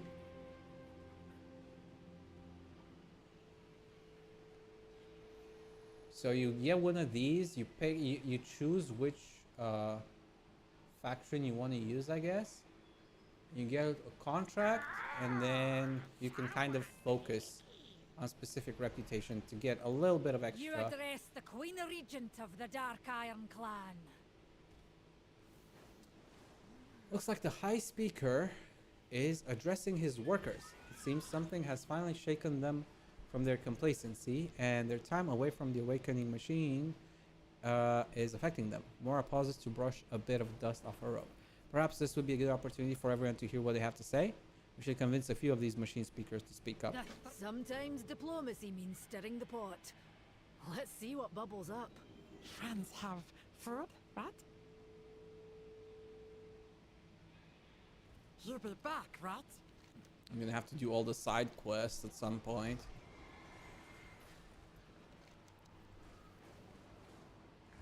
Now is the time to speak up. I see Speaker Brinth has returned. As long as she knows her place and does her job, we'll allow her to resume her work.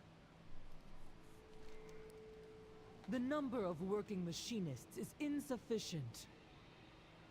All the more reason to restore our awakening machine. Why haven't we heard more about Taylock? We're currently investigating. You would be wise to avoid that distant destination.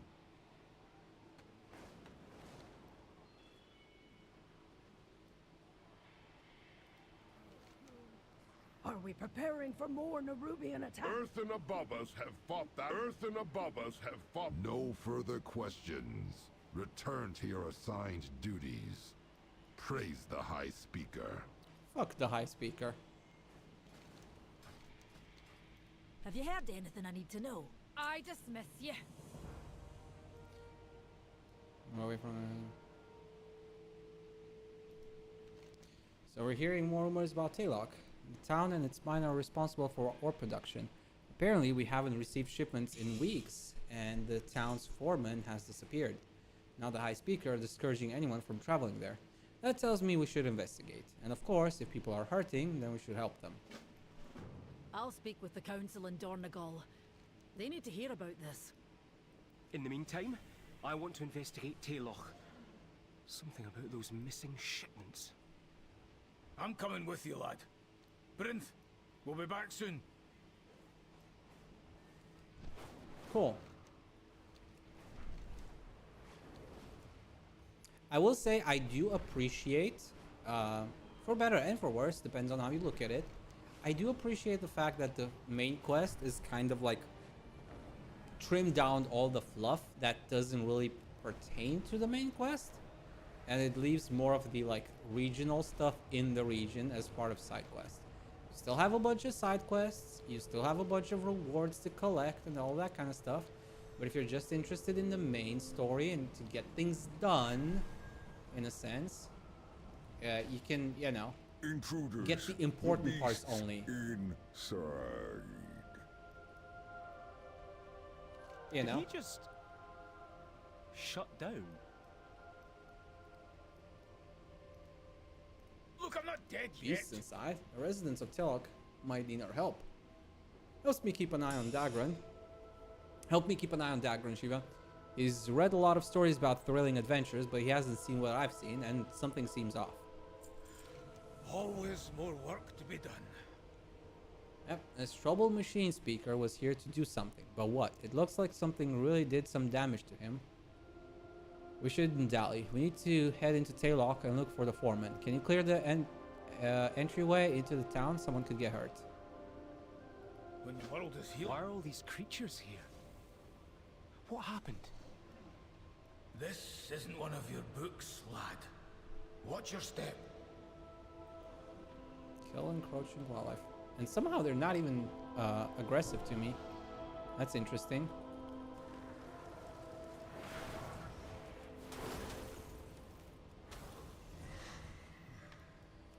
Okay. Oh, now that's aggressive.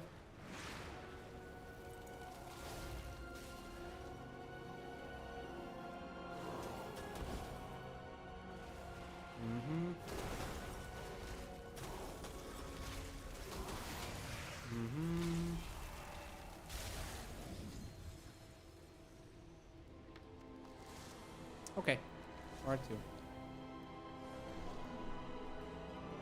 Oh, we're going inside here? Yes. This looks like the foreman's office. But where's the foreman?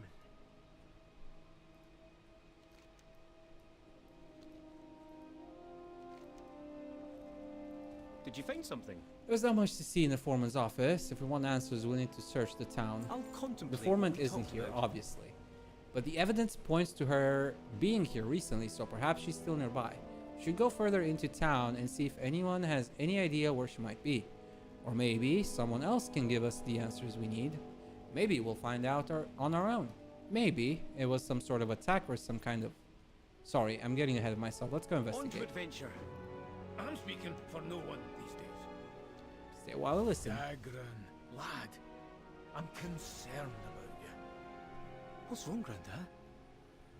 Oh, it does my heart good to see you so excited about this. But I'm concerned about your safety. Oh, you've got a good eye for solving problems, lad, but not for danger. You've got a brave heart, but you're reckless. Sometimes I think you're so distracted figuring things out that you leap before you look. I'll be careful. And Grandad, I'm also worried about you. Me? What do you mean? You also seem distracted.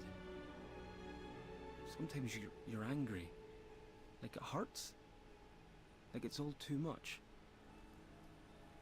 Aye. I've had a burden to bear for too long. I just don't want you to get hurt, lad. That's how adventures work sometimes, Granda. And not just in books. I tell you what, I'll learn to be more cautious. And you'll try to enjoy an adventure now and then. Aye, lad. I'll enjoy them even more when I'm with you. It's a deal. Oh, that was cute. Even now, I'm bound to serving Azeroth. That was cute in its own way. It's a little bit on the nose, but yeah, that is what it is. Like I said, I try not to be overly critical, okay? Like, it's easy to lose yourself in the minutiae sometimes and like take things a little bit too seriously. I do like my stories a little bit more like, not necessarily serious, but more more thought out, I would say.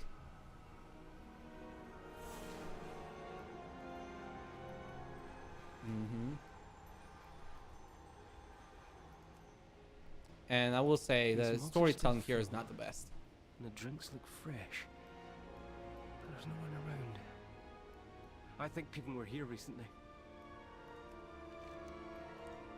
Slade appears Fewer to be workers, solicited. it would seem. Is it because the Earthen are shutting down? The slate appears to be a solicitation Shutting for down. workers. Or disappearing. Or changing? The answer lies in the clues. Answer lies in the clues.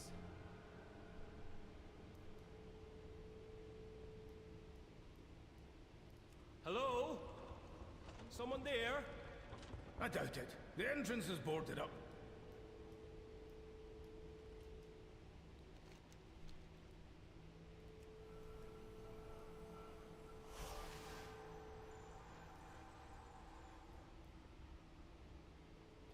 Okay.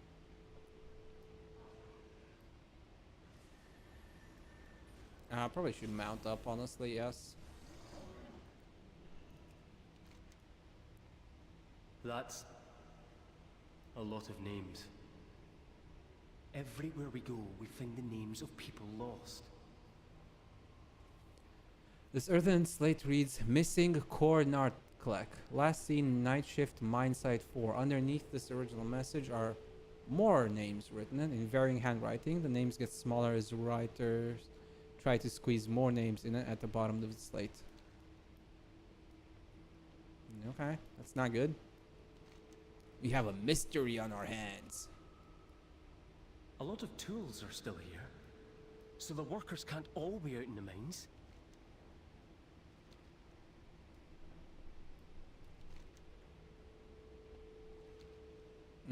Something is amiss. Did you hear something, Granda? It's changing. It's changing. What was that? It came from that building. I'm out of range. Enough knocking, champion. We're breaking this thing down. It's changing. It's changing. Whoever you are, get in here. What's changing? We heard you. We're here to help.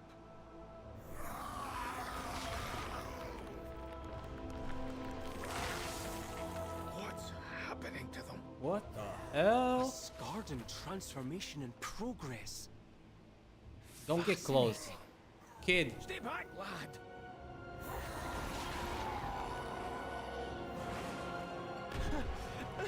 Get away from him.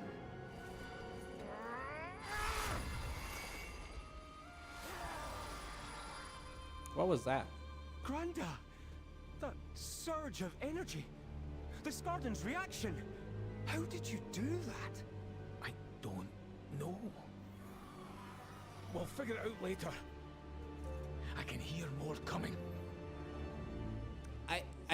I'm pretty sure they still, like, this is the second time we hear about Scarden, and I'm pretty sure as part of the main quest they didn't actually explain what Scarden are when we encountered them the first time, anything like that, or did it explain how that, like, that transformation happened? Well, there's one question answer perhaps, only to unearth a dozen more. I'll press on till Lazaroth is done. I know we found Skarden before, champion, but this is worse. I knew the Skarden were turning earthen into more Skarden, but I didn't expect the crystal, the spikes, the rolling blue energy, that smell. Anyway, not what I expected at all. If we must venture out there, I'm taking down some of those abominations along the way. Okay. Sometimes destiny whispers, sometimes she shouts. So the people of Taylok use chalk on slate to leave messages to each other. So many clues, but what does it all mean? Seeing a pattern, and I think it points to the mines. If the workers haven't already been lost, I expect them to be in the mines. And I know the foreman is key. She has to be. Make sure to take notes. Okay, we're going into the mines. Into the mines.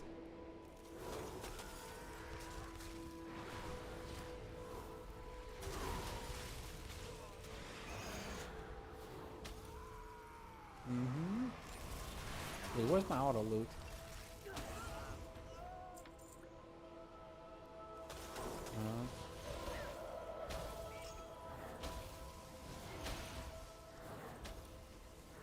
Please die already.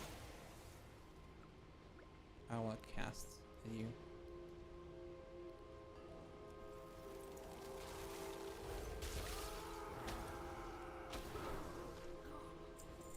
Okay. It's too far away.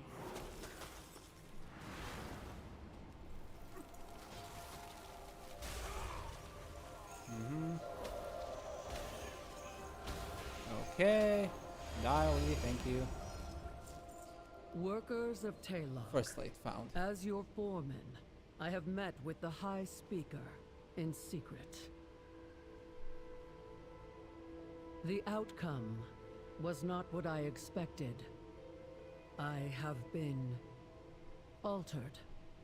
Perhaps even chosen. What does that mean?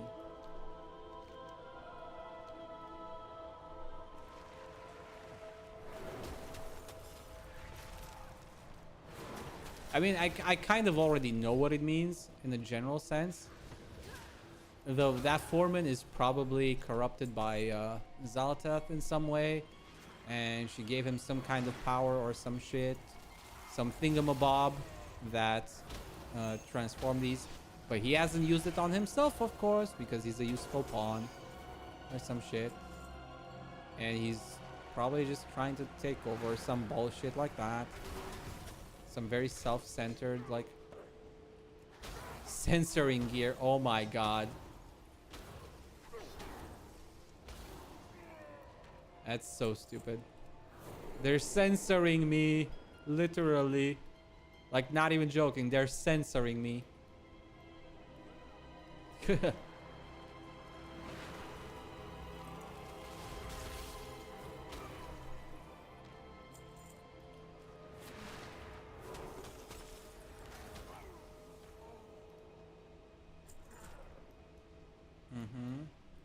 Actually, let me go towards second clue. Oh, right. Let me get this one first, actually. Okay.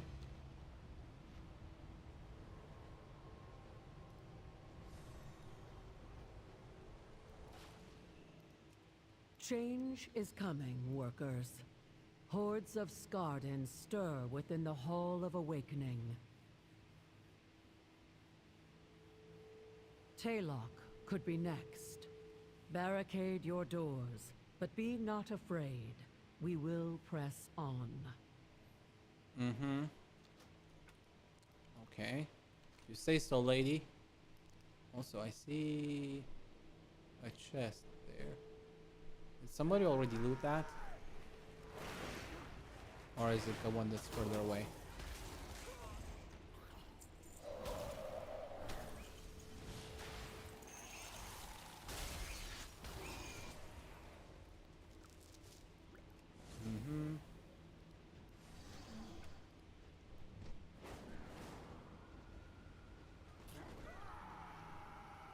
Somewhere around here. Oh, I see now.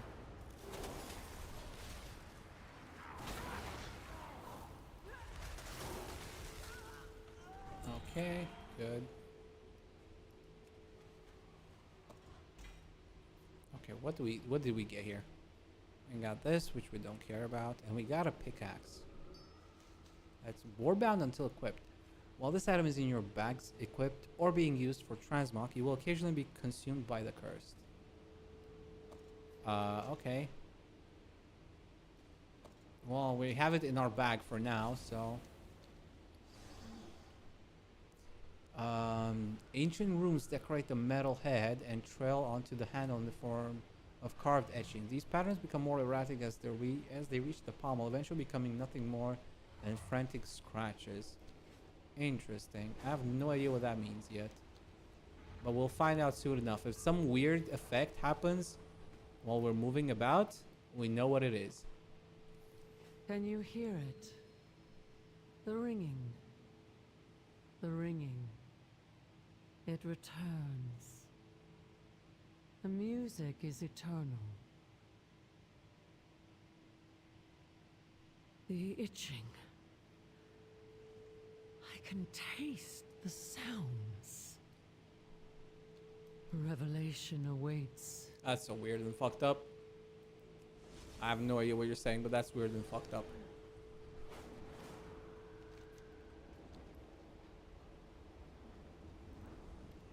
The ringing.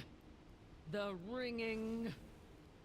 Will lock away deepest cavern for darkest memory. Don't. Speaker. Ringing. Don't let them destroy. Okay, that's not good. That can't be good.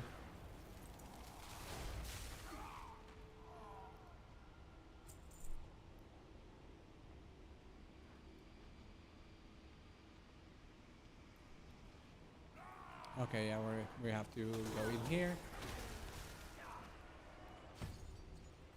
I'm censored again. I've been censored. How dare they censor me?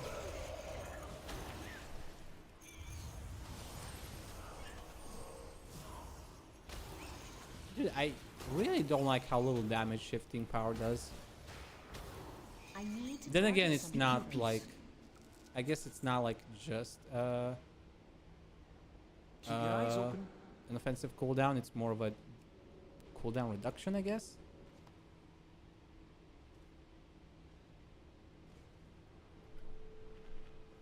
I keep forgetting that it has that secondary effect, so I rarely use it because it deals fuck all for damage.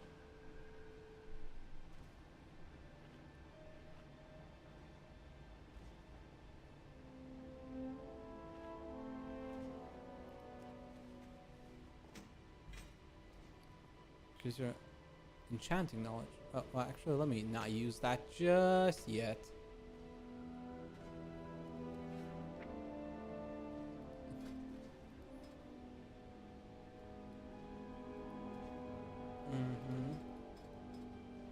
We're not gonna use that just yet. So much to discuss. I think I know where we need to go next. Sorry, I got distracted. Maybe we'll only kill a few Skarden from a much larger swarm, but we have to start somewhere. It doesn't matter which one we choose. No rest for we heroes, eh, champion? Okay. I want to see We need to go into the cave, the one mentioned near the last slate. It's not signed, but I think that's the foreman's handwriting, and we've looked everywhere else. We have to investigate. Oh, the foreman's last entry mentioned a cavern. It must be nearby. La Caverna is here. This looks like the right place. I don't see any... Wait. I can hear wind blowing. From beyond the stone. It must have been a controlled cave-in. Champion, help us destroy the blockage. Yeah, we did it. And we're in.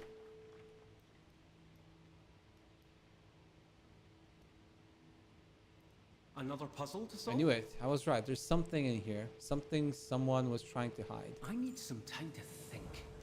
Dagger was right. I suppose I shouldn't be surprised by that any longer. All the signs suggest there's something in this cave. Maybe the foreman is hiding here. Maybe she can give us some answers. We've come this far. Let's see what's Keep inside. fighting. Is that the foreman? You were right, lad. Come on. We can't let that thing out of this cave. Infection! Yep, that's not looking too good.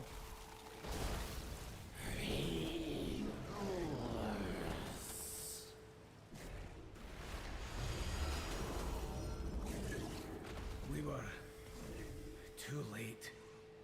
How many times have I been too late? Wait, It's Grandad. not your fault. Look in the water. I think that's a memory gem. Well, out with it. That was her. The foreman had to be. After all, she was already gone. Off with you. What is that? The thing that Scarden dropped before it died. I think I've seen something like that before. Make sure to take notes. That gem must contain the foreman's memories. You speak the truth? Your artifact will repair the awakening machine? It will perfect the machine. Your struggle, your suffering will be at an end. All course. will awaken. Of course, he's an idiot. Because of you. Because of me? Your people will be restored, reborn, improved, and they will laud you as their savior. It's kind of funny that xal'atath can even influence the earthen. Yes. All earthen will awaken. He's a dumbass. A dumbass threw it. I was Oh, just this is thinking. bad, isn't it? The foreman witnessed this conspiracy at the Hall of Awakening. Then she traveled back to Taylok with her memory gem. She tried to warn the others, but she was infected and her transformation was swift. She sealed herself in this cave, but her corruption still spread. And the High Speaker knew what would happen. The High Speaker is behind all of this. We got to warn Brent. We got to warn I need some time the to world. think. For Azeroth. We got what we came for. We need to return to Gundar, guys. Brent has to know what happened here. We'll go on ahead. Meet us in Gundar, guys. xal'atath gave the High Speaker the means to restart the machine. And it's creating Scarden. Yep. We have to tell Brinth. Hurry!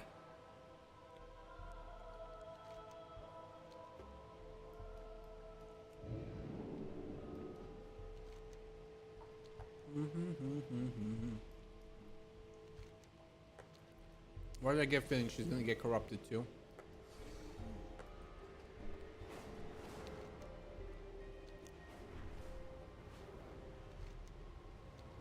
Because she's too nosy.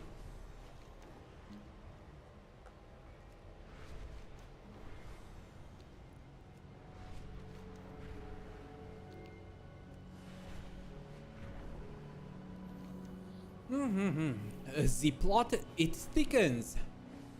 Oh, and this is just the second chain. Interesting. So we got one more chain, quest chain in this area.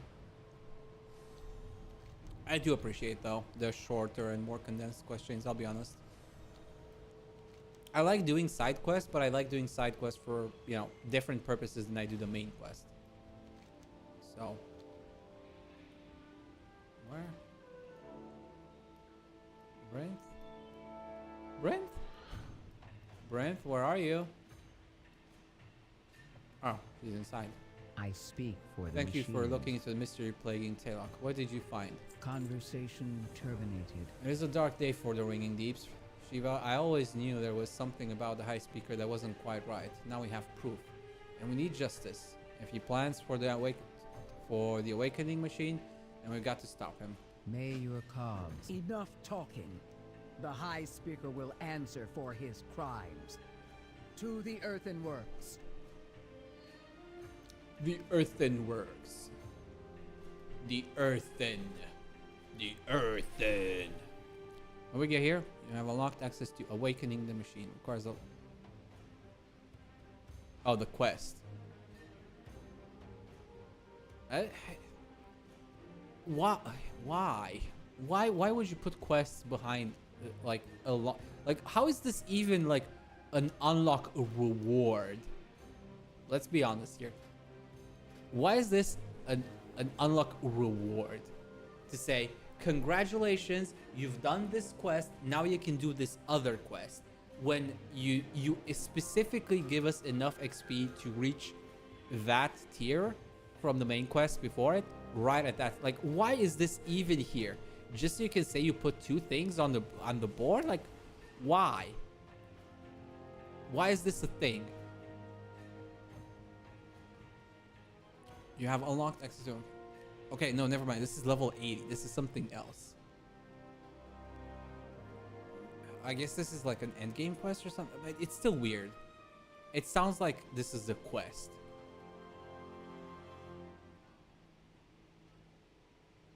I don't know. It just feels weird, honestly. It feels such a weird unlock. I don't know what it is yet, I guess. But we'll find out.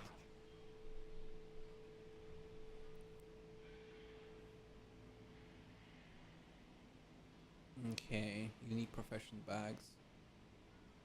Bring back more shine. Speaking of,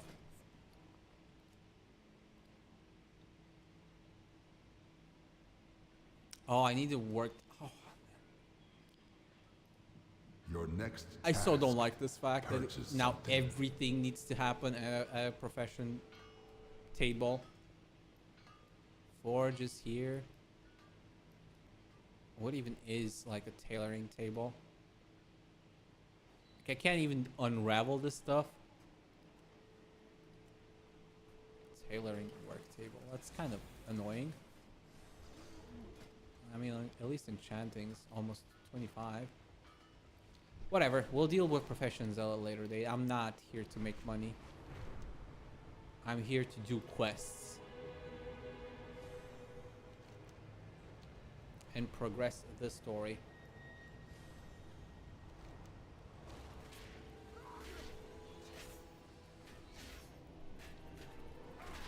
Dogmatic machine maker. Battle begins.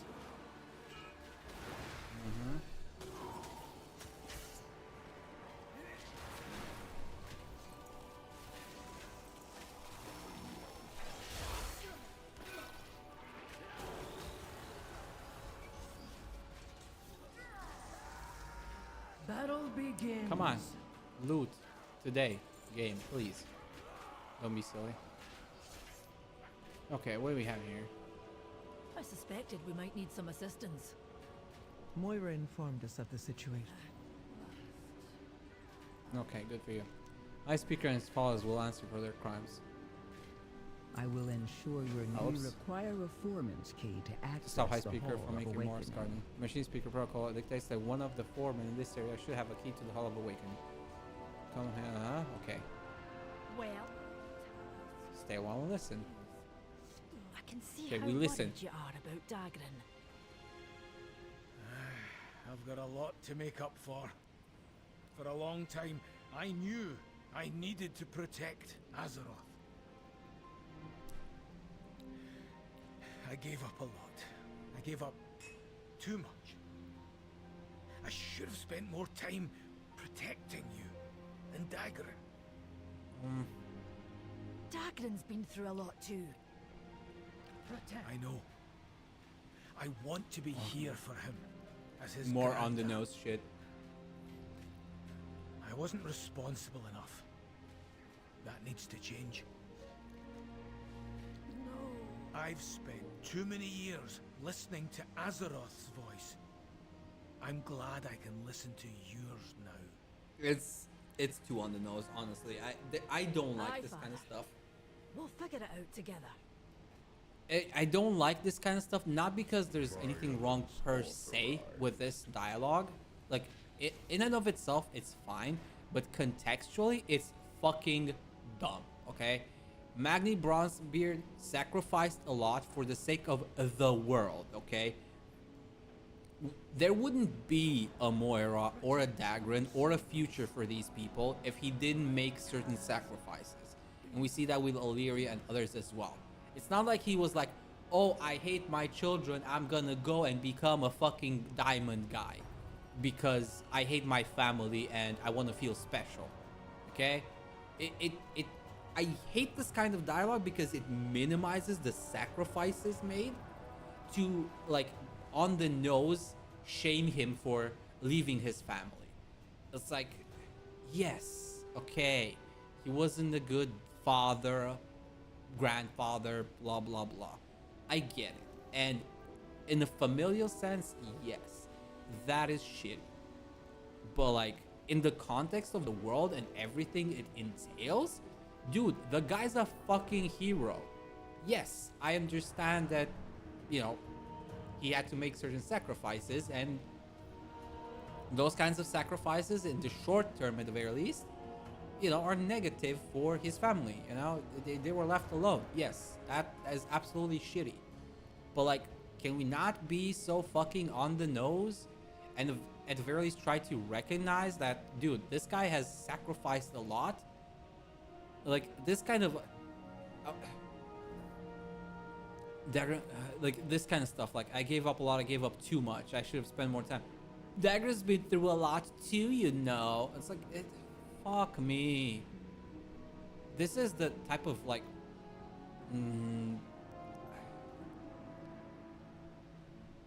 it's like finger wagging, you know. It's just like, but you could have been better. I know you sacrificed everything for the world so we can have a future and everything, but you weren't here, you know? You could have been here. Who cares about the world? You could have been with us. It's like, The mountain lends us its strength. it's so on the nose. If you hear It's not wrong, but it's on the nose, and it doesn't feel satisfying to see this kind of shit.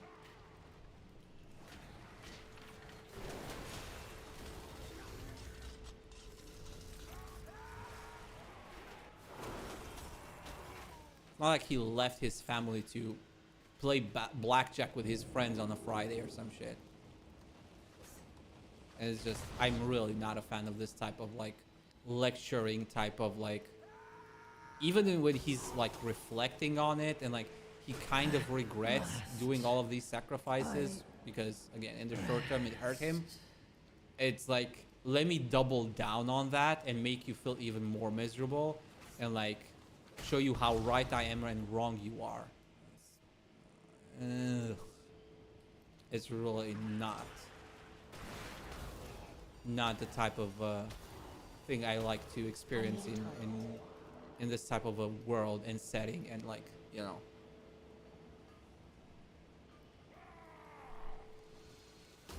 And it's also not like he necessarily like did this for himself, right? In the first place, like he got transformed at first because he was trying to do some to commune, and then, you know, it backfired and he got transformed into a diamond, and then he was the only person to do a certain job that nobody else could do, and now he's being like lectured for it.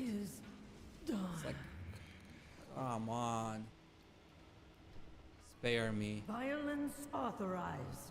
Like, yeah, sure, maybe I'm a little bit cynical, but at the same time, I don't like preachy bullshit like this.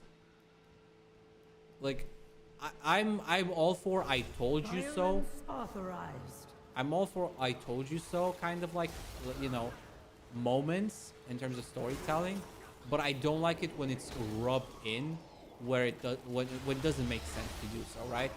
It's not like he was an arrogant prick making fun of his children, of his child, or anything like that, or, you know, doing anything bad. To do? Speaker detected. The High Speaker warned You us know, about like you. it just feels like on the nose and like just not delayed. I don't even know how to describe it. It's just not enjoyable for storytelling. Because I keep saying this, but like fiction is not reality, right? Fiction is influenced by reality, and reality can make for good story beats, but you know, by enhancing the fiction, right? But fiction is still fiction. You still need to make it entertaining, interesting, appealing, all of that kind of stuff, right? When I'm playing a game, when I'm reading something like this, you can have drama, you can have complex topics and things like that about family, about values, etc, etc, etc. Like, that's all fine and dandy, but it still has to be, you know, fitting for the setting and take into account, you know, the things that are happening around.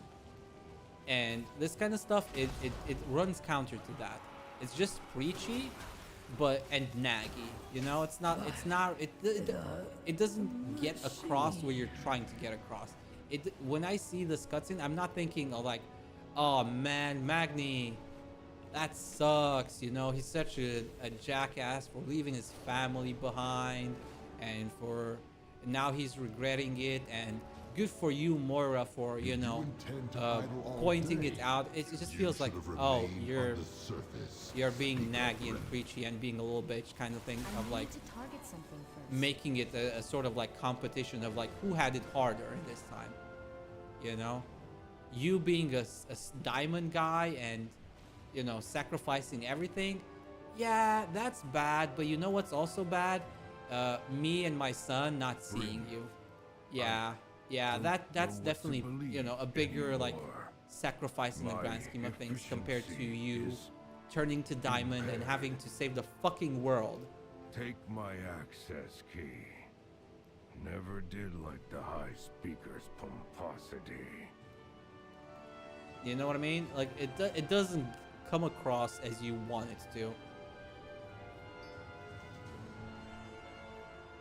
Okay, that's nice. At least I got an upgrade. Enchanting.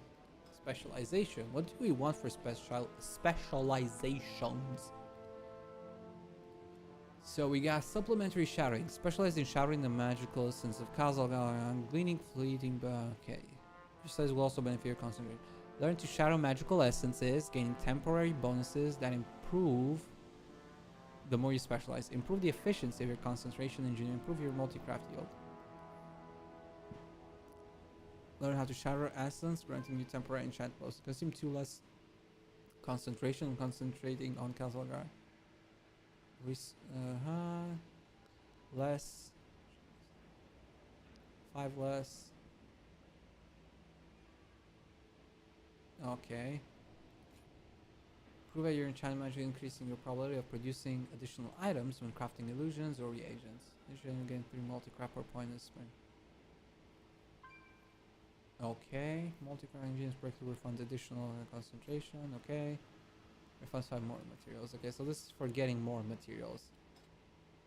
Master a disenchanted capable of maximizing the quality of reagents you receive when destroying items. Increase the quality of enchanting reagents greater than disenchant. Increase the quantity of storm dust and gleaming shards you can receive.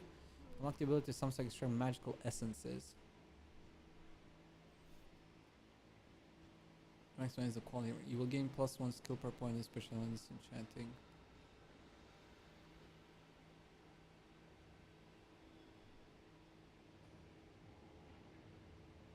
I kind of like this. Practice increasing your skill by +1 per point, specializing when disenchanting epic equipment. +5 skill when disenchanting epic equipment, plus skill when disenchanting equipment.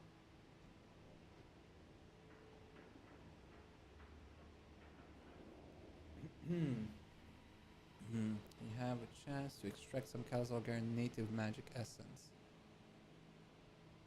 Huh?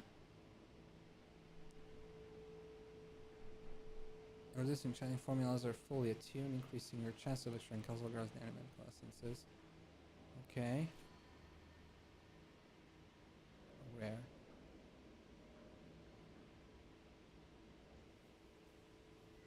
Your skill. Okay, what's this? Everlasting enchant. Master the art of magic. Improve the quality of your permanent enchantments. Reduce the amount of concentration needed to concentrate on permanent enchant.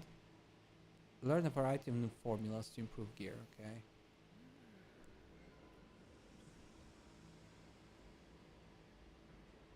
Okay, there's sub-specialization. Crafting speed. Ingenuity. Nerubian novelties. Nerubian enchantments, skill, Nerubian enchantments, sub-specialization. Okay. Polish your skills around Nerubian bracers. Nerubian bracer and cloak formulas.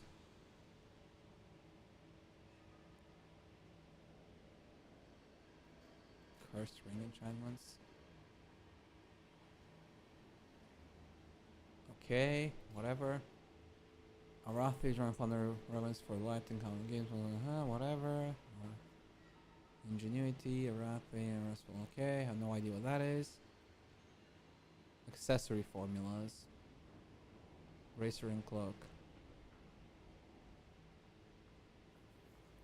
Arathi weapon enchantments, okay.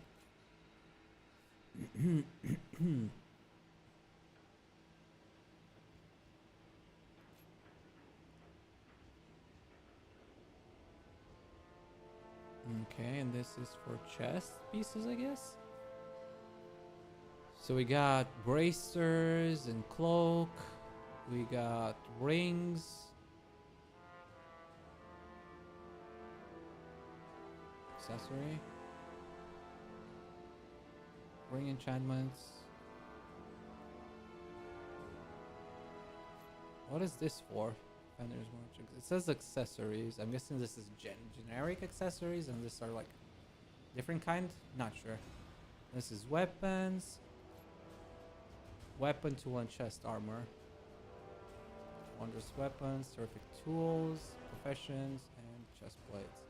And then we got here we have ephemerals, enrichments, and equipment.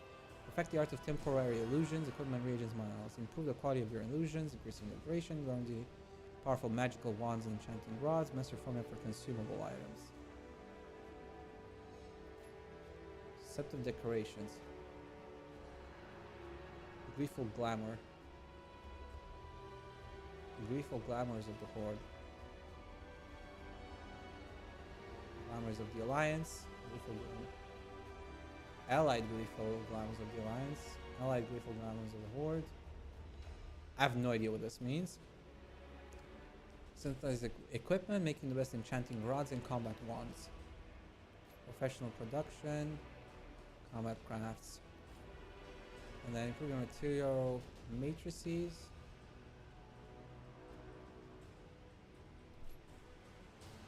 Consume mana oils. Consume mana oils, gaining mana.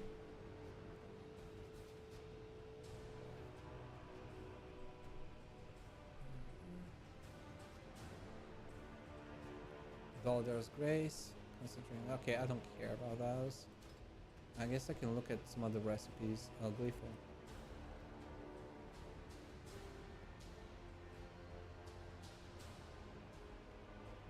And darn, I guess you can change your race, is what this does.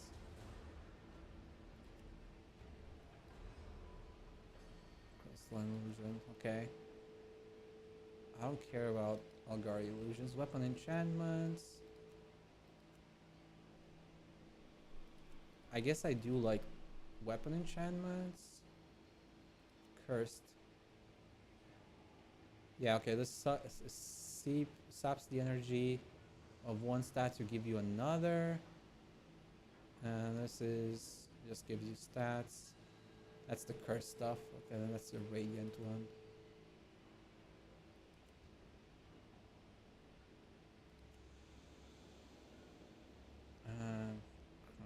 Crafting tool. And then we got cloak enchantment, chest enchantment, bracer enchantment, boot enchantments.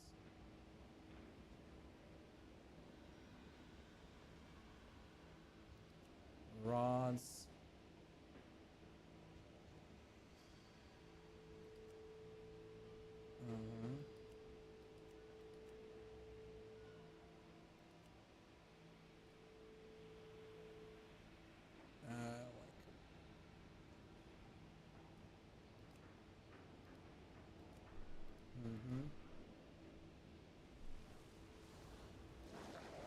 I can't even craft that yet. Okay. Special.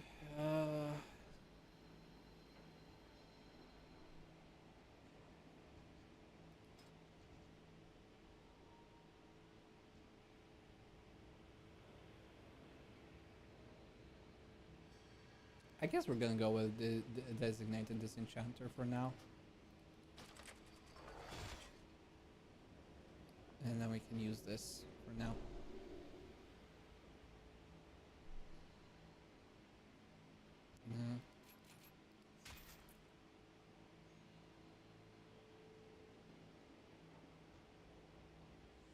Cool. Okay.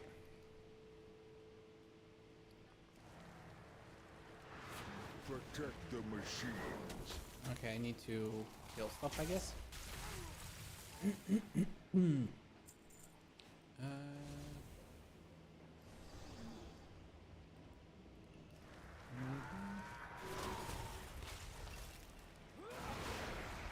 But the machine. Machine don't matter, man. Did you not get the memo?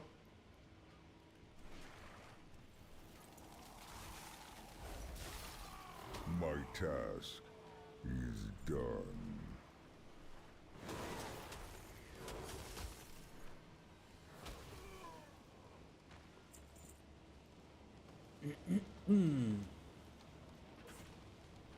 Yeah. I do want to experiment a little bit with the professions. Last. But maybe a little bit later.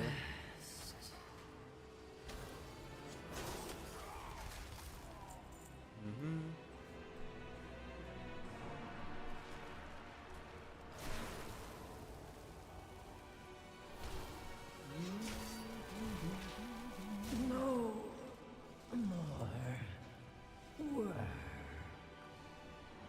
Okay, we're going down here, I guess, first.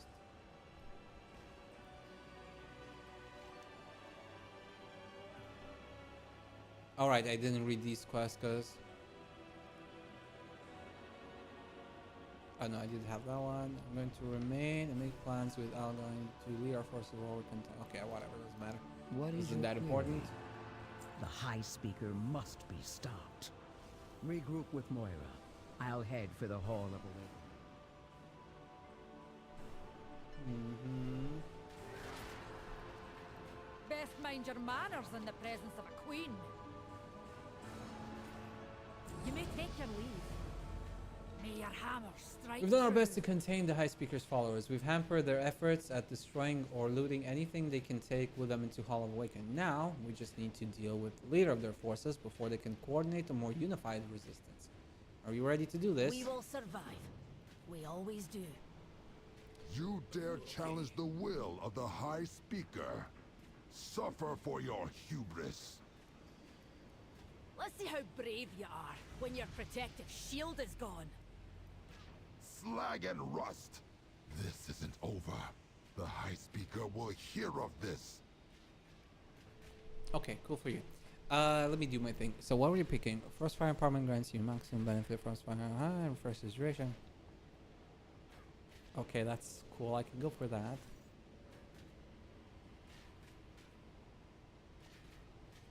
Imbue warding I kind of like. The cooldown fire spells reduced by 30%. Okay.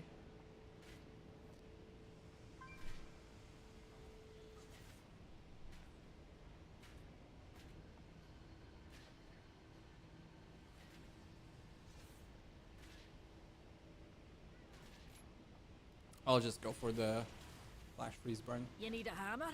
Or an open hand? Okay, let's go. Let's go. Supervisor Varric slain. Let's go. We've caught up to him. Champion, take him out. I'll guard the rear.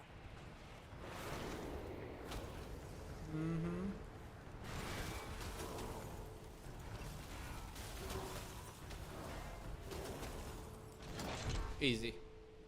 Easy peasy lemon squeezy. Get away!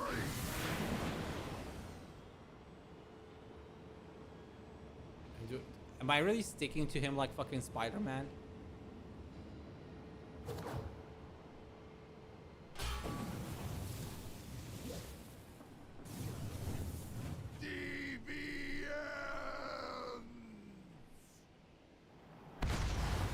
Bye bye.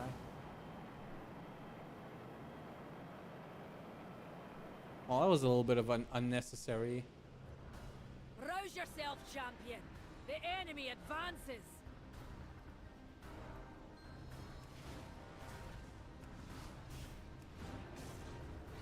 What do we have? Levels here? Okay.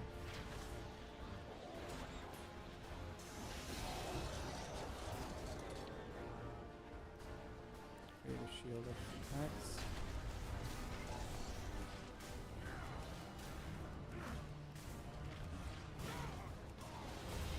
Oh, it's kind of cute, but it's also nothing special.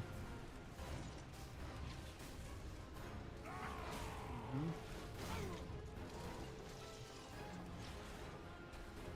Mhm.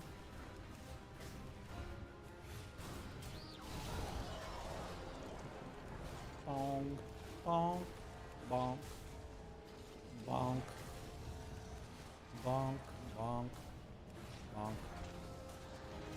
Well done. Now let's regroup ahead. That didn't make any sense though. Like I was on the floor, not able to fly, and then it was up in the what? Like, what?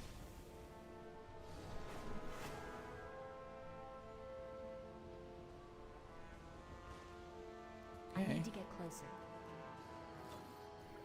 Okay, you know what? It is what it is. Again, as per usual, it is what it is. Like, yeah, I'm gonna get that disturbed earth.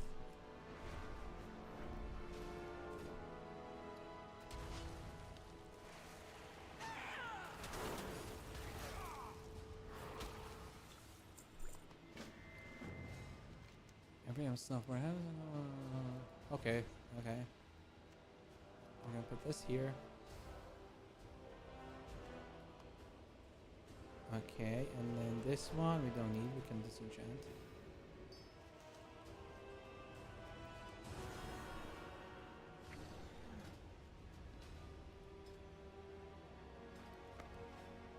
I'm still not sure what this means. I got this thing. 5 skill when disenchanted cows Algar equipment. I didn't get skills points, so I'm not. Oh no, it's plus 5 skill as in I get more reagents sometimes. I guess that's what it means. Never mind.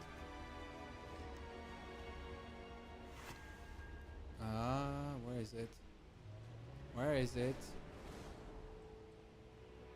Is it below here? No. It's somewhere high up. Ah, it's up there.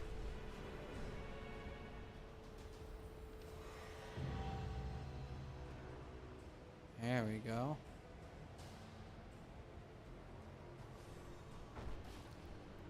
Let's get down to business then. The ring deep should be safe for now, but the high speaker. Mind yourself, champion. We need to follow Speaker Brent into the Hall of Awakening. If you hear anything I note, let me know. I dismiss you. Esteemed Earthen. Oh right, I did get a You may trinket. take your leave. Let me replace this. Oh no, it's a ring, but it's still better than what I have. Okay. East Mastery. It's a ring. Okay.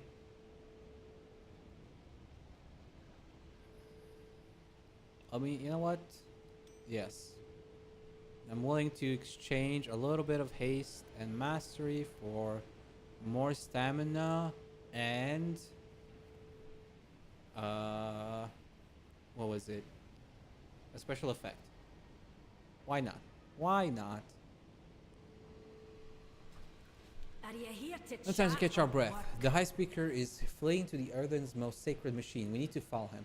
Remember, we're doing this for the Earthen, for justice. For all the brothers and sisters and comrades who fall into the High Speaker's hubris. Confront the High Speaker inside the Hall of Awakening and we get a trinket. That's better than what we have. Absolutely. Mind yourself, champion. We need you. Brinth is already inside the Hall of Awakening. Let's move.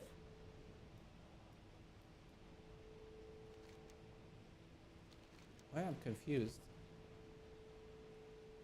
Why are there two entrances?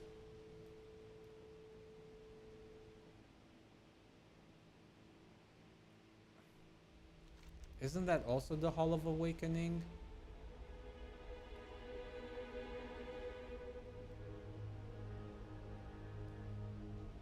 I can hardly believe it.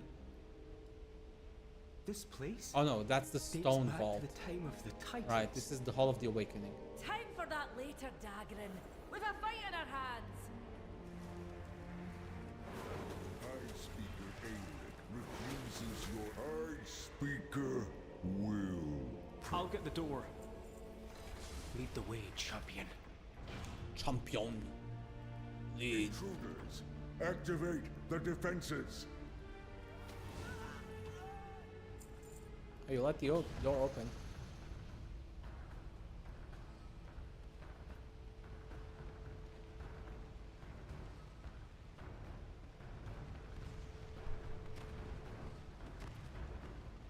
Champion!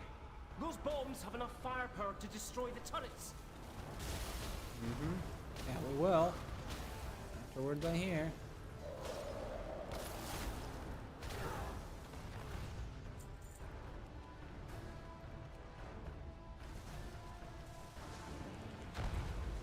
Okay.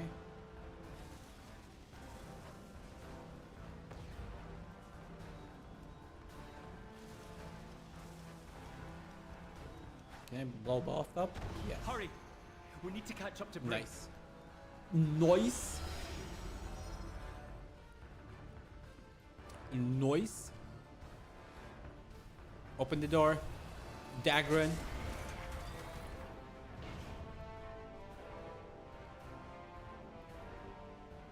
Open the other gate, boy.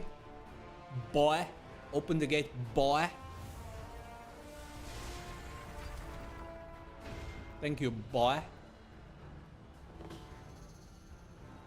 We're near the stone vault. That's where the dormant earthen are stored. And if those earthen awaken at Scarden. Get those doors open, lad. And fast.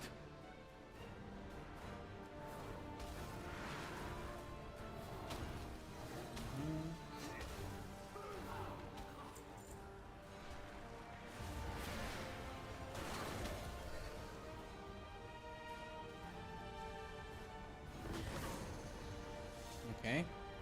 This configuration? I've read about this. Proper alignment of the runes should open the way. Okay. Good for you, kid.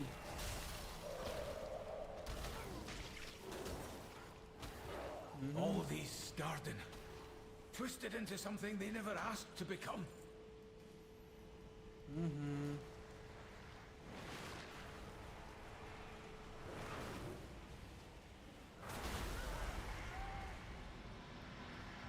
Stay near me, champion.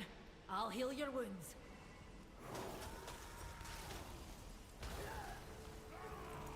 Easy peasy. I need a target.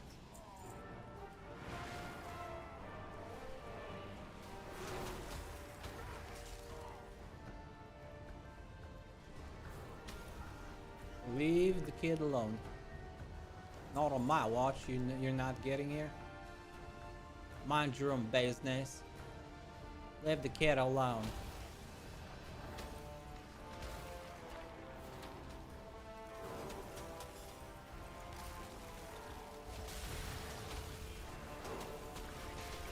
I don't have a target.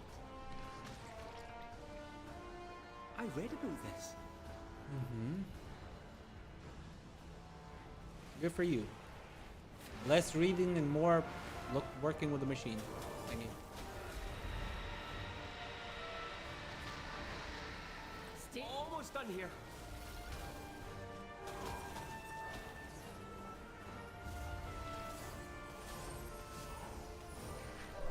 I probably should use that first, but whatever. I did it the other way around.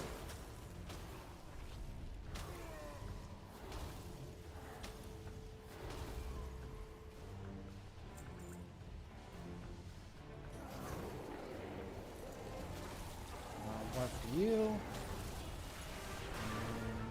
One for you. Almost done here. Wait, that's not what I targeted, but okay.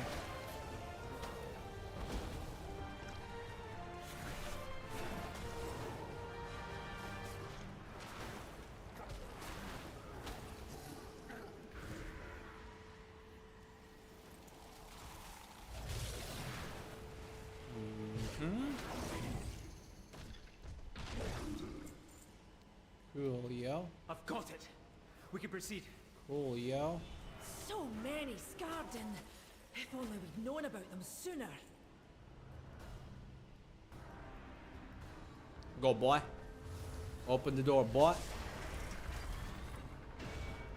I got some fighting to do. So, you're relentless, vindictive, and misguided. Perhaps my golems can show you the error of your ways.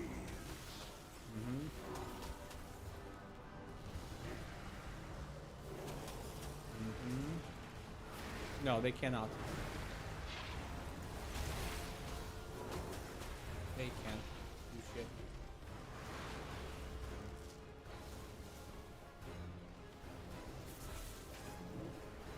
No.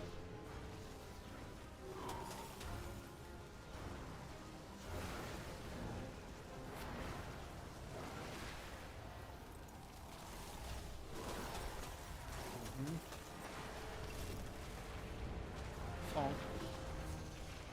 Easy.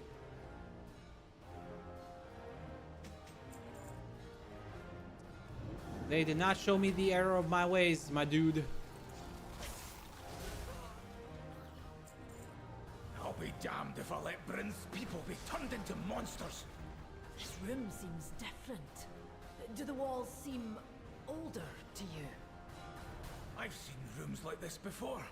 There's Titan machinery in here. Duh. Outside the earthen rebuilt the machines. But the oldest ones remain It is time to step down, High Speaker. Everyone knows. What are you done? Okay. Let's blow this joint.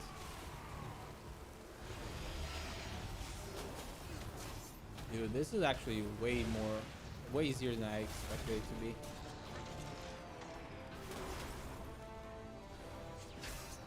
Is it just that I'm overgeared? Or are the numbers just tuned a little bit on the lower side? I don't know. It is done! Now, with this power, all Earthen shall awaken.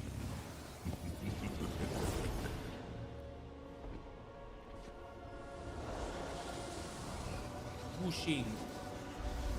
Whoosh, whoosh, whoosh, whoosh, whoosh.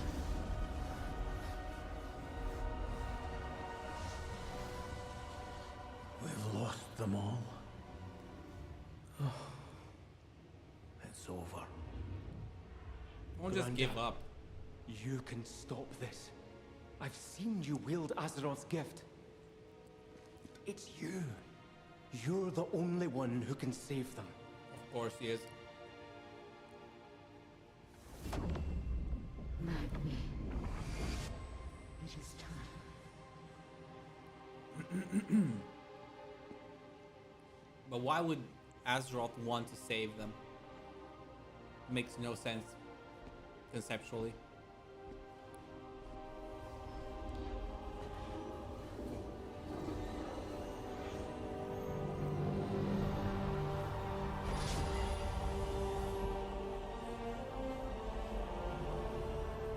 Azeroth, let your blessing pass to them.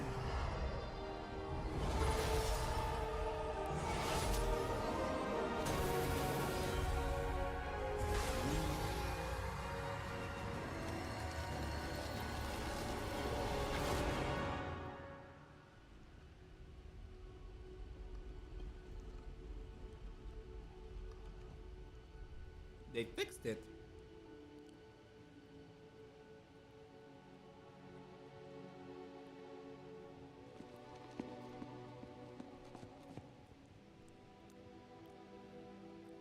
You did it, Granda. You saved them.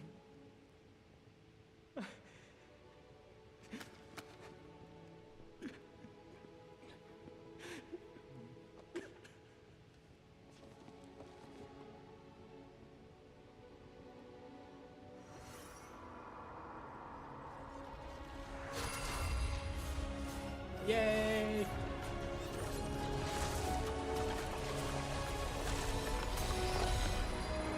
He has been released from servitude.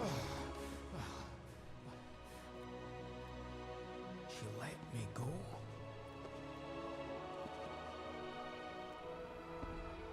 You woke me.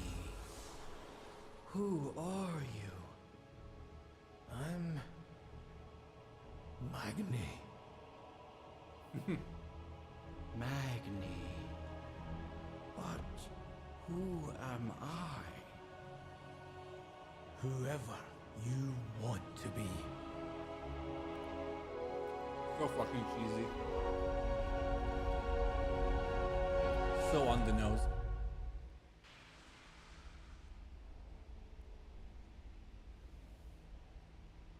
So on the nose. Yeah, it's all the magical teardrop, yeah.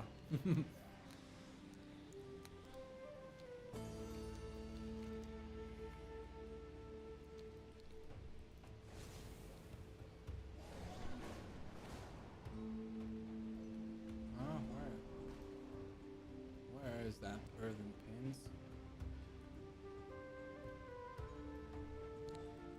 Is it this way?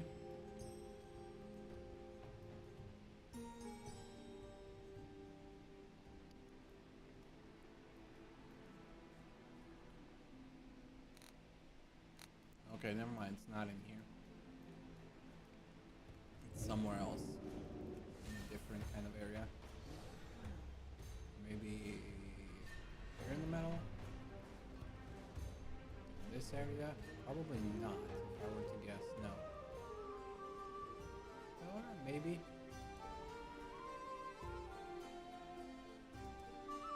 Let me go down here.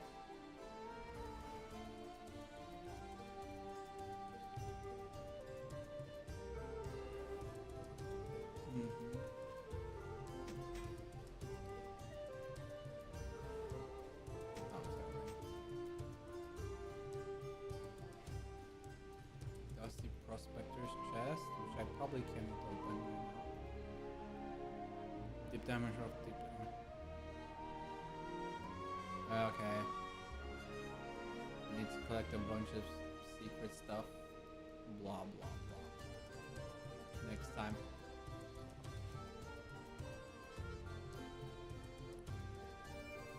Not this time, my friend. Do you need something? You know what to do. I'll do those later.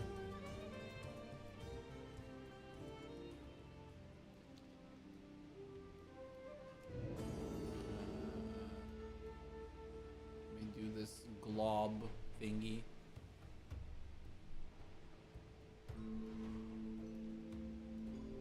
Glob of wax. Assembly of deeps. Do I need to? Okay. Don't ask where I got it. So, Knobble's the odd glob. Cobalt's always happy to take wax off hands. Love wax, almost as much as you love shinies. Mill's working on new project, wax sculpture. He take any wax you find. Give enough and he trade you shiny rocks as proof your help. Bring back to me, have all kinds of stuff we find to give you for helping. Some even good. Try out. I'll give you some old wax to give Mills for shiny pebble. Even have secret stash of real good stuff. If everyone get together and give loads of wax, I break out and offer trade. Bring back more shiny things. Statue of Dagran, okay. Hey, hey, we're friends, okay? Okay. It's not junk, it's treasure. Oh, someone picky. Wax donated.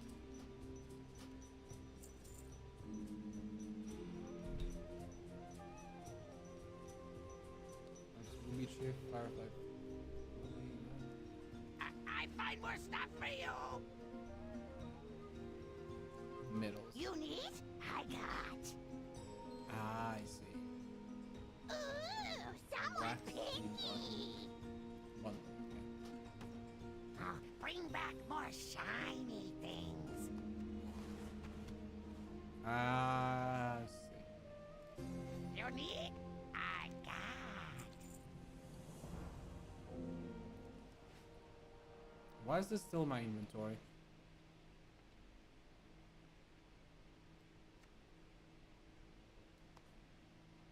That's confusing. But okay, I guess I'll pass it on.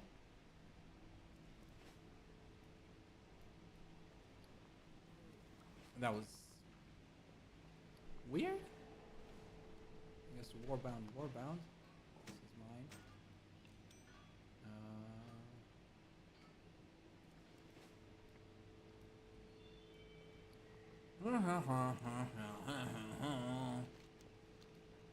Am I going the right way? I think I am. Yes. And no do it! Bring back snack! He's gone? He really gone? As far as I'm concerned, he just abdicated his authority. I know where he fled, and I don't care. Now that the awakening machine is operational again, we can step up and set things right. We will survive. Okay. We always do. Which one do we replace? I think the ebony scale is probably the better one to replace overall.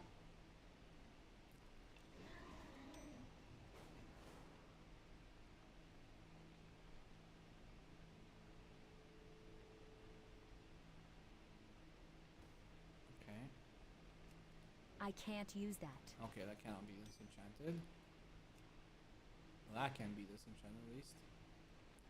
Oh, we don't need that. Okay, hint of fear. The three hammers stand as I one. don't care about that. I want machines. May your hammer strike true. Ah, Shiva, the blood elf of the hour. We are just discussing you. More announced towards Speaker Brent. There is some unfinished business for us to attend to now that the High Speaker's transgressions have been corrected and the awakening machine restored once more. Care to stick around? Let's get. The High Speaker has ruled for as long as any of us can remember. But he's no longer one of us. Well, sounds like you need a new High Speaker.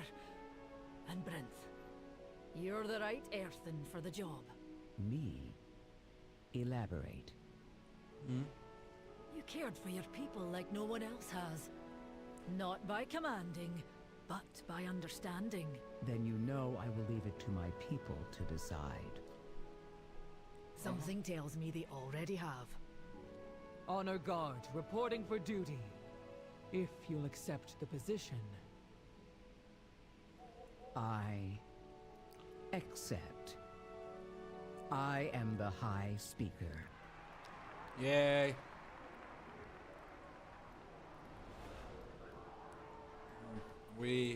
Well, I'm listening. We will survive. We always do. Super anticlimactic, but okay. May your hammer strike true. Our new Cobalt friends have been moving to Gundargaz. They've also been gathering odds and ends from around Ringing Dips. You should check in with the Quartermaster. Go have a look at what they've collected. If you hear Okay. anything I note, let me know.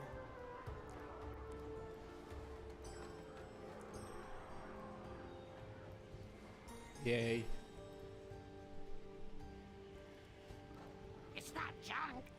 It's treasure. I mean, I could spend my hard-earned resonance crystals on a necklace that I'm going to replace really soon. Or I cannot. I find more stuff for you. You don't come by that resin easily, and I have a feeling I'll need far more very soon My life, not very sharp. for a better You may thing. take your leave. Okay, cool. Mind yourself, champion. The Ringing Deeps We is need you. complete. Best mind your manners in the presence of a queen.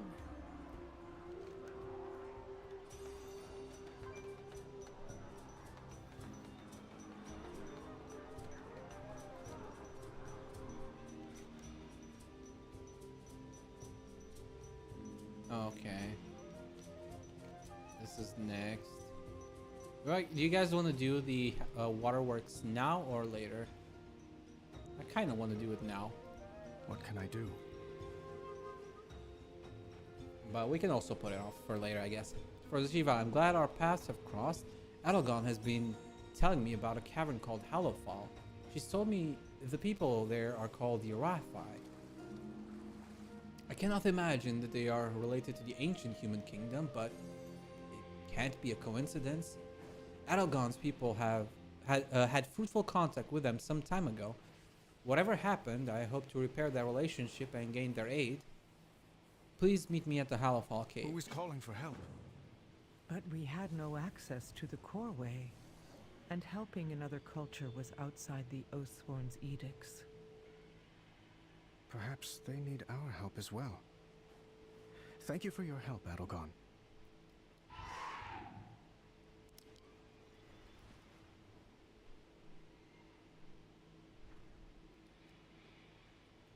I mean, let me... Where's the... inn? This was the inn, right? No, this wasn't the inn. This up here was the inn, I think. No, this wasn't the inn either. Is it down here? Is this the inn? Yes, this is the inn. Praise the machine. Okay. Don't care about this Hearthstone. I wish they would stop doing that. I need to go to Valdraken just to get this quest out of my inventory. Actually, do I want to? I'm probably gonna leave it for later. Weapons of a Feather.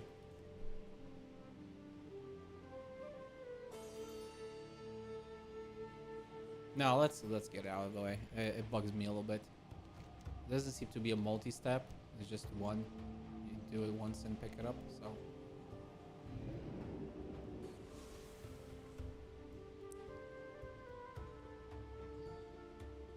Let me get that.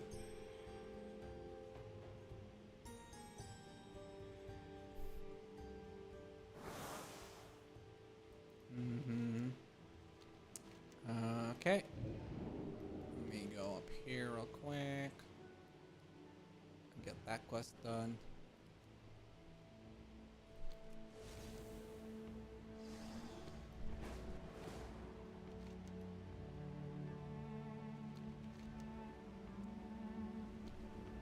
Let me just get this quest real quick. It'd take a hand's worth of these hill dwarves to bring one from the Airy down.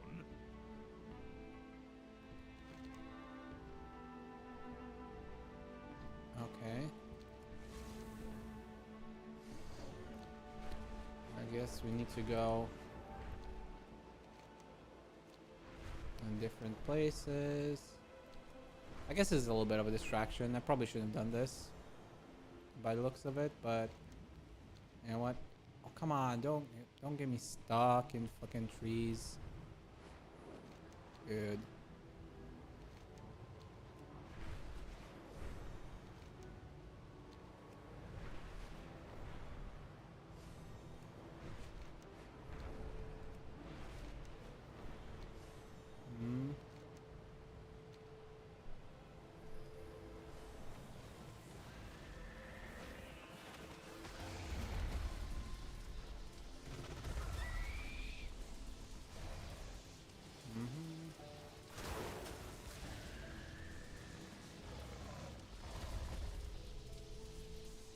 Okay, that's one found. Marukai next, I guess.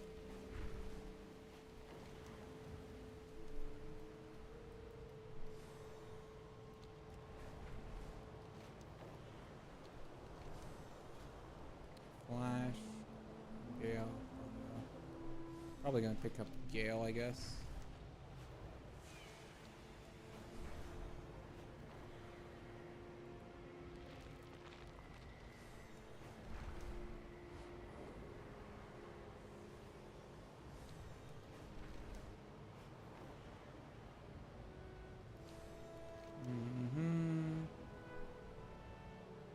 Bunch of quests, but we're not doing any of these.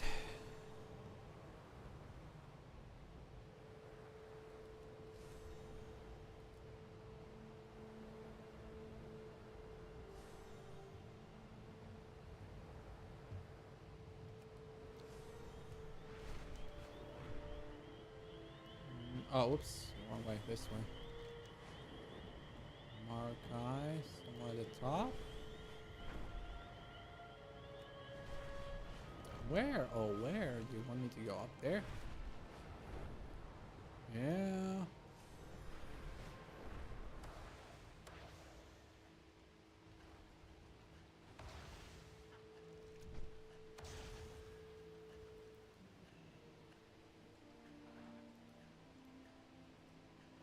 I have no idea what that was about. Why I keep getting pushed back? That was weird. Anyway, where's the last one? Okay.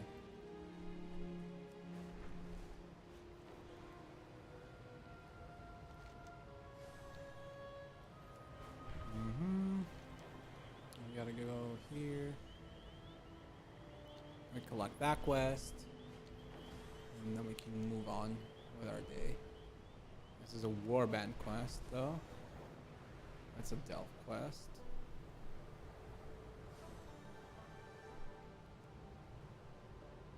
And then I can go back there. By the way, what's the quick quote-unquote way to get to Kazalgar? Because when you start the quest, it's the teleport from, you know, the Dalaran teleports you, teleports there, right? Like, how do you get that from the world is what I mean. Never explained it, I don't think. Oh, is there a portal maybe? Probably is. I'm guessing in the portal room. Because I do think they put up some portals, I guess, in Kazalgar. So maybe there is some kind of portal somewhere. Deep in their fortress, the Zoradan... Don't care.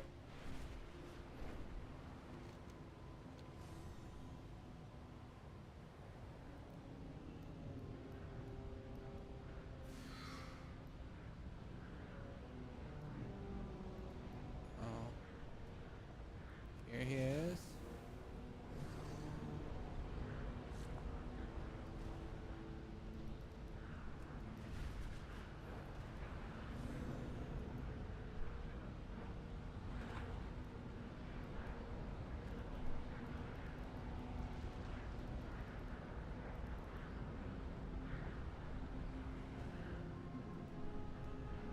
I guess I just have to wait for him here.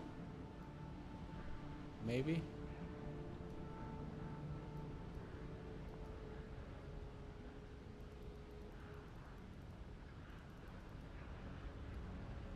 There we go.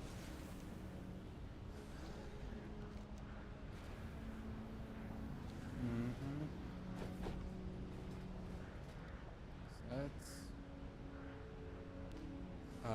pet swa sukyu u le. There you go. Your friends are back. Oh, we got all three. Okay, cool. Even better. Okay, dismiss. And I got 4 new pets, I guess. Okay, now we go teleport to Orgrimmar, I guess. And we're looking for a portal, right? Should have a portal that leads there. I wonder where that portal appeared. Dalaran, Jade Forest, Zuldazar, Azuna, Oribos, Valdraken, Silvermoon. None of these are on the right portals. Go. Where is the portal that leads to the Ringing Deeps? Well, not Ringing Deeps, but you know what I mean.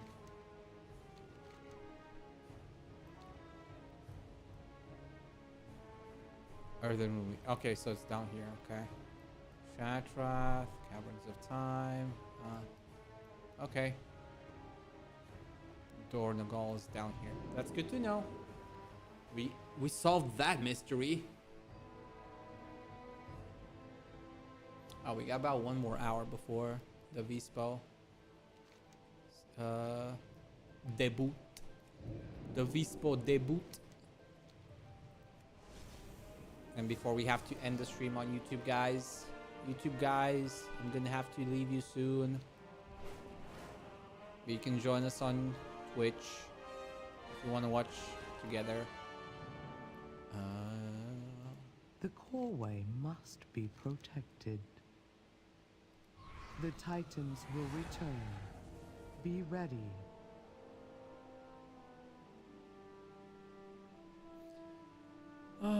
We storms were time made to fight into. Show me how power. Storm spirits by slaying powerful creatures. We will continue speaking later.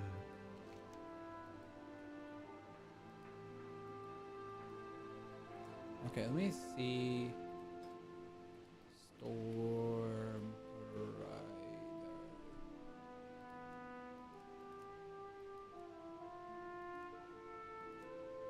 Storm Rider. I can't see the other ones. That's kind of dumb. Why don't they let us view them? Shire. Is this related to the dungeon? Should I have taken this quest? Do you have a query? No, whatever. Shire is over there. Okay, never mind. We're not doing those quests. We're gonna go Hearthstone to Gundargaz.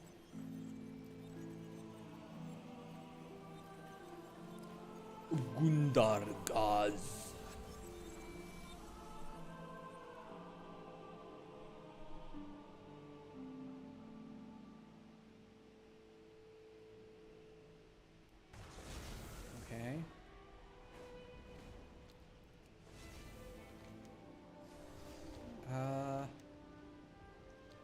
Should we do the delve or not?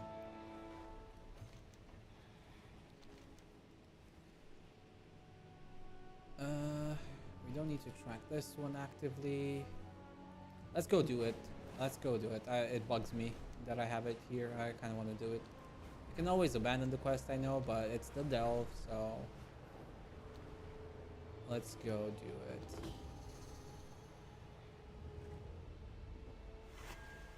Oh, down here. Oh wait, there's also glyphs somewhere around here. I heard the sound. Oh, it's over there. Let me get a Z glyph real quick while we're at it. And now we go back here. It's in here, right? Yeah, it's in here. Let's go delve. Let's go. We can only do level 3 though. What did we do? What did we do? Is it expansion features?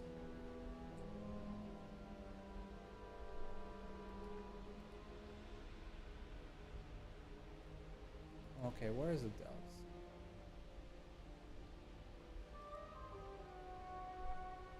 No. Oh, delves has its own category. Oh, right, because it's gonna be a recurring feature, right? Okay, so to unlock level 4, you need to reach level 80 and complete the Khazalgar main story campaign on your warband. Okay, we cannot continue to the higher tiers before that. And then here, complete 10 delves, raise a companion to level 10, complete a puzzle within a delve, open a bountiful coffer with a restored coffer key, open 10 hidden troves using Delver's bounties. No idea what it was. Mislaid curiosities and delves. Complete the war within delves below. Complete all war with achievements below. And then Glory of the Delver. Complete Ivor Goliath. Okay. Got it. Well. That device keeps us safe from the poison. Hold on to it.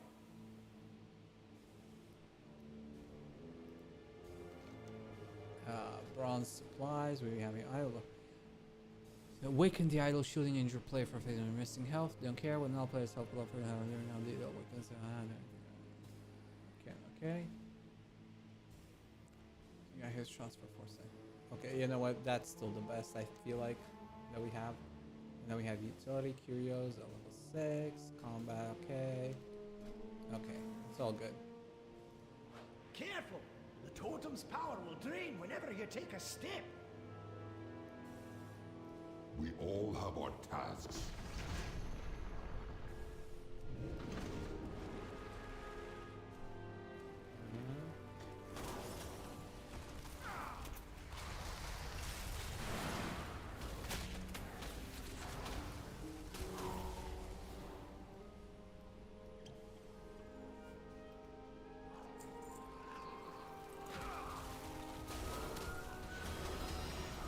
What's the devil sword doing? Is it just sitting there and doing nothing? We got to dodge! Hey! Oh, don't go dying on me! Interrupt. Okay, that's interesting. That device keeps us safe from the poison. Hold on to it. Okay, I was a little bit. I didn't actually think it would deal that much damage, but I guess that is just an avoidable attack. Full stop. Like short of like ice block or something, you're not dodging that. Shockwave.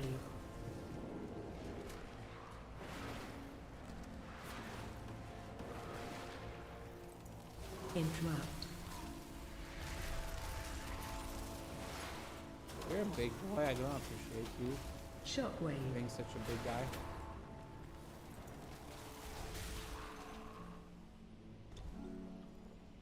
Here's your take of the spoils!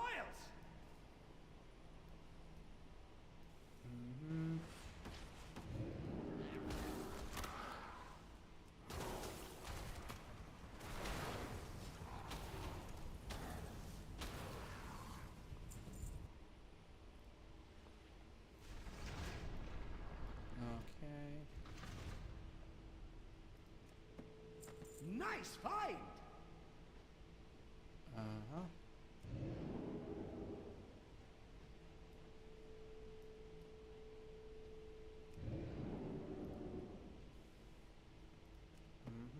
That's more like it!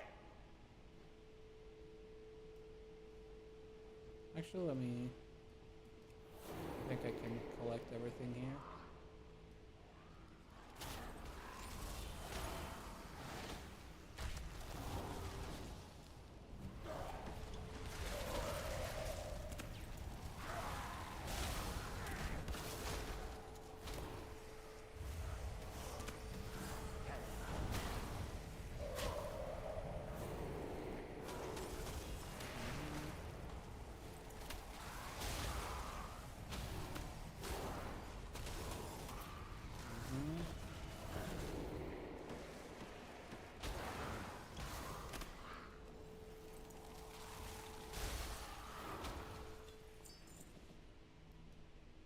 Okay, that was a big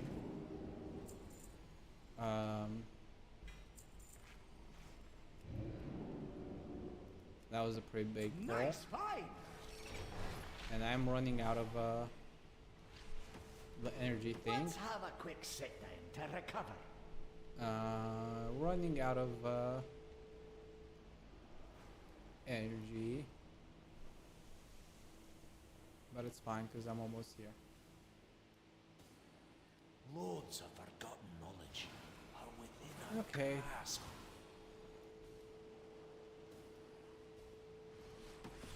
That's more like it. Cool. Collected everything pretty much.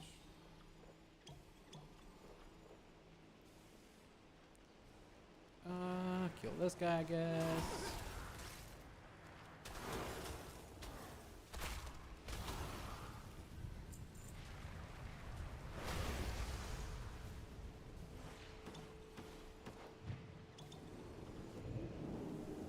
Love being a mage. Dude, what? What do you mean I can't pick that up?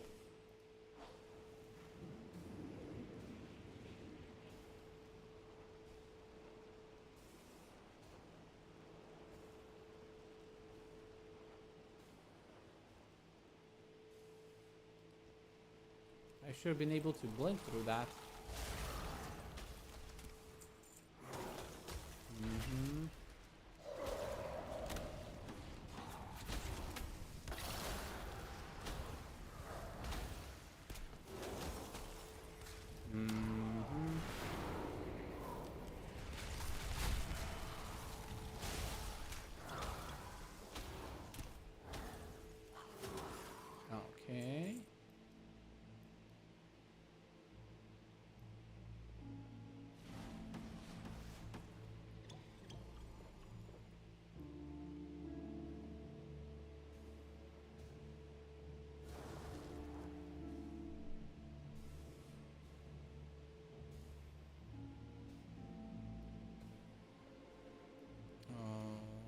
Okay, let me pick this up.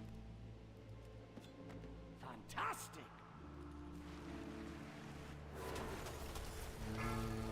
This guy.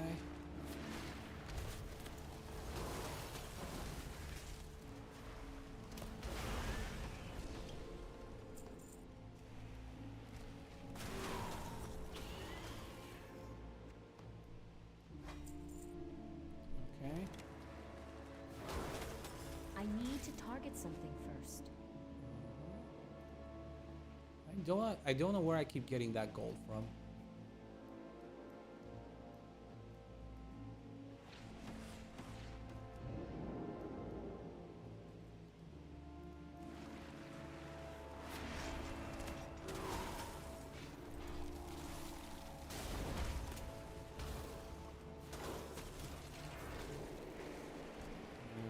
Shockwave.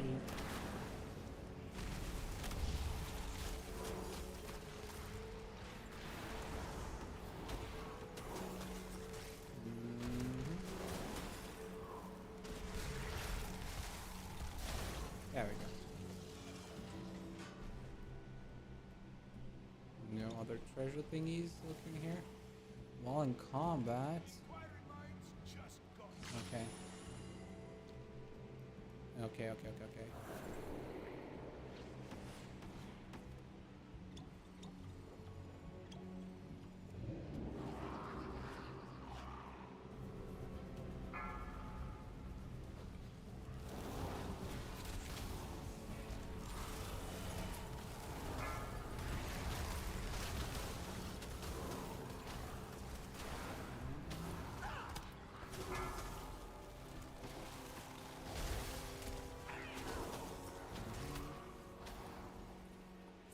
Okay, cool. Got everything. Oh, we got that guy.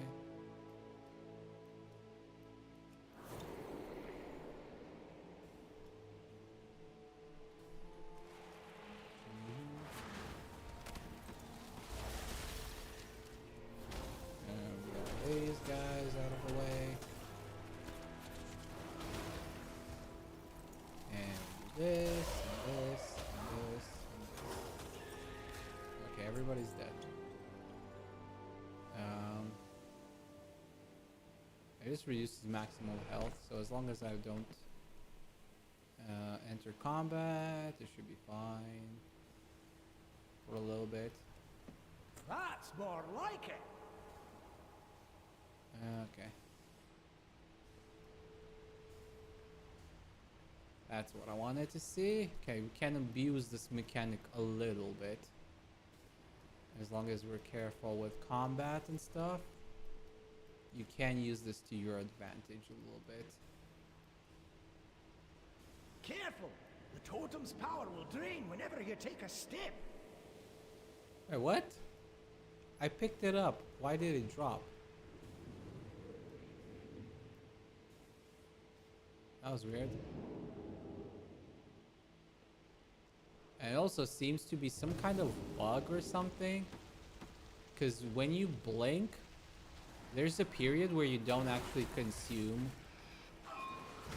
any kind of steps. Like almost equivalent to what you would transpire, I guess? I'm not sure. It's a little bit weird. It's a bit finicky.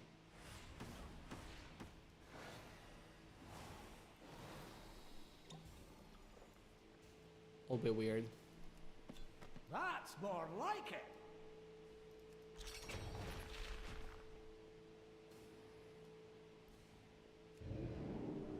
Weird.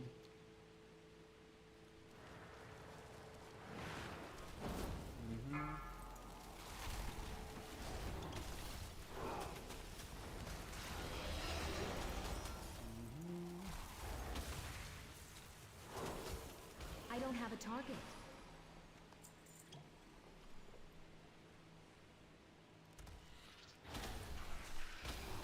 Okay. I don't see anything on the ground.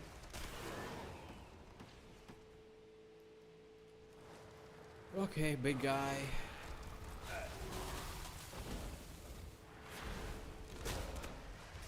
Shockwave.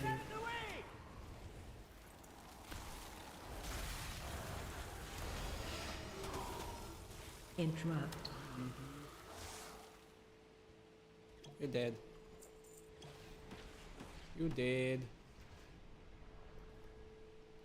Uh-huh.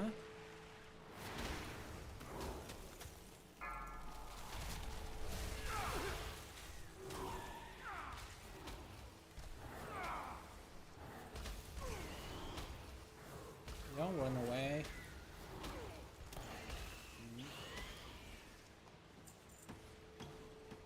Don't make me cast. Found a bit of gold. Oh, okay, so it's Brand that keeps finding gold, I guess. I see now. Charging. Move. Nope. I need a target.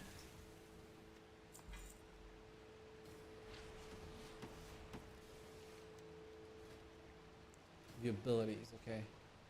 Now, Dwarven Medicine, Rocks already, Holy Shot 30, Brand throws his rope to free players from stuns, while on the snares. Brand summons the devils, alright. Hopefully it hatches.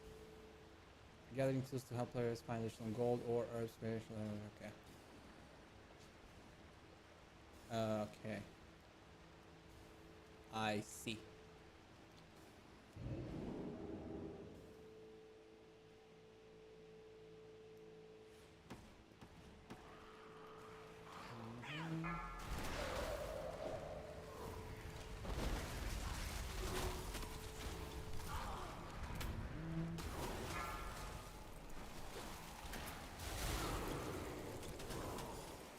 Why are you so tough, man?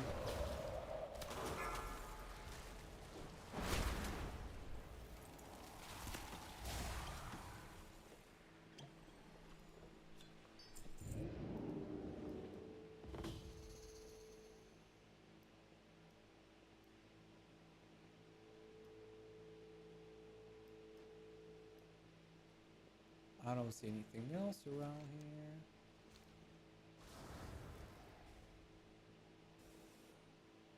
Good find. Let's see. Anything on the side? Doesn't look like it. I see an air purifier there.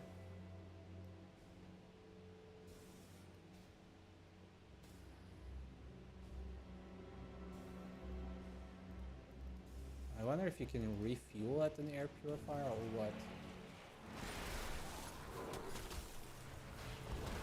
Watch your step.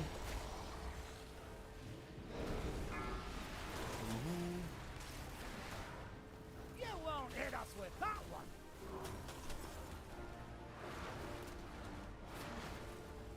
AOE incoming. Please, please. Okay, cool. Oh, ooh, a chest somewhere. Supplies. I didn't see that. I didn't see that when I came down here. What? It didn't appear on the map. Was I just blind? Weird. Could have sworn I looked and I didn't see anything. Nothing there, nothing there.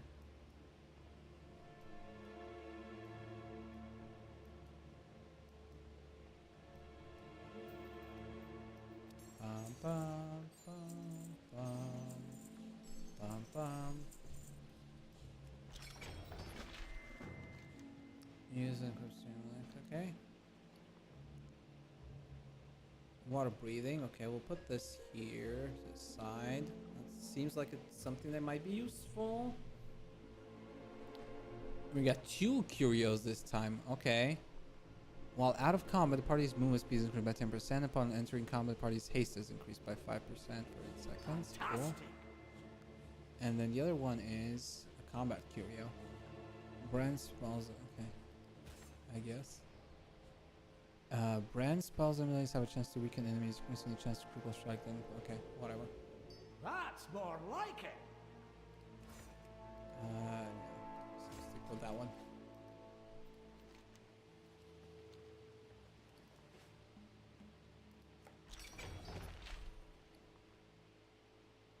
Throw the sack to let the swarm loose, stealing them. Okay, so this is one of those consumables. Okay, we'll put it here with the other consumables.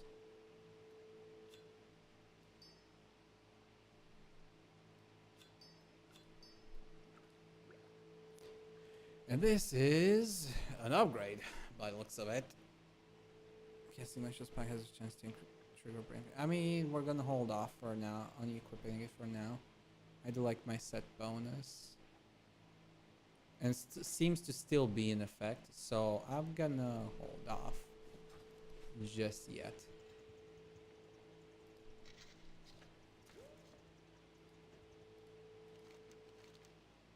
Nice fight! Okay.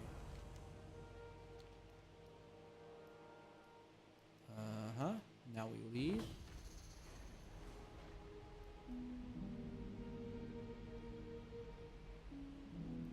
The answers are here. I can feel it. Travel safe. Keep your eyes on the horizon. Okay.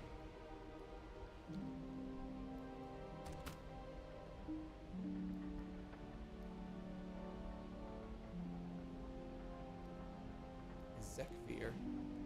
We shall face Zekvir, hand of the Harbinger. We are watching, we are waiting.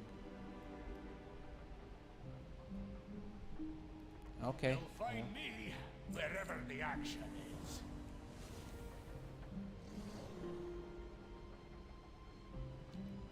Cool. Uh-huh. Cool. We did that. We're not doing those things right now.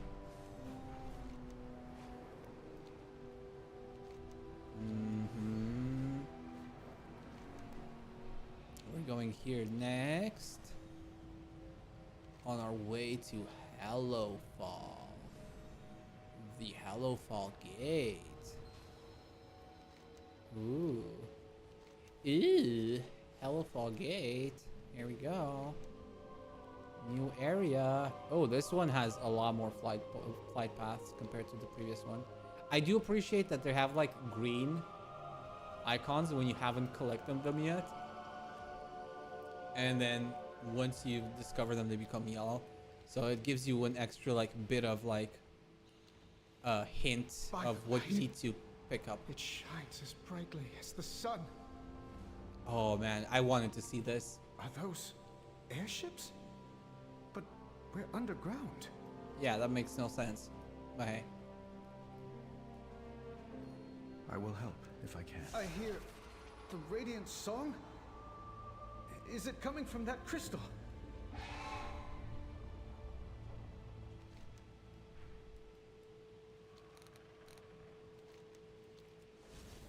It's this weather tome up here.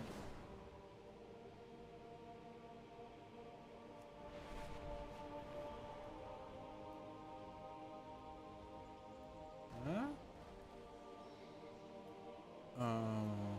Let me see this weather tome thingy.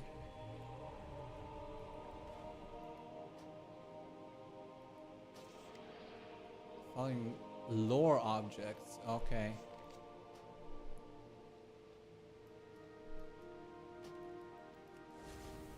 Don't care about it right now. I'm not gonna read the whole thing. We'll leave the lore hunting for later. Just gonna YouTube it like a proper, like, you know, 2024's kid. Instead of like reading it in game, I'm just gonna watch a YouTube video from a lore guy explaining everything. Yeah, that's how we do it.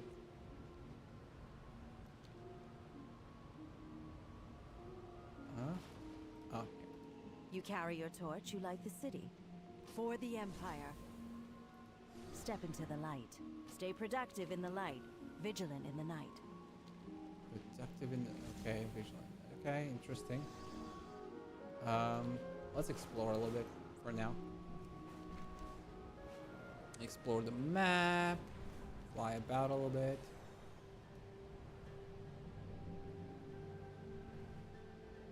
Get the other flight paths as well in the process. Huh? Where? the lunchbox over here. Okay. Radiant remnant. Light for the key flames. Okay. Currency, I guess, for now. Put it there. Who wants to attack me? Okay.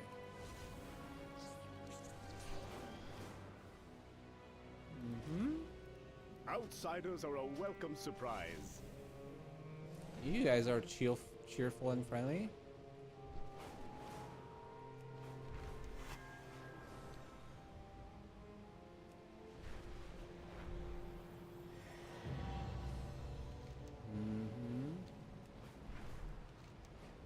Let's go to this one, then we go to that one.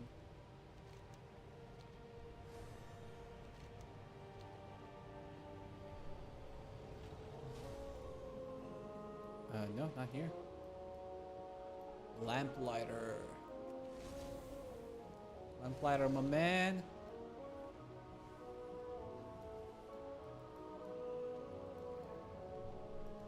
Greetings, There you go, outsider. mage. Yeah, okay, so he's probably one of those spell slingers or something.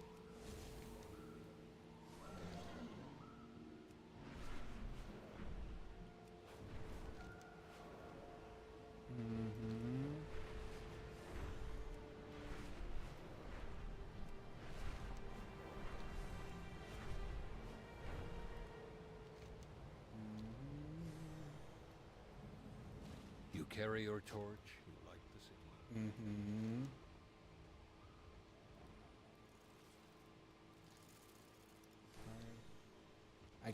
I can't actually fly all the way to the crystal, can I?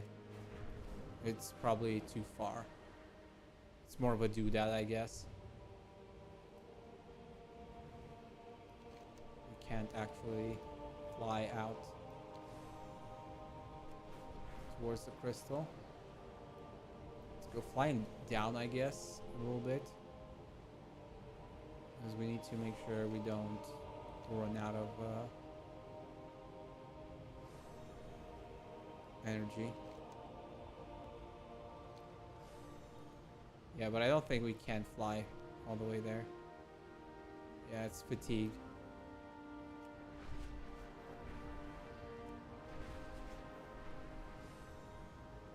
I don't think we can fly there.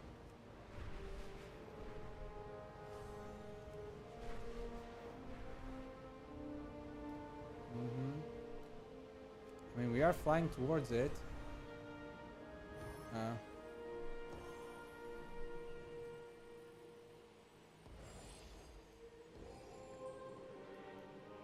Okay, so we can't fly it.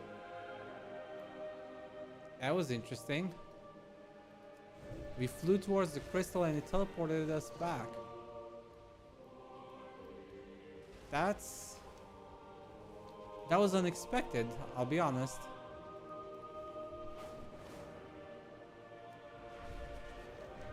I'm gonna have to try that again, but when the crystal's purple, because we know from the promotional material that it turns purple at some point or under certain conditions. So I'm gonna have to try that again, but with the purple crystal instead. I wonder what kind of flavor text we get then.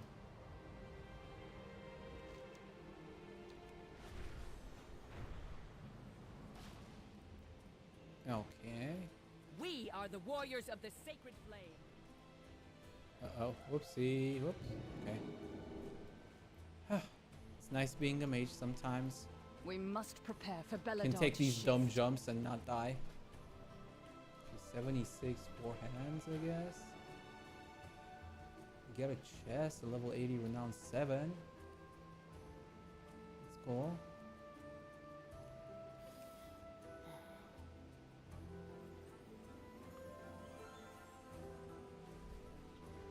Yeah, there's a chest for everybody, I guess.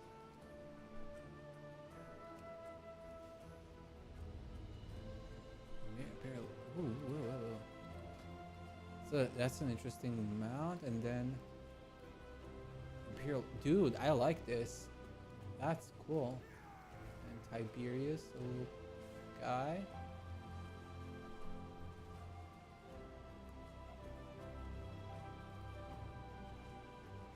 That's cool. Always be prepared. That's cool. I want that.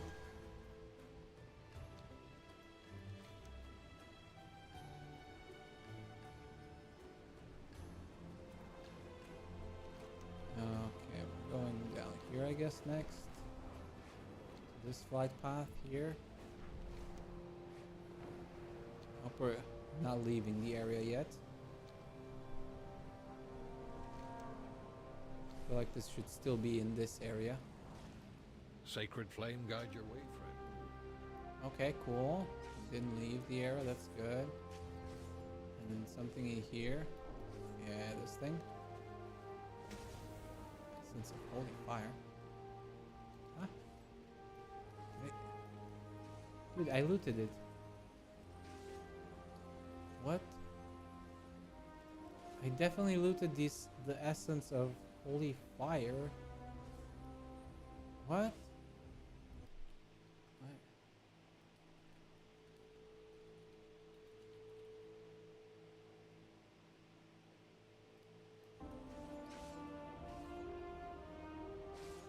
Huh? Why did I not get it? I got sent to my mailbox, I guess. I didn't lose it at the very least. That's good.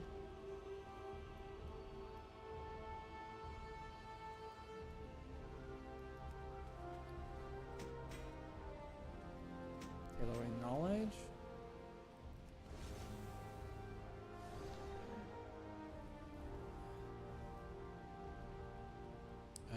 Now I need to find a mailbox. Where is a mailbox? Where is a mailbox when you need it? Oh, and disturbed earth. Let's pick this up.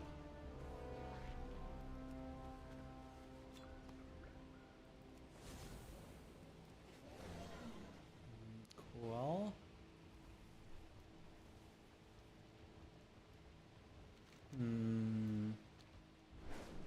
Well, whatever. Let's go towards the next.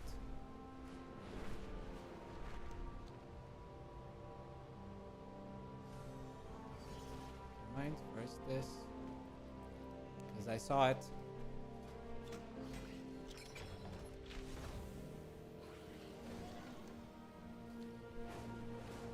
Okay, now we fly back.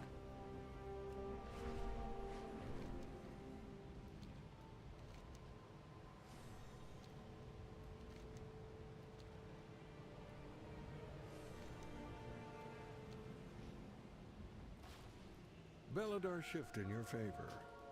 Okay, I think I got all. Oh no, there's one more flight path there, and one more there. And here's the mailbox. What I wanted, and then.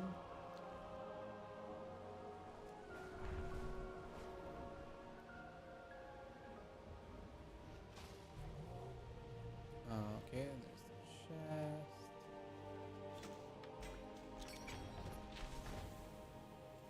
Blossom, whatever that is.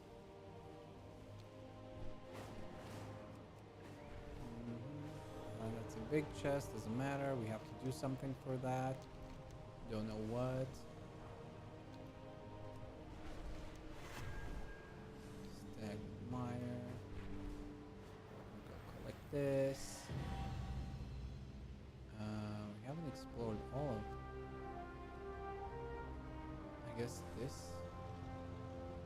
is left. I'm not exactly sure.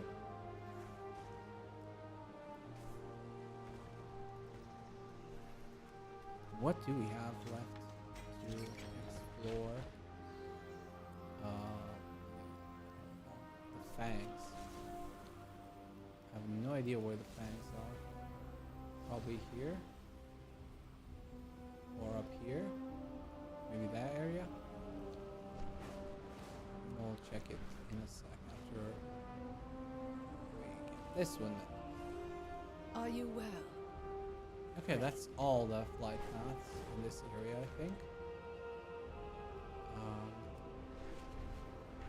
This kind of looks like it could be an area, but also kind of doesn't.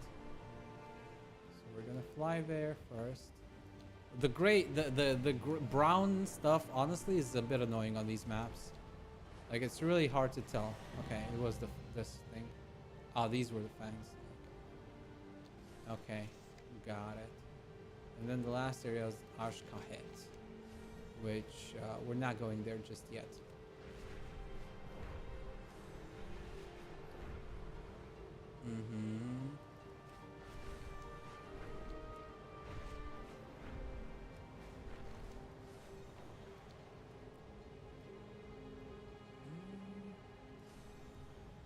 Might as well pick this one up.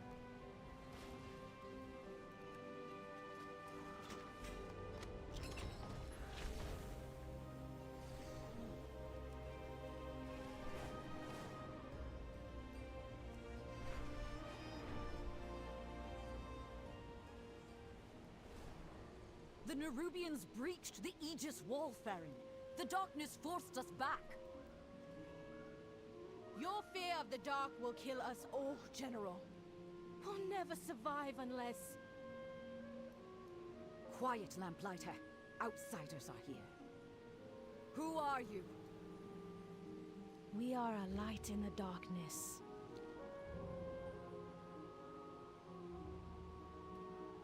A lamplighter brings hope.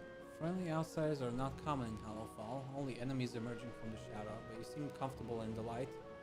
Despite how unusual you may appear, I will welcome you were we not in the midst of a crisis. Be strong, my friend. Many in Hellfall will call you outsider. I would call you friend. I would also ask for your help, if you are no stranger to combat. As per times forged strong friendships, General Steelstrike ordered the army to fall back from the Nerubian onslaught. In doing so, she abandoned Lamplighter and many troops to the darkness. I may not be able to save them on my own, but with your help, I may succeed. If you're willing, ride with me or meet me there. A beacon in the dark. I'm Farron, lamplighter of Hallowfall. I have a relief cart prepped for the war. Will you join me?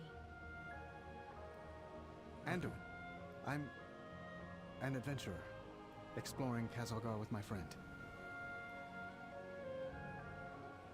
Okay, cool. What do you have to say, General Steelstrike? Not what we expected. I'm General Steelstrike, in command of the army of Hellfall. We would never turn away blade or staff, but we have survived by following the rules of the Shadow Curfew. Careless soldier endangers everyone. We are surrounded by dangers. Okay.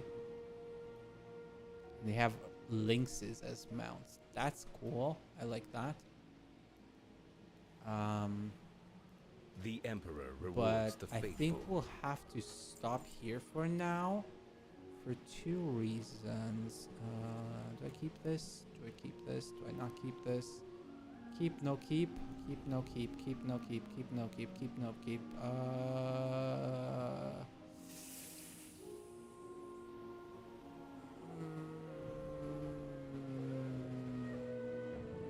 Keep for now, I guess.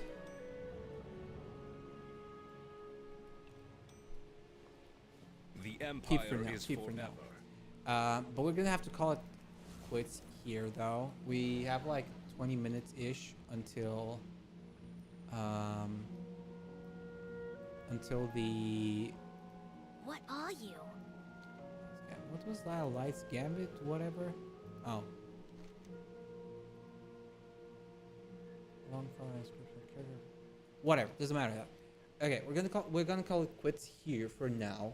Guys, YouTube in particular, we'll stop with the wowing for today, and we're gonna get ready and take a small break on Twitch, and we're gonna get ready for the VSPO, that's the word, VSPO EN debuts, which are first ones up in like 17 minutes. So we're gonna call it quits, YouTube. Thank you very much for hanging out with me. Appreciate it. Love you all. And I hope to see you next time. Take care, YouTube. And for Twitch, I'll see you shortly after a small break. Bye-bye.